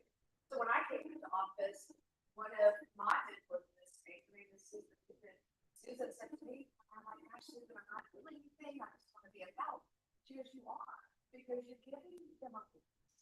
And that's what happened is that during our meetings, we're trying to pass policies on tether. We're dealing with that right now, basically improving our tether equipment. Or we're trying to secure more funding for the shelter program. So red shirts are amazing. You really activate them, show up at the meetings. They wear red, literally, they wear red shirts. So we set up on days. There are 7 commissions on days. You look down, I have tons of pictures. I'll take a picture to send it to them. Right? But you see a sea of red. And every single commissioner, anyone who is present, anyone who watches the recording, God bless you if you ever choose to watch our meeting, they're just awful.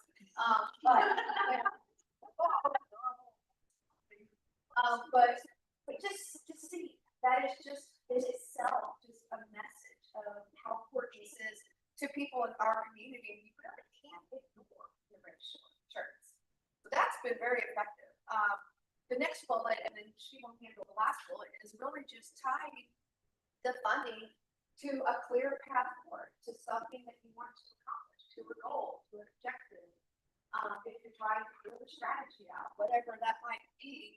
And the example she has here is going from 1,000 last year to 6,000 acres in 2027. And that is, we're going to do it. But, yeah. You know, there are. Back when I was talking about that prior to this presentation. That's more than just the tip of the iceberg, but it's hitting down the iceberg. It's still below the water, another massive iceberg that we still have not been able to address yet. But again, step by step, day by day, my mother lost it, right foot, left foot, free. And I take that advice all the time. Well, and it's building capacity. So it really is a partnership. Level up to. It's not an easy path, but it is. It works, and it gets to that. Their job is to make one better. I think that's what I think. Yeah. And both governments are much more engaged. They really can. It is in Georgia by law, animal control is supposed to be managed by the local municipalities, like this and so they have a lot of power, and they have.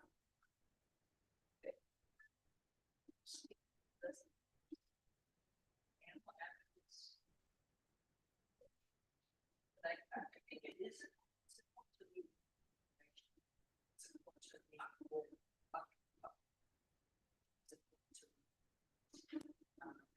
this is really, yeah, we can help. There's our contact information. We're trying to force We're gonna make it time. We'll make it time. Just in summary, questions that, you know, my office is not starting this work. My life has been for 20 years.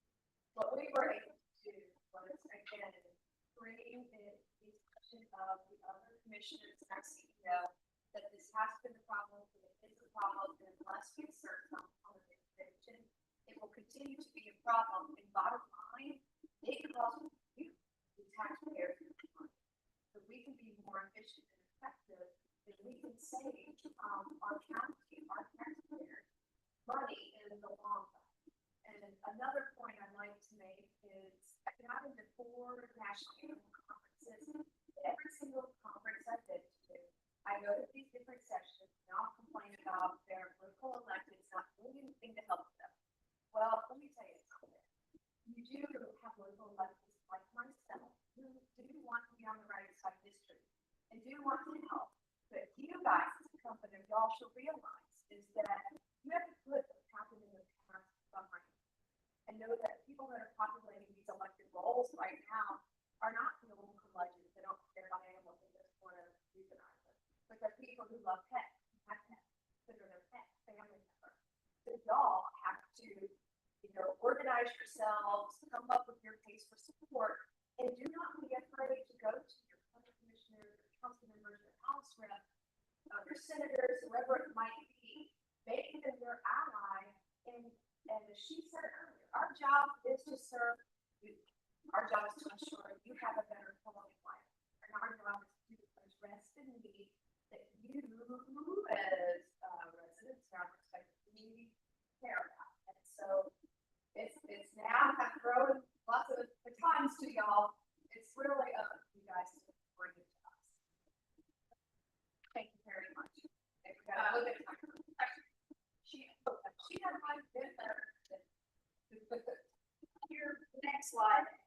So that I was going to ask if the CITCAP program was that's in tomorrow. Yes. But I do want to say, I'm so impressed with what y'all have laid out. Cobb County now is essentially almost as bad as what CITCAP was when we started. And we have just learned up on this for advocacy group to try to find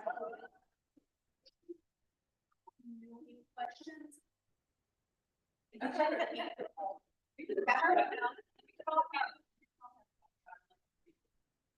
that, because I'm really don't have to be, you know, struggling with how to get the data in front of our commissioners and like have data. And I feel like, you know, this may be a case of, here's what's happening in other counties in terms of, you know, cost savings over time of funding spending versus impounding. The other secret I want to, so we've been a county vendor, we first started being a vendor. Both shelter, but. And we've been there ever since. In every county, almost in every commissioner's office, there's a fund. There's a fund. There is someone, you may not get to that, but it's a hard way to get to the right staff person, maybe you're strong staff. For the CEOs.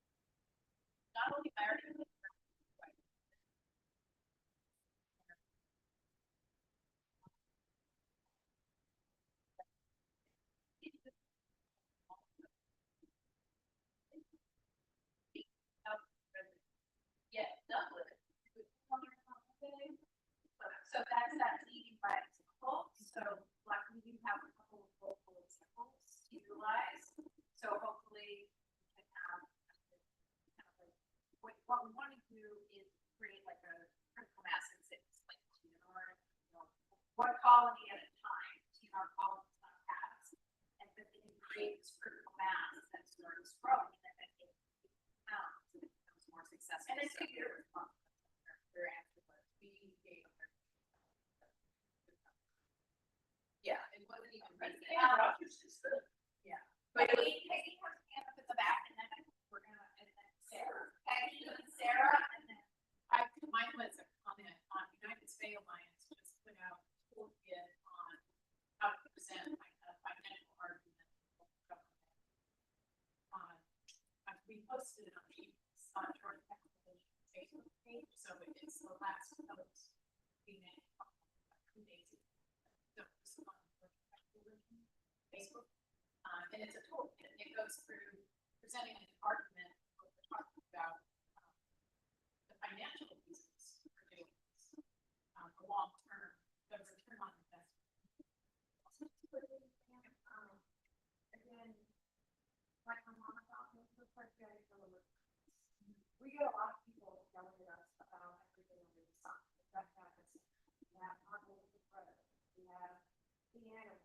We have this water issue. We just had a $4.5 billion investment. We put water up by 40%. And property rate, and a sanitation rate, stormwater rate. I mean, we get so covered up that sometimes I think that your message might get lost. But the kinder your message is, and Yeah. you know, just It was, mine was just an email, kind of like, in my telephone, to see what the reception was. He wanted to respond to an announcement about that they did several years ago. And they could say, yeah. And then I'm just one person, and so if we give the coalition, like, do collaboration of our shelter director and commissioners, would be effective. I mean, we can see a huge benefit, but I feel that there is like, we break out. we have one, we find one, should do that. And do that, they come, they're calm. We do have one in the house, one that's coming up for the fall, the one, over here to Sarah. Couple of questions, Commissioner Spears, thank you for being so aggressive. Excuse you, brother. The surgery is 4,056 to cattle only, are they targeted at home? Like, is there? So we're trying to do our outreach. So like neighborhoods, we all talk about how do you, so, we're gonna have to report we're looking at social media, doing social media, directed at consumer. We had an interesting experience where we do an event 4 times a year, twice, where we give free space about so we can it's targeted based on. So it's started on our outreach, but what we've learned in doing this is that we've had someone taking the vouchers from this town and selling them in small. Yeah. And we're like, and then we found a whole house. So this person was openly going out on social media and selling our vouchers for $65 a pop, providing transport and filling out our surgeries. It wasn't the cat, no, it was. And this all happened the same time I got a meeting with the doctor.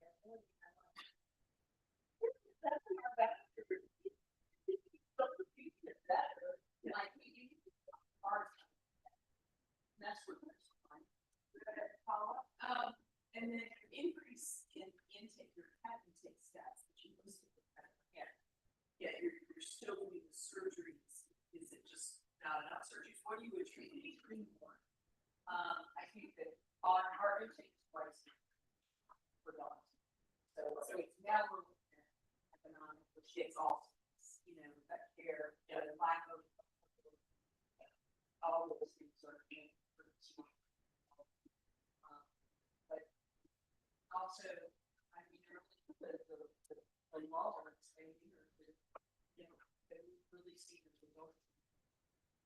And more animals than as I think the key statistic to look at also, that hasn't been mentioned, I think, also, which is alternate more about what's happening externally in the community than a lot of research is gonna tell That's you. strong, that is strong. And it's rough. So when we were like at our maintenance level in Lowell, Massachusetts, we had a 65% alternate. And now, since the pandemic, and they've lost all the vet services, it's now down to 20% alternate.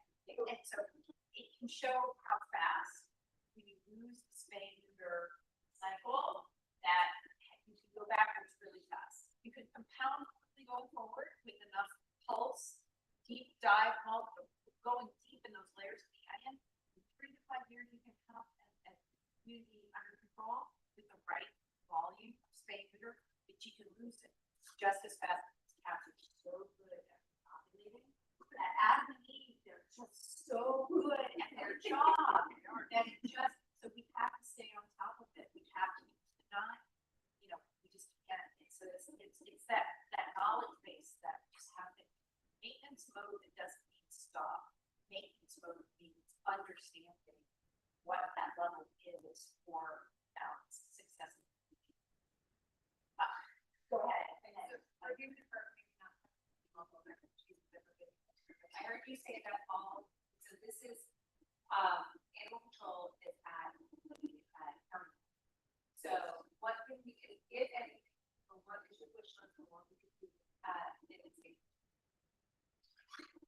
I mean, there are things that the state, I mean, the veterinary loan forgiveness program is really a great thing. I think what are some of the other, but being able, expanding the ability for licensed veterinarians, the reciprocity, licensed reciprocity, that would be great. And we are able to now use out of state vets. They're non-profit shelter, state vet for 6 months.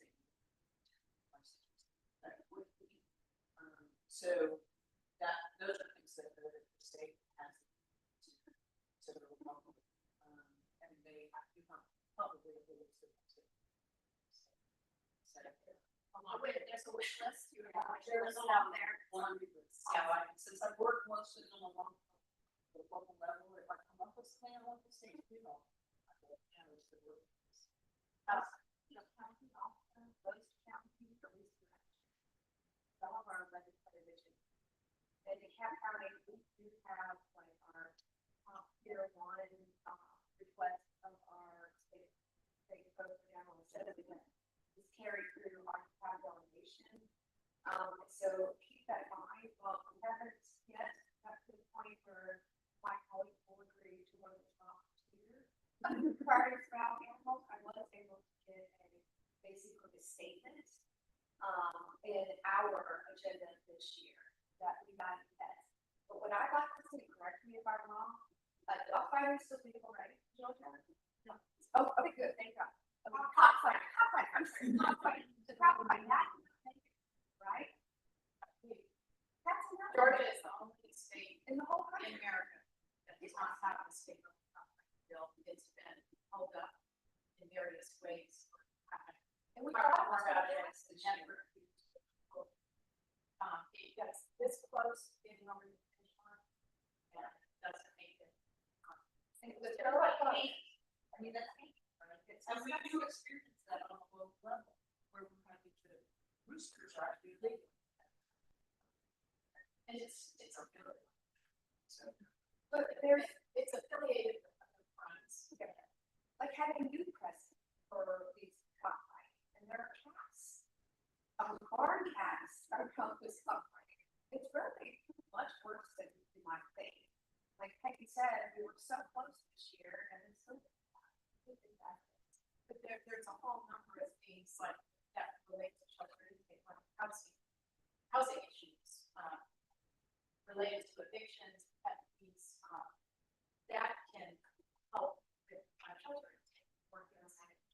I don't think they were looking at giving tax breaks to landlords that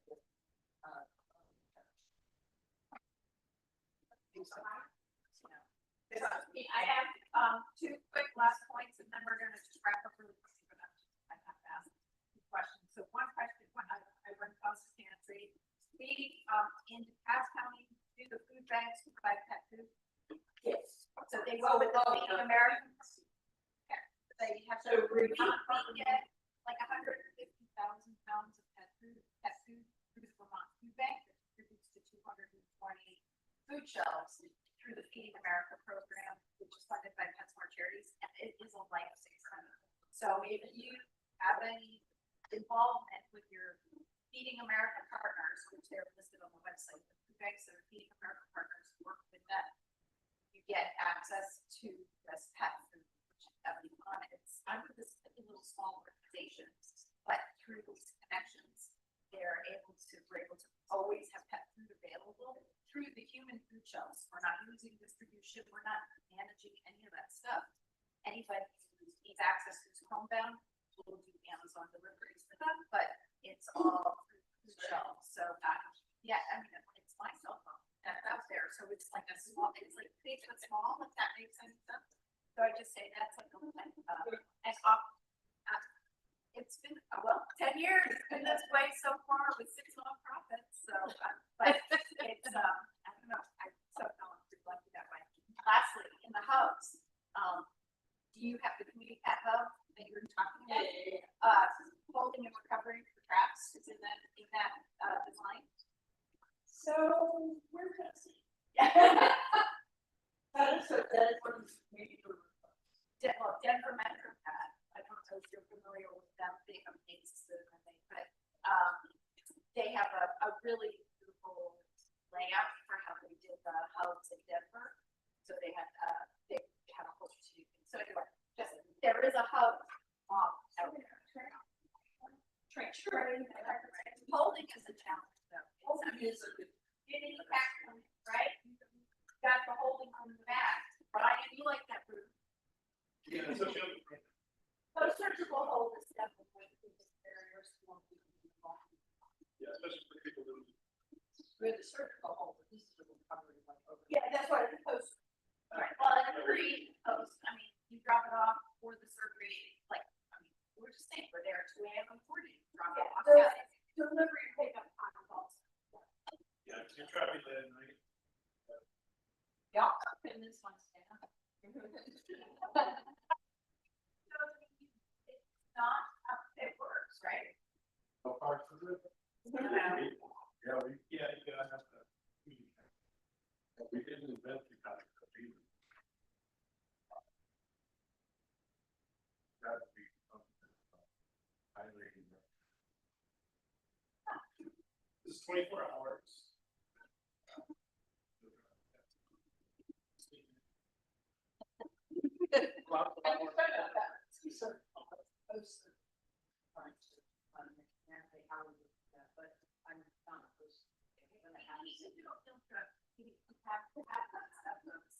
Challenges all of that, so I just kind of, and that's further dream of having a community cat clinic certification for all veterinarians, so that then they, like, if I'm a person, general public, and I've got a trap, I bring it to my local vet who has agreed to work with me because I'm a client, and they're nice, I have 2 cats in my backyard, but then they don't know what to do with the cat in the ground, they don't have a fork, and they don't know the protocol. So having, and they don't have any staff at TNR certified, so trying to have as many people, and I make the assumption that they do know what they're doing, and then all of a sudden you hear the cat's gone ferally up the wall, and then that's, you know, that's not. That's not what's. So like ensuring that label that ensures that we're all speaking the same language, because we make assumptions, and assumptions aren't reality, right? So, but I want to thank you so much. You have something in your hand? Yeah, I keep bringing in my swagger and the fact sheets around the animal well-being work that we've done out of my office. But I do have my first term report. If you skip kind of midway through it, you'll see a little bit of a map, if you will, for the investments we've made over a 3-year time frame. So maybe there'll be something that I'm going to go in there. There you go. Oh, there you go. So good.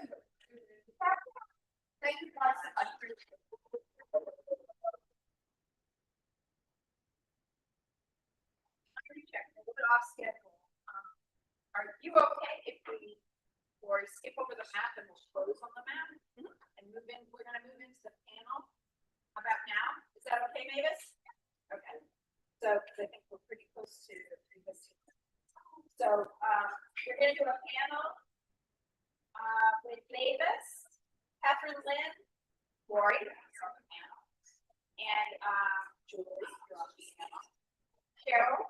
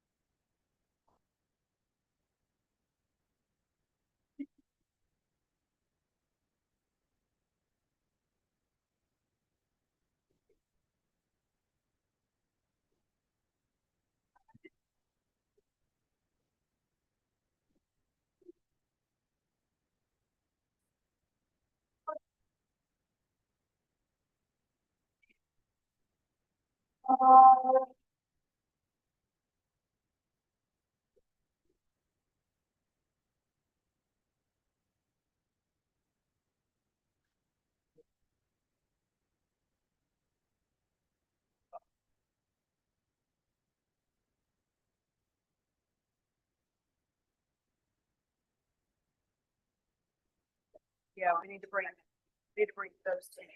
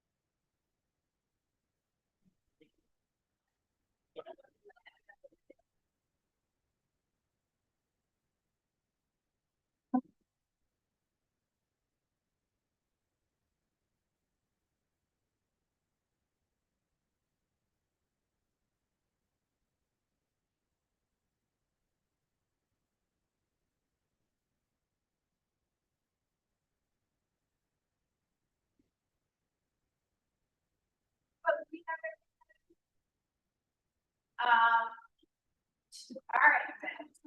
But quick, I'm gonna do quick introductions here.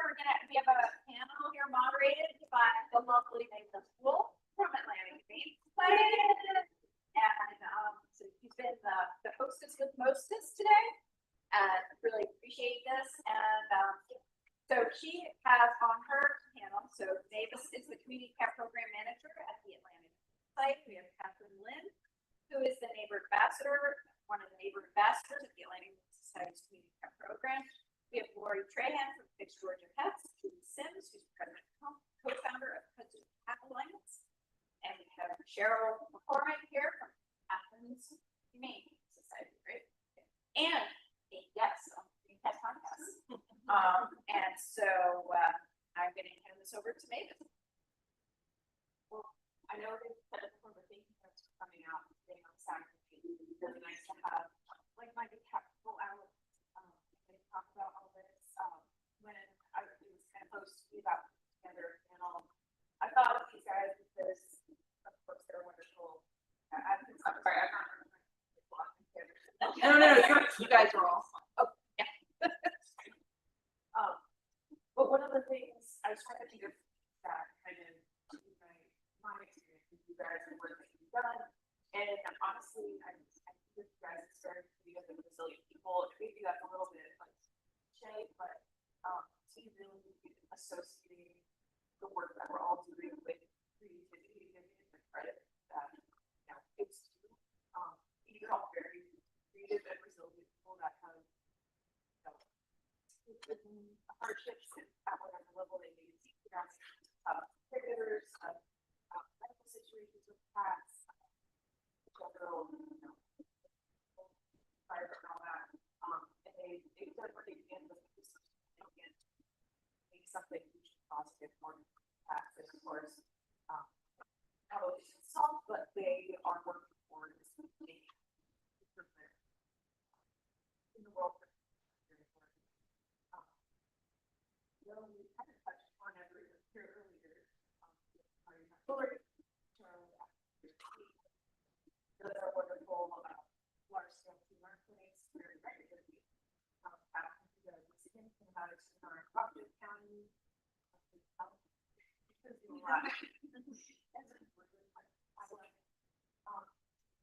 That's it, my, this is a little bit background to your experiences related. How do you get here? Mark. Okay, I'll start. I started traveling back to the, back when I was with Indies. I wasn't doing a lot of it. It was doing it here and there. Usually, I'm at my day job at Texas State, something we report at. Times in Oklahoma, our campus, and so I go over with the draft and sometimes the net, trying to get it. Really heavily involved in PR in 2023 when I finally had the opportunity to start going with Red Rover to their that appointment. And then really got the bug. Started traveling in my own neighborhood in Little Rica, 2020, and the period of company that I worked with Texas, so working on that hobby taking care of, and then with the short sets, really trying to get more big space room events happening here in Georgia.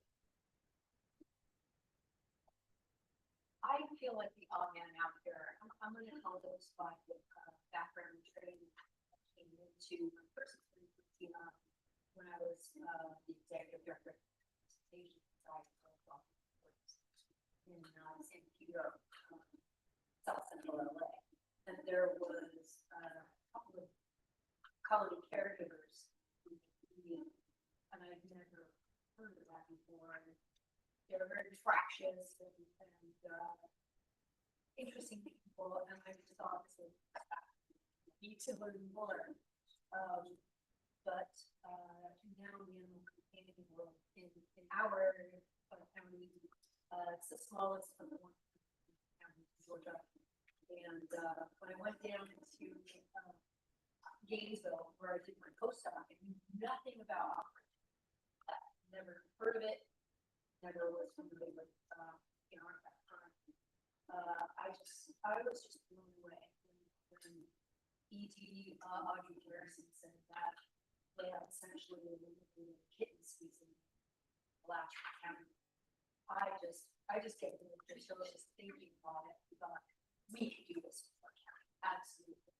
So taking that model, we've turned a lot of our critics in fact community in the surrounding area of Athens, who always said we didn't do enough, we weren't funding enough, we weren't offering opportunities, and really turn that around.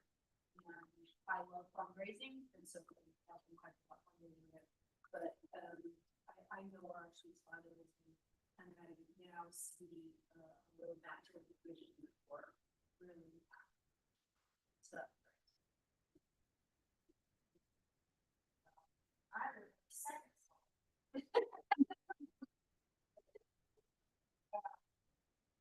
Like a lot of people, I got started in PR because I had problems with my I was a full-time artist for about 30 years, and at my studio, it's an old farmhouse. Hardly any neighbors, that feral cat had kittens. She brought them to my house and hid them in a dog space, and then when we get that was litter one.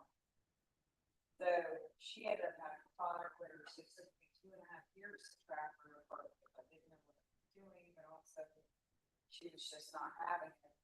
But that is how I learned PR, and I used to go to Lifeline, if I can have it. And that really opened me up to that. And I had to find homes for all those cats. Of course, not all of them found homes, they with me. But, fast forward, I moved. And we saw the holes on the porch, didn't think anything of it, thought they were old, because our house hadn't been inhabited in 3 years. When we bought it, the day we got the keys, walked out, looked out the window, dinner time, and I counted 20 cats on the back porch. Unbeknownst to us, the lady who owned the house had been actually paying a neighbor to feed that side of the neighborhood's colony, which turned out to be 40 on our porch for 3 years. And as soon as she fled this with us, she said, "How is that?" And we inherited them. So that was my first big colony after the early teens. But in any event, I started really ramping things up and having more free time to do it. Back in like 21, 22. And we had been applying for about 3 years to get our county to do something for the cats because they were doing nothing for these kind of cats. We were able to get them to consider doing a TMI program. They realized that was the best interest, their best interest to do that. And so I ended up being sort of a test pilot for that and helped inform them because they really didn't know much about how to do it. And we launched that 22, and that's when I really started like keeping track. And so that was when I started going more hardcore with trying to make the biggest difference I could. That involves other nonprofits, started doing larger scale appointments and helping people and teaching people in my own community about how to care for them and how to hopefully be able to make a difference because we are set small, we should be able to make a serious impact.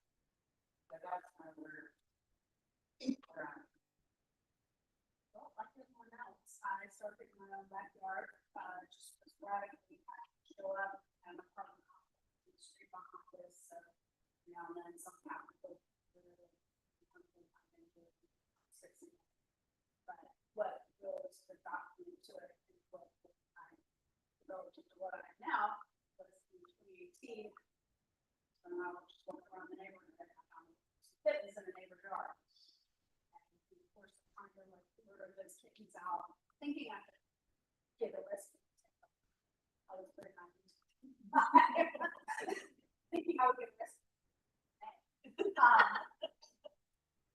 I realized there was another little apartment complex across the street where these kittens were, and I could see like laying out the grass. And by that time, I'd already realized that they were taking these kittens, and I'm like, I'm gonna have a much bigger kid problem. And so I started looking for resources of where I could go. The mama had this kittens, I took her to Lifeline, College Park, but as an individual, and I had just finished still kind of getting the breast cancer, so I did not have any kind of finances to afford even the $25 a cat that Lifeline was time spread over the cats. Somehow I discovered Best Friends. They were running the company after running at that time. That brand started taking all the cats there, and that's actually how I met my rescue partner. And we were both taking cat sitters. She was doing TNR in other areas of Cobb, and so officially in 2019 we sort of formalized guidelines. And we were the first organization to not. There were few individual trackers, but we were the first organization that had so. And so it's just kind of grown from there. I suppose there's wild so now we're a little bit of rescue adoption, fostering, shelter location. We do a lot of common support, support, providing food, shelters, that kind of thing. we are the only organization that provides veterinary care beyond screening for hundred cats. And that is a big part of where our budget goes. Is trying to take care of our cats in various stages of broken legs and abscesses and bad eyes and all that. And then, we have, as I alluded to, with our Fox County Animal Control, we're also, have started a, what we call a cat program. We're the only organization that does full cats out of animal services, hold them for finding a barn placement, office,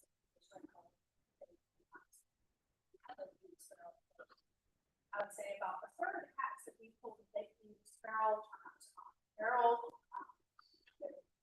adopted cats. So that's, you know, kind of part of what we're doing now, is we're trying to get that established, and then that has what's led us into sort of separate formation of an advocacy.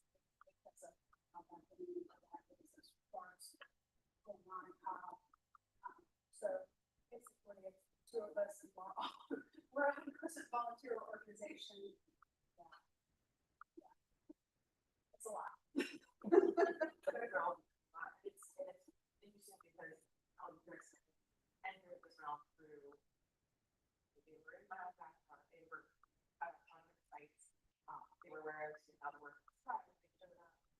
How do you feel that our investigations for alcohol would have to maybe what was going on?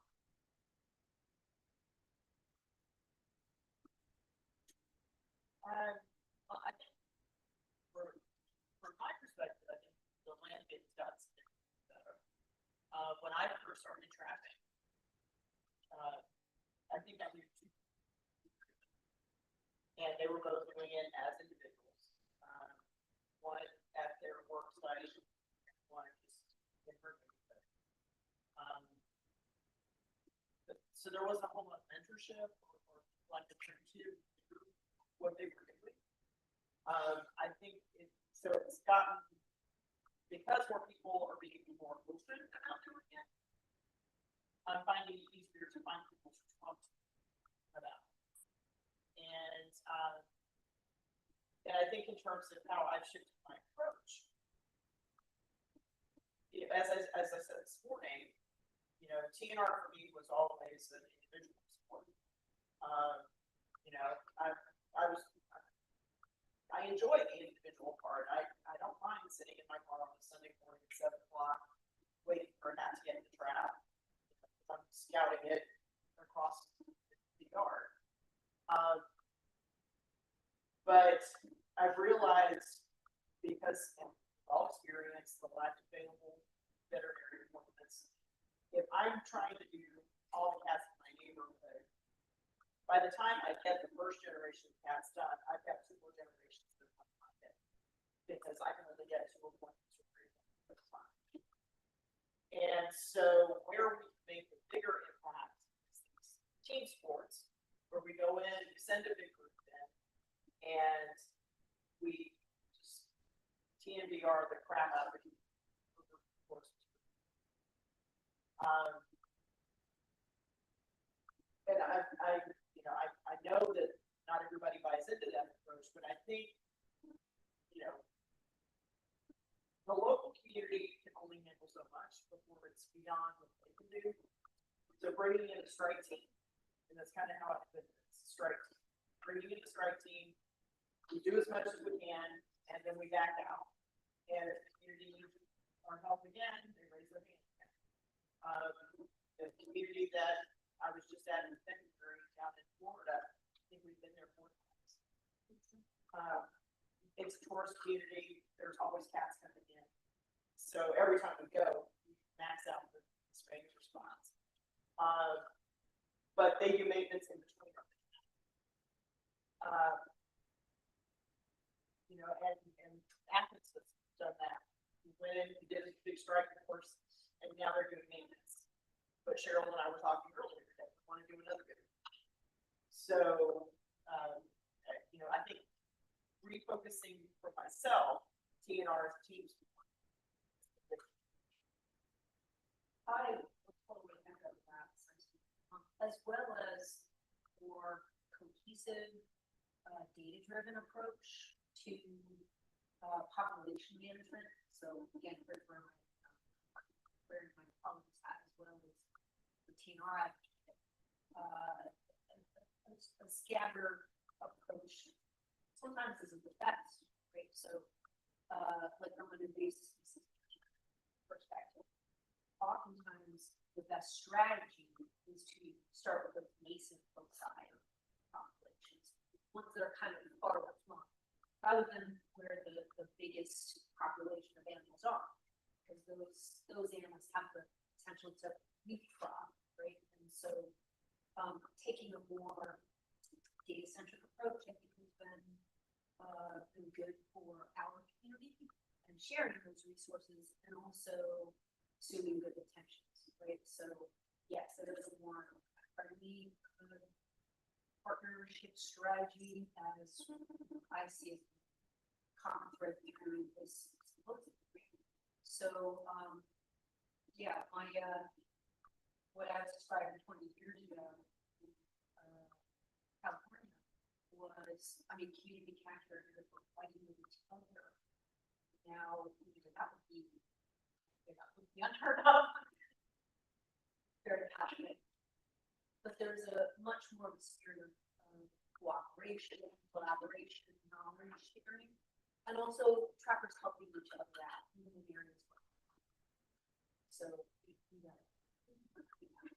I know you know.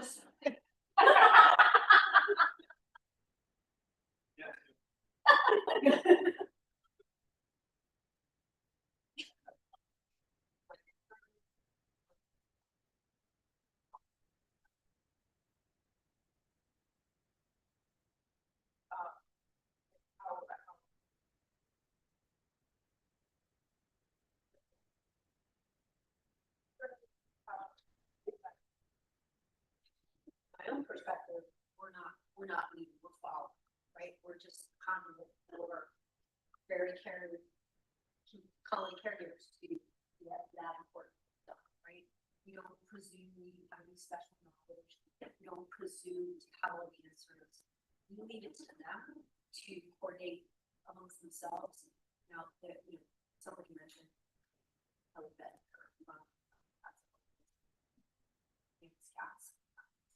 she's the godmother of all trackers. And so when we have a cutie cat day, she's the first person we let in about 3 weeks ahead of time. When we open up 130 slots, they don't come on that.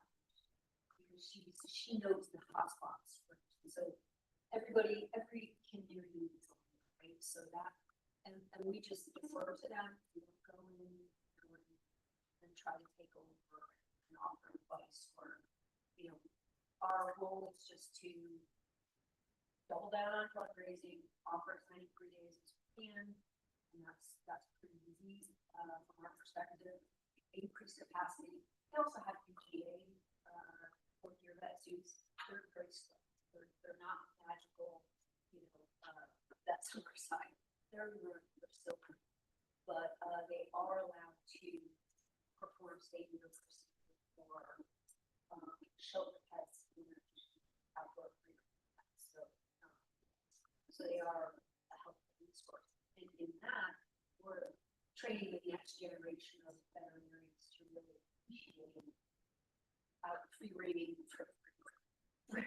free roaming outdoor cats, their specific needs of those common caregivers, and how services.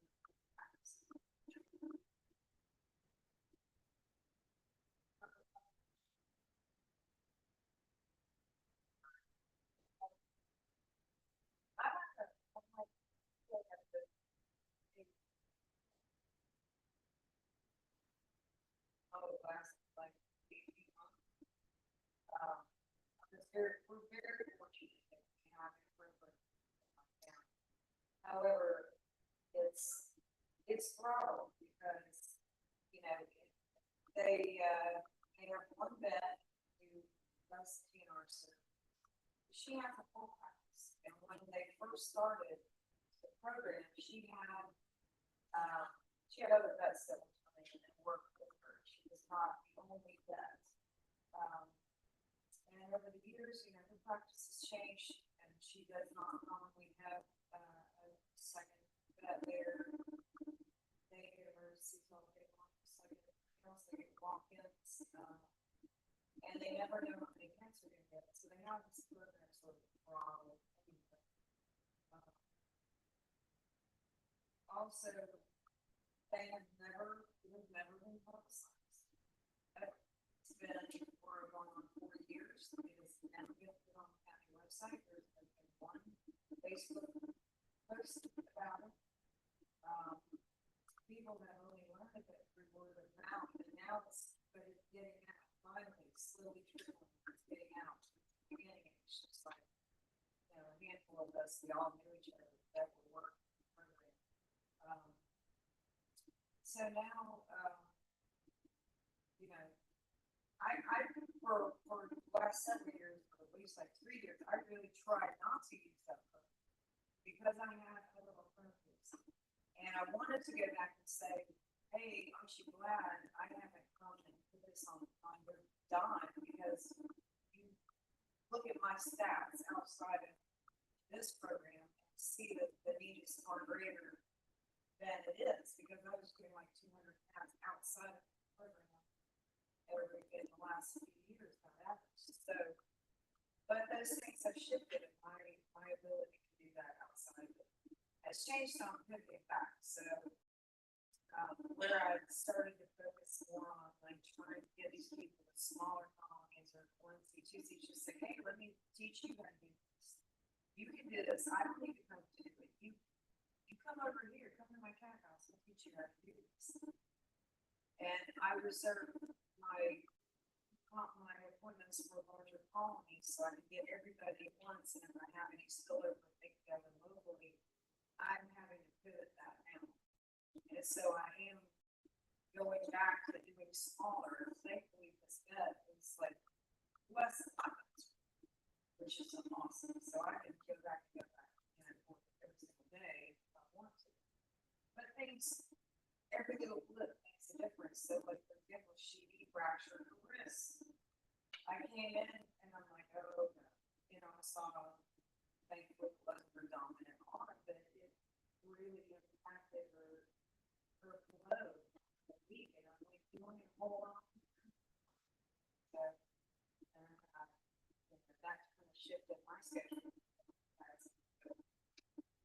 So, having been involved with the Pickens County, I mean, that was just such a joy and so motivating. I was so honored to be part of that. And to see, like, the mobilization of that whole, everything they did. I mean, it's just, that was so, like, soul lifting. I totally love that. You know,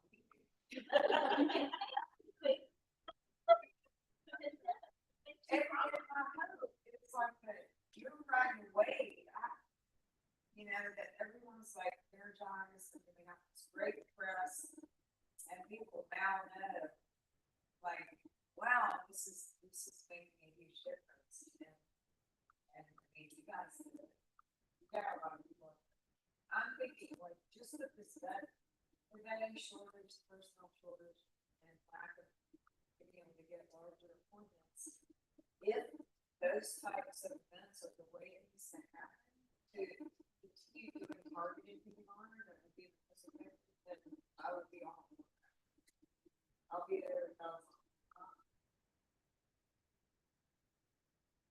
I would say from my perspective, it changed definitely that.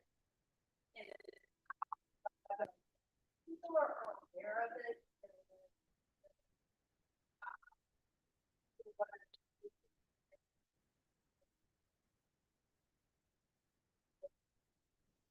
But they don't know that these recipients want to be in this headspace, so their colonies are just growing, and it's just one word. They're overwhelmed,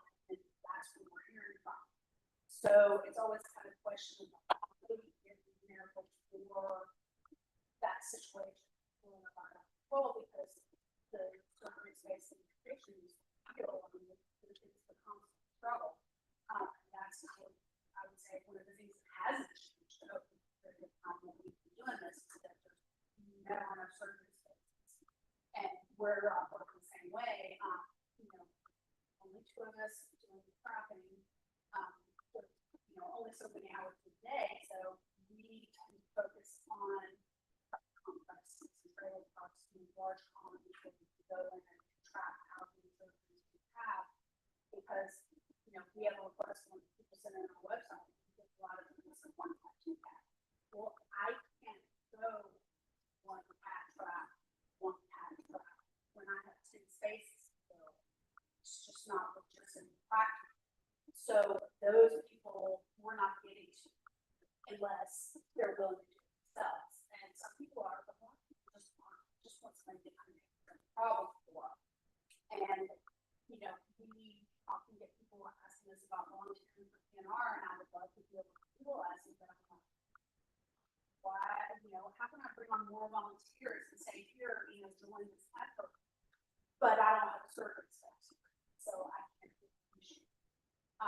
So, we do have other people, get other people to try.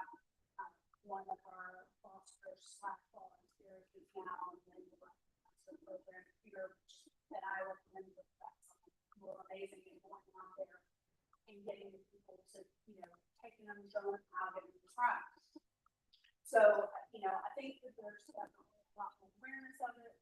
There's an increasing willingness to be involved in it, but there's still those bottlenecks of certain spaces and those lack of awareness that those just still persist. So it's really hard to get rid of the problem in a meaningful way.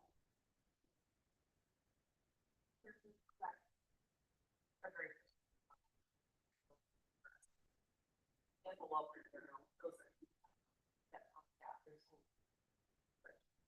Report on the, and the fact that you have to burn up. Very hard. All the work we're doing, work.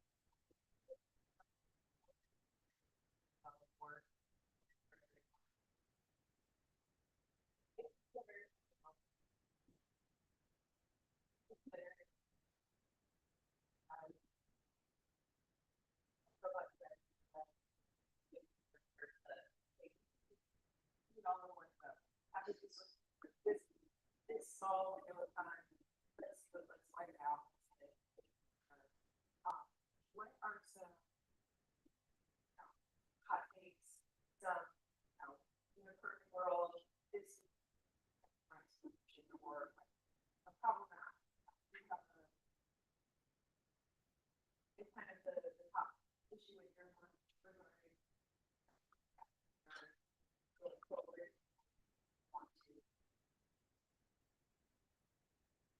I do think the organized targeting, I went on the thing, and I think that there's a lot to be said for that model, because that kind of organization and resources and having larger organizations be able to reach out to different, spay neuter options and kind of coalesce them into, support for this thing. Whereas, when you're just an individual doing that, it's a lot harder to, get that whatever or my kind of main thing that we've been working for is with, because we can never have space. Back when we first started taking Pets Best Friends, their model was the day before surgery, you have to eliminate 7% to take a cat. They would transport it to the clinic, they would hold it after surgery, the day after surgery, eliminating 7%. That, the two biggest barriers are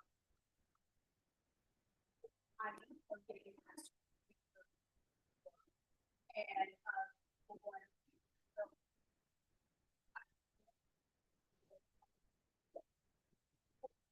so our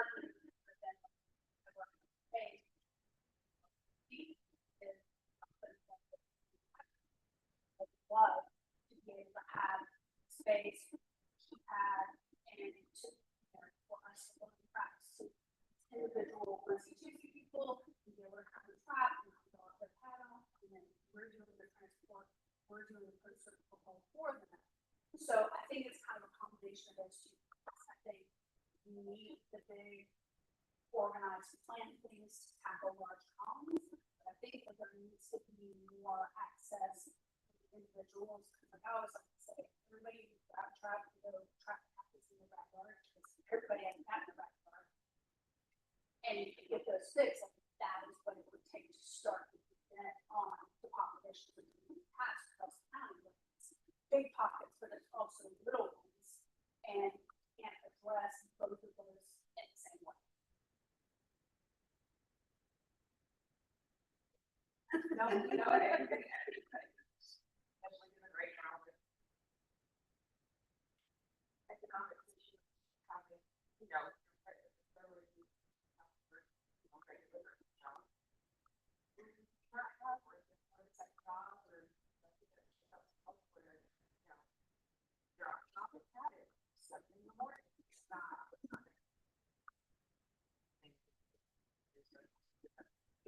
And we do handle smaller things, who are actually unable, look at elderly or disabled people just can't, we're always happy that now, physically or, practically. So, but a lot of people are, and, I think they just put resources to make that. Efforts, in terms of changing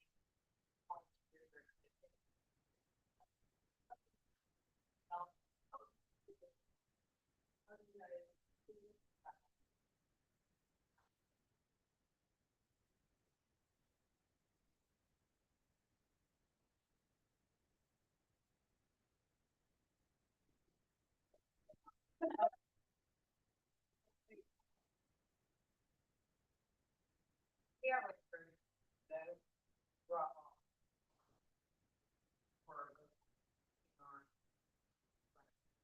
And then pickup is usually, everyone's like the same window relatively, they always do my parents last because they know I'm close on it. And, so generally by the time I get there, I might be seeing it, but it seems like all the cat surgeries are done toward the end of the day after she's knocked out with what else is on the schedule. Every time I see anybody bringing cat in there in a trap and I don't recognize them, I go over and talk to them and thank them for being a part of the program. I had, when I've had business cards available, I've given them out, so if you ever need any help or, you want to learn more or whatever, get in touch with me. I've actually had a number of people follow up with a bigger problem that wants you fixing with, or it's like, well, I don't really know what I'm doing, but my mom passed away and they're like 5 cats, and then we end up working together and I go out there and help, but this person's already done a little bit of tracking, so then they're one team. It's not just me come do this. And so the one thing that's kind of scary to me is that, and you and I talk about this a lot, is I'm dying to do some workshops out there because when people sign up for this program, they get a blurry Xerox handout telling them what TNR is and how to trap and how to recover a cat and yada yada. No one that works in our animal services has a clue how to take care of cats. Or that they know how to do TNR, so they don't know anything. The cats come in and cover. I've seen them in a dog crate. And I had to go in the bathroom and get dog crate, cat into a trap from the crate because they were, I bought them a trap for Christmas one year, just so they could. They were like, "Oh, we're fine. We don't need that tool," and I love them on the thing. I got for chickens, and so they have one on the wall now, in the office. But the people, I worry about those cats. They don't have anything in traffic, their cars are getting smashed, they get put the trucks down. Because they don't know how to do it. And so like education is really, I always started joking. You need to cover the cats up. You know, so I mean, you gotta take those opportunities. But I think that at least in my little, you know, situation, the community needs educating and guidance. And I think that if they learn how to do something properly, start to finish, they're more inclined to be comfortable doing it. So that's where we are. And it's just a matter of scheduling. So, I mean, I've been talking to you about it. So, we have a few minutes. I didn't know if there were questions from the audience. Yes, All day long. I was so glad the teacher asked any questions. No, I did not. I have a question for people who are active. I've been active for about a year now. I think TNR is also reactionary to an education income. So I am curious, because I met Ryan Surgeon at a park of 22 cats by a couple. Started with a cat with a rectum problem, and then turned in, I showed up, like, there's literally Christmas. We did have Christmas, Merry Christmas. And so I'm curious as to anyone, anyone here in the room, have we ever tried getting apartments, trailer parks, anywhere, public, just getting that education out? One thing posting about TNR and social media and using social media, not everyone has social media, especially over communities, they don't like it. So they use Nextdoor. Just that's something I consider. I worked with one in Wilton County, the apartment complex. The people that work there were like, no, talk to them. They were kind of like, you know, this isn't really our problem, but it's your problem. You should be educating community, people that rent from you about like Buffalo, getting it out there. I think that helps, you know, prevent it. Apartment complex, no parks might be easier, but how is obviously more spread out.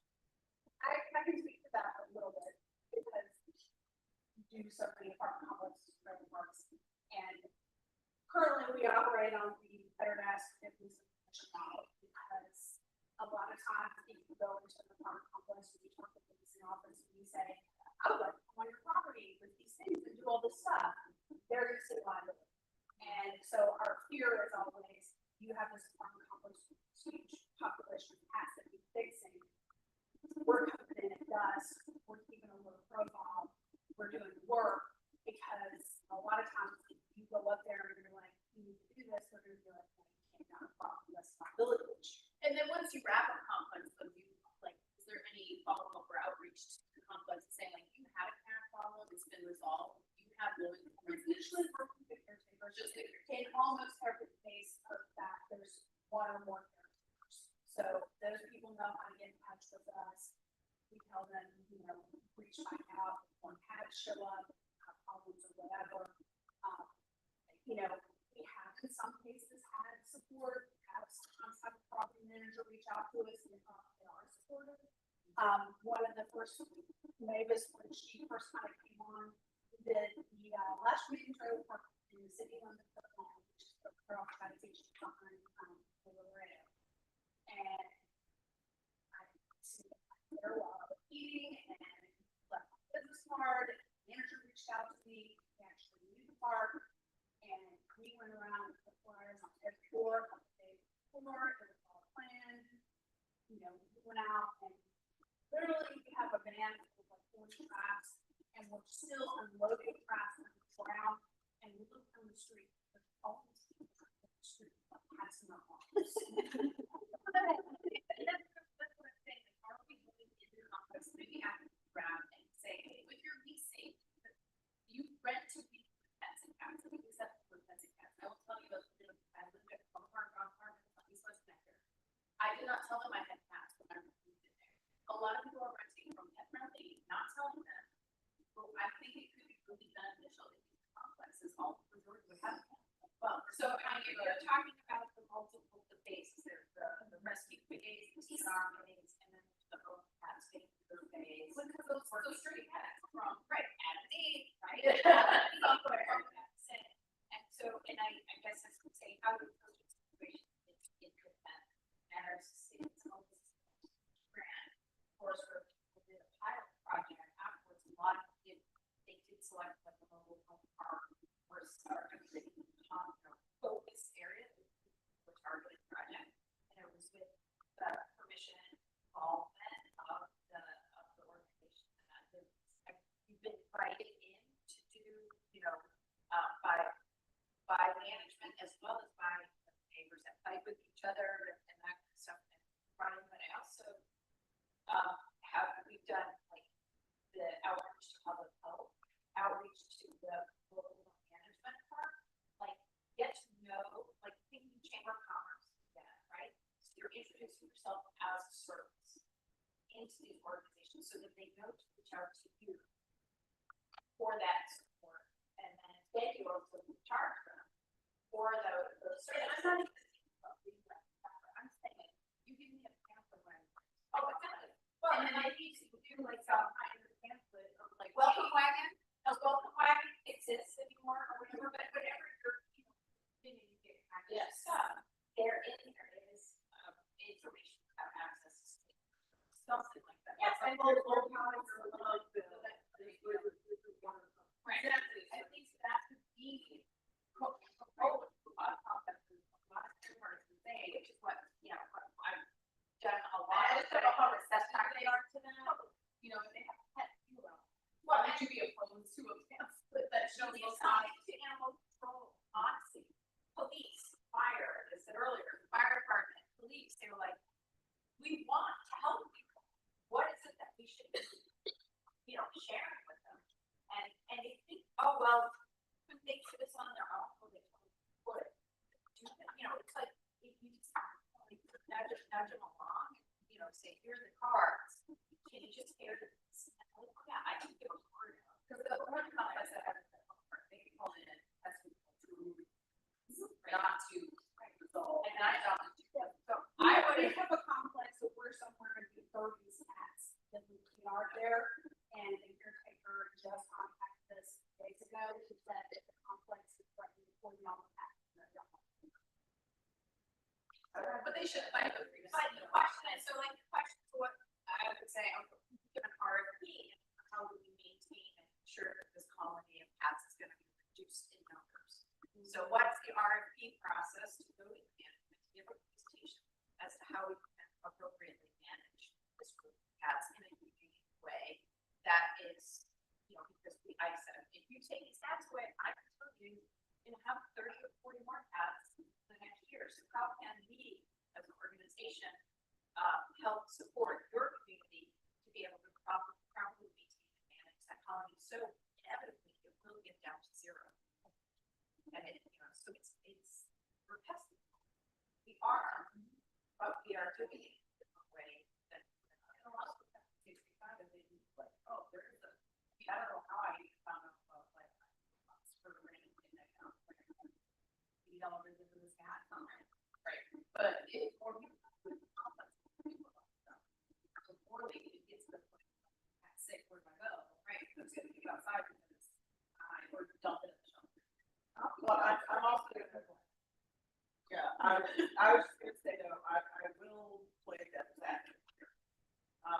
Having come from a rescue that handed people a whole bunch of stuff that they got from their animal and said, you know, hey, read through this, great information. They would come back to the shelter 2 years later with all that stuff still in the same package, something never wanted to read it. And when I was renting, I actually figured, well, it's back in the day. And same thing. Once I got past the 2 pages of information I needed about who I needed to contact for stuff my gas, electricity, water, I didn't read it. There's only so much you're going to be able to absorb in that moment of the excitement of moving in. And, you know, you have to meet people where they are when they are ready to receive it. So, 7 touches. yeah. Probably now it's 12. Right? We used to be marketing 7 touches before somebody sees and acknowledges them, and I think it's a much higher. So that's a touch. Even though we might not know it, you know, it's a touch and like, I've had calls from people like, oh, I found this card under a pile of things. And he had like a $2,000 check mail from a appeal letter from 7 years earlier.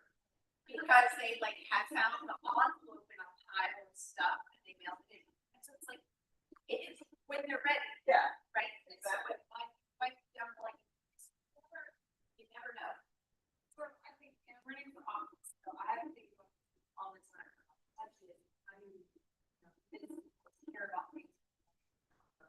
So I kind of boil it down to those numbers and what most people know is animals. Right? So like you see this in the Facebook groups, these people comment like, so maybe it's going to take this big time.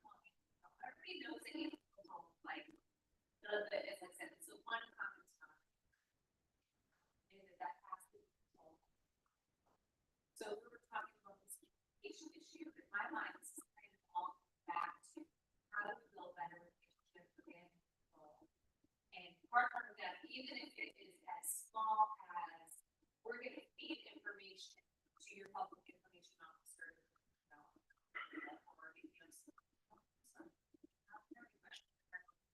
our commissioners all do the newsletter, feed them information, right? All the information. So in my mind, I'm thinking, how do you send a read things to Bill, which I think that's a great idea. But then, you know, just advantage that, how do how do we get all these different companies and all these different complexes and, and every county is gonna have some sort of animal officer. Like all of these groups, all of these groups, everybody can just think build a relationship with them and one person on the team. It is at least building a friendly relationship, that understand what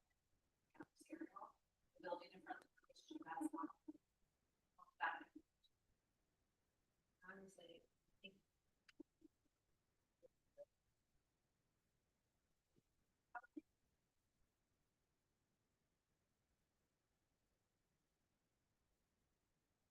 I don't have the exact count, but I got it back. Yeah. 199 pounds, that's a lot. And of those, many of them, yes. And how many of those do you have it all with different well? But that's okay. That's all right. They don't take rats, but they're willing to share that information because in Massachusetts, 95% of people of animals do pets, but they share. So we're very much not a public funded, everything privately funded, pretty much in the state of Massachusetts. So, but our child is mostly about like that, and these resources around your bad, or the more way you get, the worse they are. I don't want to simplify. So in Clark County, it's UGA. It's also a thriving retirement community. So we have a lot of townhouses, we have a lot of condos. They approach us because, as you point out, they're friendly. They want to encourage pets, and then there's a segment we do not care, don't want to talk to you or whatever. And so, we lead with people first. We might go and say, hey, this is a problem for you. Let us know. We'll connect you to something. Provide resources for you. Some are hostile towards that, some are neutral, some are very, and I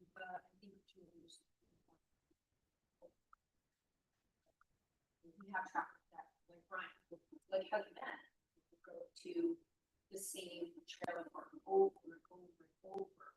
That's now a proximal, friendly sort of person who knows everybody there, they see them over and over again, so they're no longer an outsider. By going out an outsider, I don't have a trust base in that. So it's not a perfect solution, but well, and referrals and success stories are really good to document. And like when I was at a booth at TNR and a public health fair or whatever, one person came up and said, TNR that were terrible. And the other person came up, oh, I had action. They're great, they're wonderful. We had action teams at every town doing TNR. And this one town was like an naysayer, and the other one really, Sally, really is getting, really is the fraction of, and really successful, you know? What, I used to get 20 complaints a week and I get a call maybe once a month. You know, from their perspective, it's about the complaints, right? And so they were about, that was their way of the complaint calls. I got the complaints down, that's great. And so all of a sudden he went from, and it wasn't me, it was Sally who came up to the table. So, let me see if that's a question. In places all over the country that are doing this well, have the one district here in 12-ish or better. Is that public? Is it private? Or is it like what is the formula?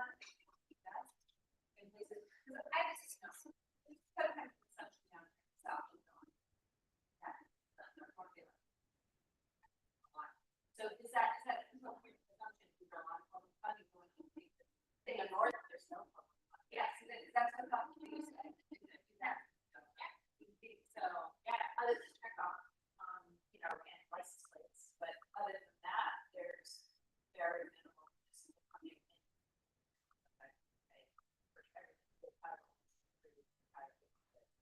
We have animal control officers, but there's the, you know, I would call it minimal support compared to other parts. There was a comparison in New York City, per capita expenditures on animals, New York City versus Miami. And it was like $1.25 per capita in New York City, like $8 per capita in Miami. And they did a comparison of other cities, like all around the country. It was part of their 8-hour long testimonial pill that they would do in New York City, you know, get more funding.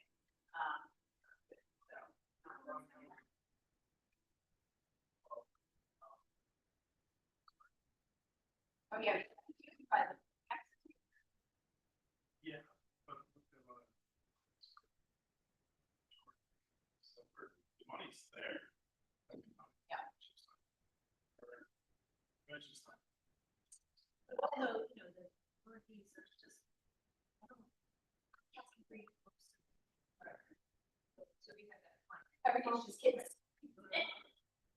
And from my perspective, given our problem in Hog, I would say almost as a foundation, even before you're trying to get municipal financial support, you just need to have them on board with the idea of TNR, with not, like, our problem with Hog is that people bring in has tracks and they let them say, oh, that's not back. Yeah, I mean, but if you have a year, we have 3 cycles. We can have them fun. If you're gonna have So when I go into a place like an apartment complex, it's I got these poison. you I don't have any kind of, you know, like Douglas County, you can take a path, it's your test. Then, so I don't have any kind of like official backing when I'm going, you know, into these places that are, you know, threatening cats, or whatever. There's no basis to say, you know, at best I can say it's illegal to poison cats. That's, you know, not okay.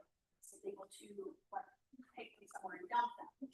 But there's no like kind of municipal backing for let us do this TNR, this works kind of thing. There's like, you don't have that foundation support behind it. So even if your county is not providing any funding, it's really important that they're, you know, at least providing that sort of support in terms of not being they treat ferals as well. So that's the real thing. I'm gonna, looking at the time here, Rick, you have not said a word. I need permission to close us out. I just have one question. Actually, I'm a state court. But we're pulling that up. Oh, Next on the oh, line. okay, well, maybe this one.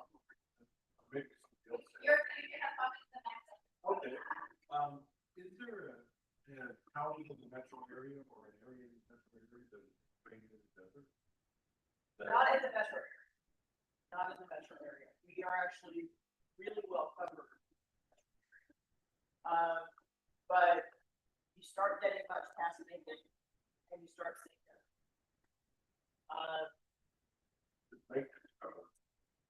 Macon has a couple of options. Yeah, Macon has a couple of options. Yeah. Okay, so, yeah, so we actually, but, this is the map of all these community clinics in Georgia that do TNR. Now, if I were to do a local cost map, it would look slightly different, because not all of our low cost clinics in Georgia are. If the blue counties have more than one clinic, the red counties have at least one clinic that do TNR, and the two that are checkerboard, we've got clinics being built there right now. I know the one in Houston County. Okay. The one in Houston County is almost complete. That's Barbara with Rusty Ranch runs the one in Telfair, and they're building a second location in Erie that she's hoping, she's actually hoping it would be open this month, but they're still going back and forth on a couple of building issues. But it's coming online. And then the one in Wayne County got slightly delayed because of all the wildfires down there. But it is online as well. Now, when you look at, if you look at a range of 50 miles around Spain clinics, you can really easily see where your deserts are in Georgia. And you can see, pretty much the entire northeast area over this covered. There's like 50 miles around each Spain. But over towards Augusta, trying to run deserts, they have to, a lot of folks in Augusta actually have to South Carolina. Yeah. This is TNR. Yeah, it's TNR. You got the Wayne County one, when that one comes online, that'll take care of some of it. I know the folks down in Charleston are driving to Florida to get their spectator set for TNR. There's the drug circle around Columbus, but even with the circle with Columbus, you still have the entire swath southeast corner, southwest state that's not covered by the TNR. Actually, travel through that area. It is. Well, but it's also just the population. There's not a lot of population. Yeah, but I do know of one county that's actually, I'll share when I got started talking about this. There's one county in southwest Georgia that the rescue partner that has last year had over 1,000 animals on it. For Spain, 600 of those are cats. And that was last year. She's now had at least 3 reasons like that. And there are 2 vets that work with her, one in her county and one in Alabama. So is that meant each other to say how to include our or the for profits? I don't think I picked all on this one because I think because Cherokee County and the Lucas were both so covered up already that adding y'all wasn't gonna add. Yeah. Yeah, because I mean, you can see that the Atlanta metro area is pretty great shape up here. You know, it's almost, except for the fact that it's, you know, some of the clinics, because of the way they operate, like the Spader clinic in Carroll County, I can get the appointment for 2 months. For TNR. So I can't use them. That doesn't work for me. I can't make a plan today and try for 2 months because I don't know what life's going to be growing at. And it would be interesting to see that same, say, 25. So I did 50 because 50 is about the most comfortable I'm able to drive. Because this is Lori's map. Yeah. Nominated. Yeah, and I mean, Rick, you know, I love you, but I'm not driving.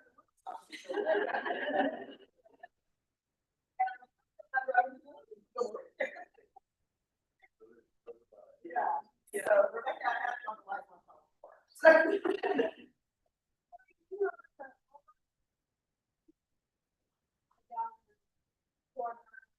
I can't on the same wavelength. Yeah. Yeah. Well, and that's why and I've said this, I don't know how many times, as a usually get red, it pisses me off to no end. That I have to go to Florida. If you ever in Florida, when I wanted to go see a big finger. But they were. We all work on, to create programs, we do that.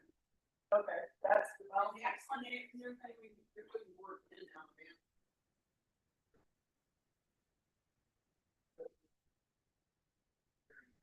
I think that the conversation has been pretty loud about trying to have more access to stay bigger, training in the veterinary space. It's always a conversation. Never had that conversation. Oh yeah, they're all great. It's all fun.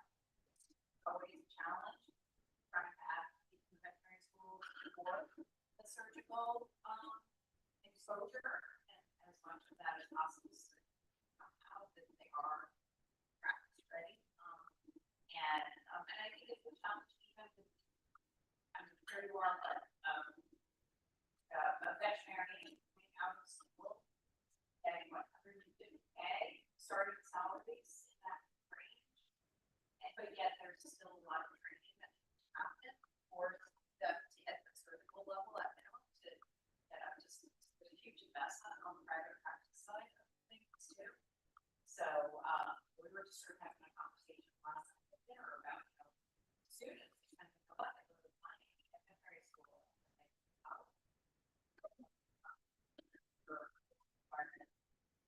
That's burnout, that is stress. 40% of veterinarians and technicians are other position opportunities. So that's so it really wanted.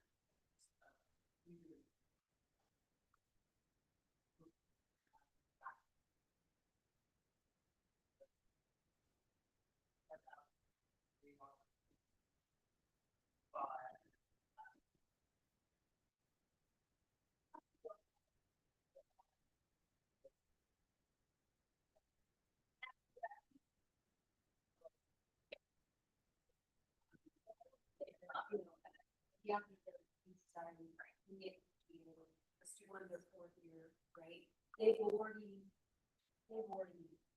locked in their career trajectory. Our grades is that they see their experience with us. That might be the first time you ever step foot, or how to step that experience.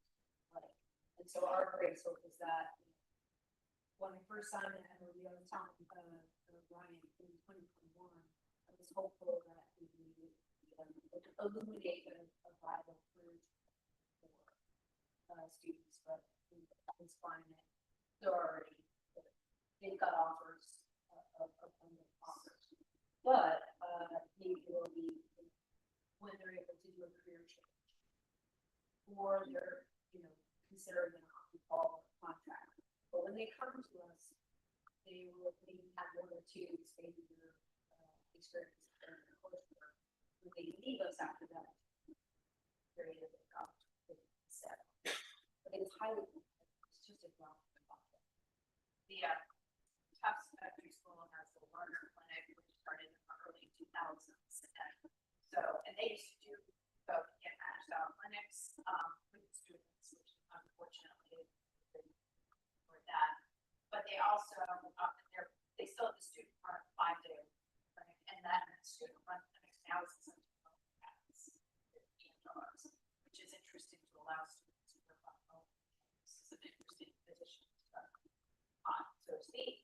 However, they also have what's called Tufts Tech, which is the Worcester Technical High School has a functioning veterinary clinic there, Tufts veterinary staff, and it's been so successful that they're now expanding to a 10,000 square foot facility. So the idea is to get more technicians trained, so get more veterinarians, so that the technician side of it, so that program is actually been successful in the fundraiser for folks. It's been easy to fundraise in that space and technical training space and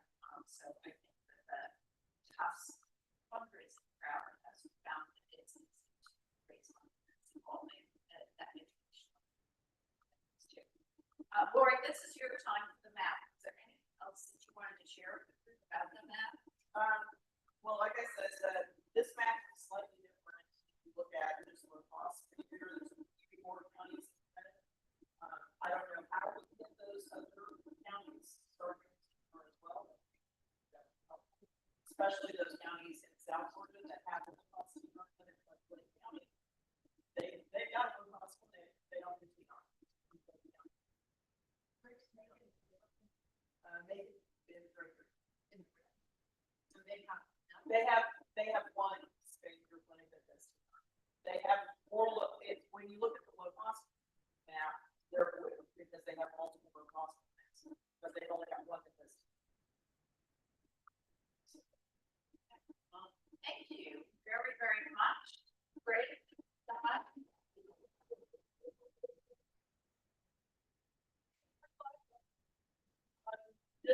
For everybody's information, yes, I know we've got state sponsored failure tags, and a lot of us have state sponsored failure tags. State tag does not allow you to use DNR funds, or the funds from that county. So if you're getting ready to update license plate, consider the Florida Pet Foundation plate. This one, we don't care if it's a home pet, shelter pet, or a DNR. We just want to spay neuter.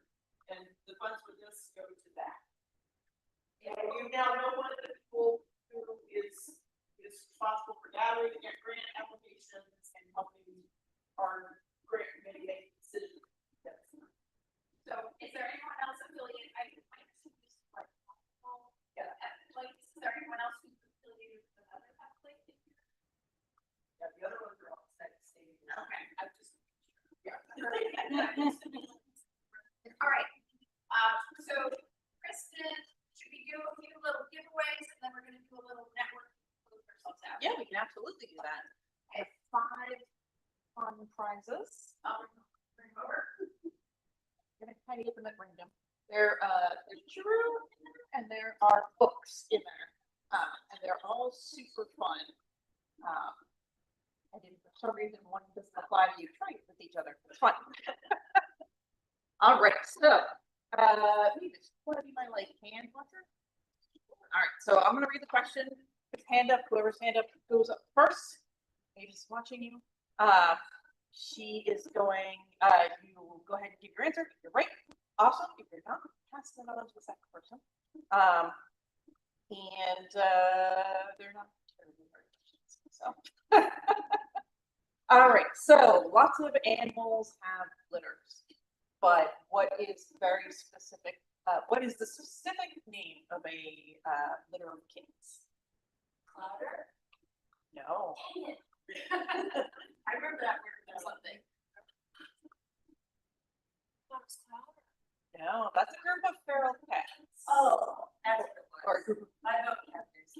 yeah, this is the little ones. It's a really, yes, it's a Kindle. It's a Kindle of cats. Species gonna pick a color, I guess. So we've all learned something new, which is awesome. All right, so what is the name of Lady Tremaine's cat in Disney's animated Cinderella? Disney's animated Cinderella. No. No. We're talking about. Who's first? Wait, is it? Yes. Yeah. I'm sorry, I keep pointing at you. Put my hands in my pockets. You're the picker. All right. I think this one might be hard, but we'll see how you guys do. So what famous inventor and scientist invented the cat door? Because his cat was constantly having to get in and out of his laboratory. Einstein. Nope. Way back. He has. I know. So, one of his discoveries involved an apple in a tree. No. Who was first? I didn't raise my hand then, so that makes it all right. All right, everybody, 1, 2, 3, if you got it, switch your hand up. Okay. Okay, I don't think you should be able to win twice, so. Oh, there you go. Are you okay? Yeah. Okay. She said it. She is getting it. All right, I have what, 3 more? 3 more, all right. So, D, at what age can the average kitten begin to retract their claws? Were you? Well, now you're gonna know. It's in, it's relatively early. I'm gonna just guess. 4 months? Yes. Oh, I didn't know that. I was just like, Let's see. yeah, you guys can trade. Do we have Taylor Swift? No? Okay. So I'm not gonna answer that question. All right, what brand of cat food featured a cat named Morris as their mascot? 9 lives. Yes, you are correct. All right, we got 1 more. Let's see. Oh, I'm gonna do this one. So, what singer, and he's kind of a famous cat dad, dedicated his album Mr. Bad Guy to his cats? Sorry. Please pick somebody.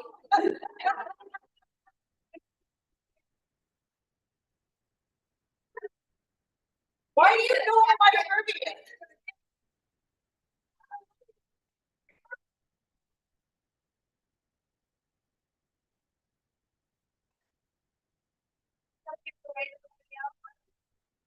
No, they're different. Yeah, they're all different. It's all different. Different quotes. All right, well, she's gonna figure it out. But that's up to you. You can figure it out. All right, so at this point in time, what we're gonna do is that, You're welcome. and when was cat litter invented? What year?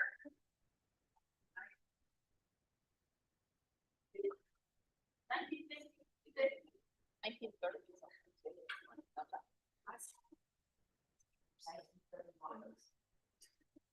Going back, but we do it at the university class. This is like our first, like, back question and they're all like, part of our school class. So what's the So it's 1947. 47? 1947. All right. At this point in time, what we're gonna do is we're gonna sort of talk about next steps. And we're gonna go around the room. We've had a lot of people up here introducing themselves, getting to know themselves. Are there any folks out here in our audience? Is there something that you would like to share about the work that you are doing here? That you just want to make sure that there are people who know about things or whatever. I know Rick is going to do a pitch on the back. So any folks do your pitch. Sure, I'm the managing partner of Cat Money Verification Stock in the Loop. And amongst other things, we offer full service for hospital location. But amongst other things, we offer high quality neuter 2 days a week at each location. We do, of course, accept TNR, and it's $65 cash. But the thing that really is across is that you have lots of past due number now. I did this check and put it on Monday. We only have 100 cats. And you can take 40. So if anybody has something like that, they like. That would be very happy. Pretty happy. If you ever have large numbers of cats, feel free to reach out to me as well. We're always going to try and work out ways to help get you cats. And there's literature over there, there's magnets over there, and that offers just not, right? So like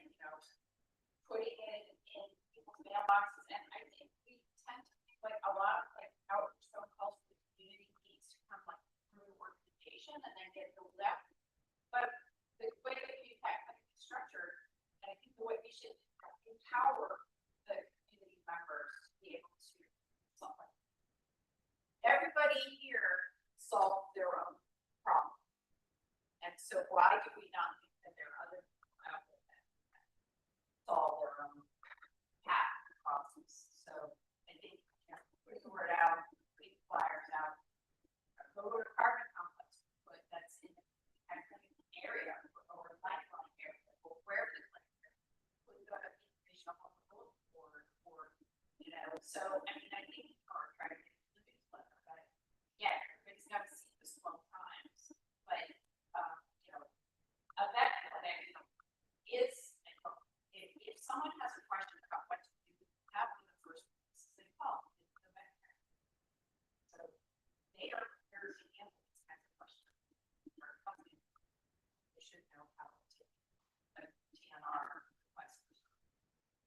So I'm just putting it out there that don't feel like you're the one. Yes, sure. Just a little kind of, it's not really an insider. It, our plans to we usually hold between 5 and 6 parking slots available for cats. We get them between 8 and 8:30. You let me know. They're kind of last on certain times, so you want to make it easy. They're not available.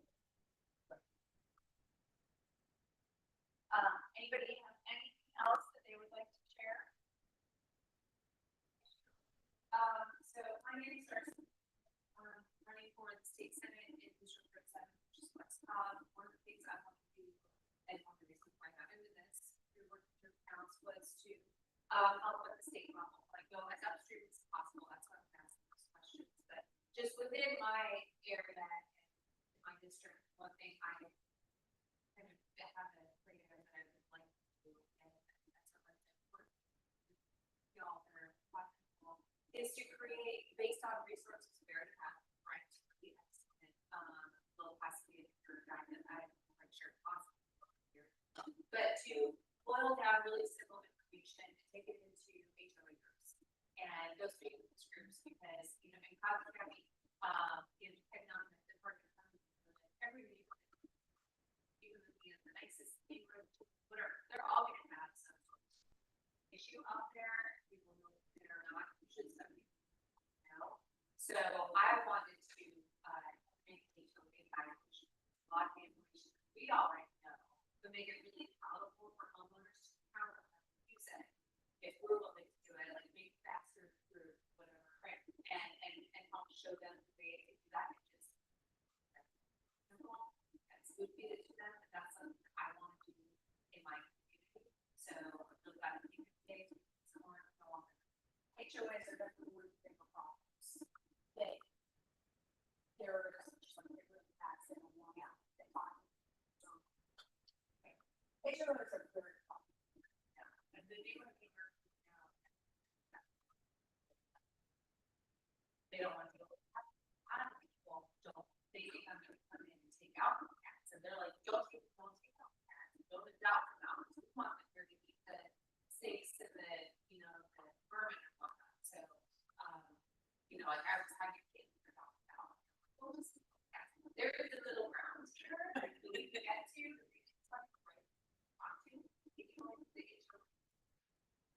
way to do it, but maybe it's in the and I mean, I think I've dealt with a situation on 100 complex where it was actually like on the news, mystery vans were dragging up and that kind of thing. And you know, organizations that like the national organizations that used to stir up the pot, they were like into it and like get caught up and then like this is in your backyard, why do you deal with this and like so and we you know, a lot of it was just about, you know, a couple people spat it out, you know, and it was like 75 pounds, and you know, it just wasn't like structured thing. And I think what sometimes people get really adverse and negative, people just don't know. They just don't know the flexibility of that program management. It doesn't always have to all be the same way. I mean, we started out on Coast Guard Station property. That was one of our first stations for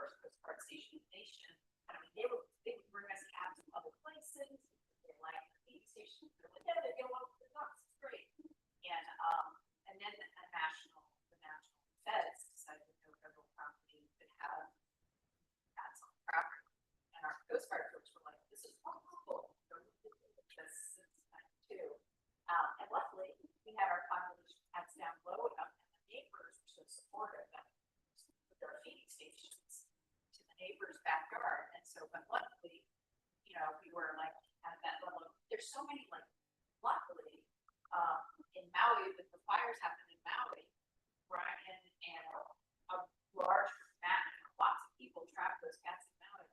They didn't pull 1 litter of kittens out of there. They pulled over 600 cats out of there, but they didn't have 1 litter of kittens because they were all spayed or neutered. They've been suppressive with spayed neuter before that period of time. And so it's like, gosh, just think what would happen if we had spayed. It just shows how important it is, like, in times of disaster prevention. Spaying and neuter is sort of a disaster preparedness, I guess. Sort of what I'm thinking here. That's what it was about. That they were coming in at the hurricane, finding a bunch of dead kids. And so now they say those are dead hurricanes, and they're not finding kids. Then they try to go bigger. But there's so many, you have to pick what's my audience and how do I present to the audience in a way that is a deal. Like, it's bye-bye. That's like, it's all about memory cancer. So it's like, you know, so what's the end goal that we need to advocate for in order to be able to some things up? And there are groups that you're never going to be successful with, but you just have to try. It took me 7 years actually with one organization, and then it took to have the CEO of the organization change to make that happen. So, you know, again, I just think, you know, it's just too willing to try. And some battles we have to unfortunately walk away from, and then lots of challenges there. Anybody else want to share? Or what they want? So go ahead. Yeah. I have to track your return. Oh, yay. Everybody can memorize. So then at this point in time, so one big thing about honestly, it's been really fun. So I mean, I really appreciate everybody's time here today. I appreciate everything involved there. I don't want this to stop. So that's why I have Lori, the master of math, mistress of math, wherever you are. And I know we all can't get together, you know, humanly on a regular basis, but do people feel like there's an opportunity to whether there's like Zoom networking quarterly or something like that with different topics, there's more presenters in Georgia than just today. There are other people that love to bring forward and do like a 1 hour, somebody doing half an hour of a chat, and then networking opportunities, breakout sessions, that kind of thing. But I just want to get a feel for that can work. Yes. So this is not Georgia, it's Tennessee. Have you been talking to Georgia? She's already emailed me. Yeah. No, I know. I told her that I'll talk to her after today. She hosts every month. Yes. We just have this on, and she has a speaker every month. Well, every month she doesn't have one, but and the topics are just as wide. Like one time it was mental health, and then Robert Lee, is that his name? Babies. Yeah. And we talked about so many different things. It was so wonderful. I mean, there's 2 things for meetings. So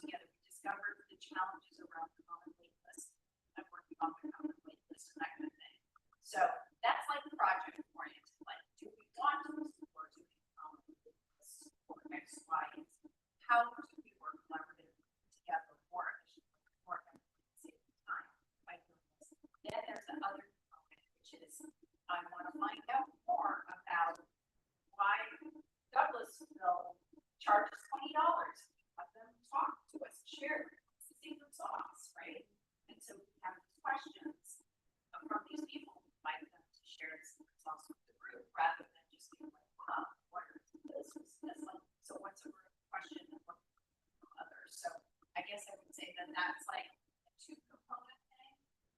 You don't have any like specific survey or, but you have our contact information. I would love to do back to them. I could visit, you're all busy doing, so I think that the goal is to find something, project like, also like the foster space, program, which is also turned into my little guest house, like trying to figure out how to use technology or AI, like, are there quick fix tools that like cut our time back, or not cut our time back, but bring our time back. That then, we're able to apply that to, I think, from my standpoint, but this is not me, this is your state. What are the things, what's the low hanging fruit that we can put together collaboratively that would, help people, that process. So I don't need an answer today, but tomorrow. And so, but it's food for thought. This would be an initiative done, for you, not. I'm gonna- tomorrow, with the handouts from today, copies of everybody's slides. I'm gonna have the video edited yet, but if those things, if you want to respond to that, with any suggestions, that's a great way to do it. Yeah. Peggy, I can add up to say one thing I think would be important is to start to focus on getting more ordinances passed. But we have one have, we're working on that for so yeah. And well, and maybe a subgroup, we may have a little task forces. Because that starts, that builds momentum towards having state level against. Yeah. Anybody have anything else that they would like to share? I know I did those with Tony Hart, and I really appreciate that. Oh, okay, and they're even further west, there's a protocol and a program I get involved in, that's how they operate, but they do have some, and it's the Brian type of something math spreadsheet, I do, moving my children. And then Lori, you have Brian's math spreadsheet. Oh, yes. Just making sure that the people. Oh, yeah. You cannot show comments, it was about past without getting lost.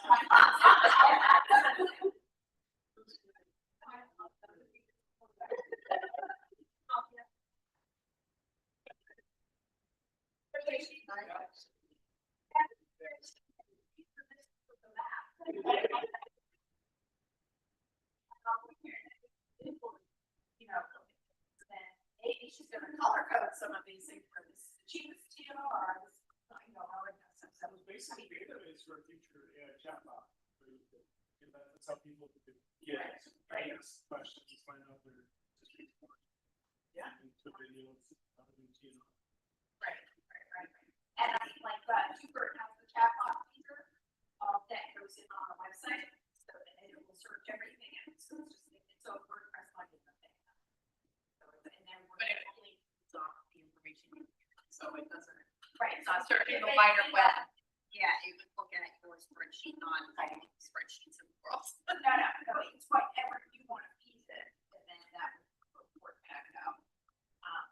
But so I think there are a lot of cool tools out there that, and again, I feel like people maybe call it multiple, I don't know, like I'm trying to find people and nobody calls me back. And so I would love to end that conversation, right?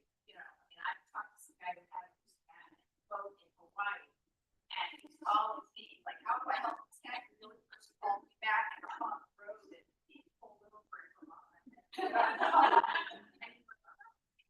Yeah, looking around inside my boat, it's not calling me back, that's great. How's the weather over there in Hawaii? I'm like, whoa, we figured it out. I got the right person to feed it, and it's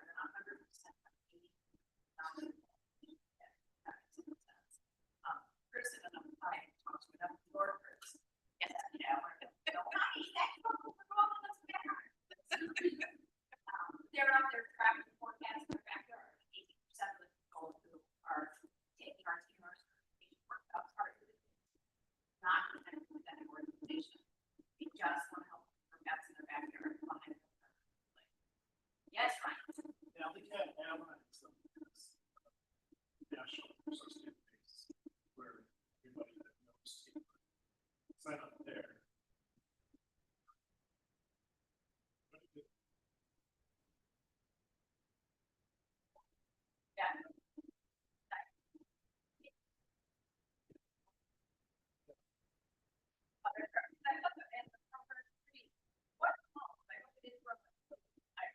So I'm glad, it's so, working for you, so that's great. If anybody in our, this is outside of Providence, wants referrals, we get a lot of requests. We get requests from people that are again, just, like, just, right, probably.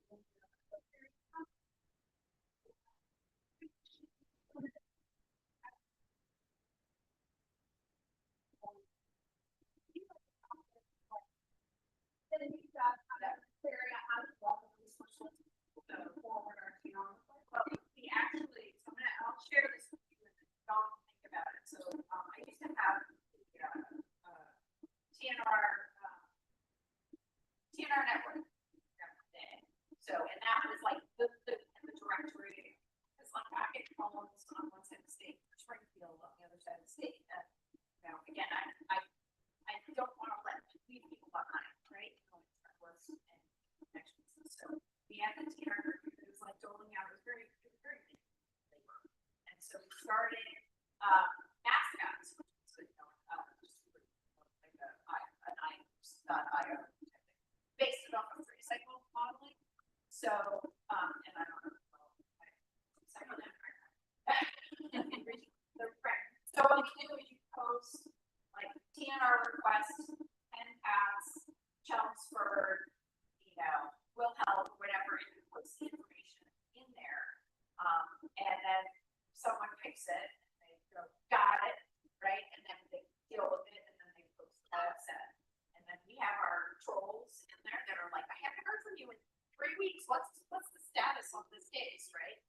And we originally started with the max reporting situation. So we had 100 pass, and get the 100 pass out of the house instead of the way to pass out. But then it also evolved into TNR requests or requests for assistance. And it's got like 400 for different contacts throughout the state. What platform are you using? It's groups.io.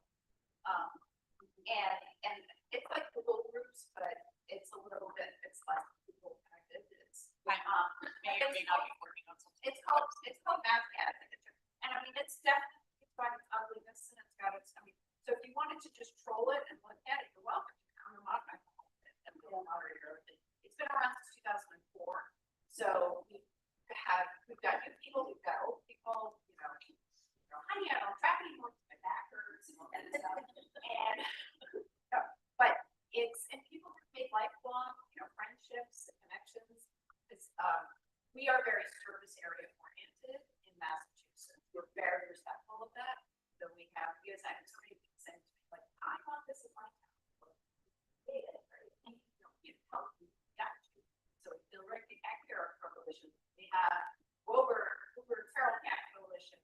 I mean, we have all these like the little mini groups that you're talking about, but they're very devoted to their own local area, and very successful at staying on top of it too, right? Staying on top of your community.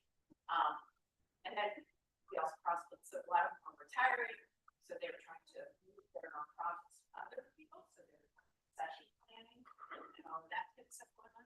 But I'm happy to have anyone come in and join and just see what it looks like. And we have specific rules as to how people post, so that then it's very clear as to what the request for assistance is. And it's not ideal if you transfer that into the spreadsheet, then we're going over into a Google sheet or whatever, and then we have like, I've got it, it's done to track it, or it works for this graphic. So I see a lot of connection on Facebook in the line of and then Ryan's TR, and then it's also just the general traffic for the states. But the importance with the crowd that I work with is they don't want open tickets on our group. really trying to track and make sure that.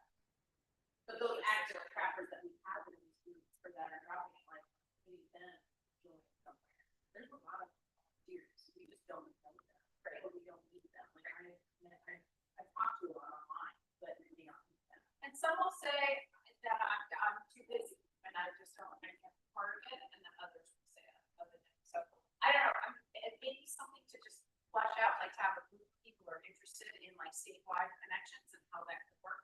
Have a little subgroup, take a look at different options to see what might work for, you know, for Georgia. I was actually gonna ask, relevant to the conversation about. And they were saying that you continue the conversation. You know, you can do Slack. You know, our organizations are utilizing that with like a Slack group that they can say, to be a thing or they're not so much on board. And then there's some very good things about, that like technology versus people who are more open to it, like what kind of platform would be a way for people, you know, to be accessible and for people to want to be involved in kind of an ongoing thing, even separate from, let's say, community culture. Right. Or a more formalized, just kind of an open discussion. Yeah. Discord server maybe. Yeah. Slack and Discord are essentially the same. And I'm of the no, I'm agnostic, so, you know, I'm you, what do they always say? You know, like, whatever we'll use, that kind of thing. So, Yeah, that's kind of the thing, it's like, I don't know, I don't know a sense of what people do stuff. You know, I feel like most people think about things, but basically, that's very, common with the next, so that's where I see people actively helping actively. Yeah, the love fun community, so it's definitely like, I guess, sort of central location for travelers. So that, just for clarification, you know, the mascots is not where like individuals post and say, I have cats. What it is, we do curse postings for those. If the person says, I have cats in my backyard, I want to go travel, and I want to help the rest of my town, we will have them as a member of mascots. But if they only just want their one little thing, then they do a curse post to that person. And if there's someone from the, you know, an organization, put it on there to do us, then go from that. So we do have a structure to try. We want people that are willing to course. So, all right, we're about just a couple minutes, so it seems like a couple of themes have come through. But send me your thoughts, your ideas. I really appreciate everybody spending the day with us today. Originally, it was going to be Party at the Beach, Kristen, right? I know. I don't see any sand. This is even better though. Yeah. Happy to spend the day. Next time, let's do this. Yeah, we get it. There we go.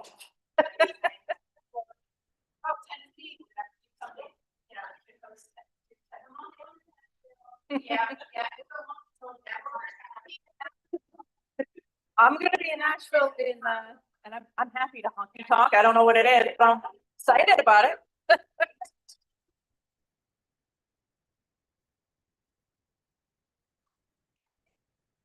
Davis and Atlantic. Yes. Yeah.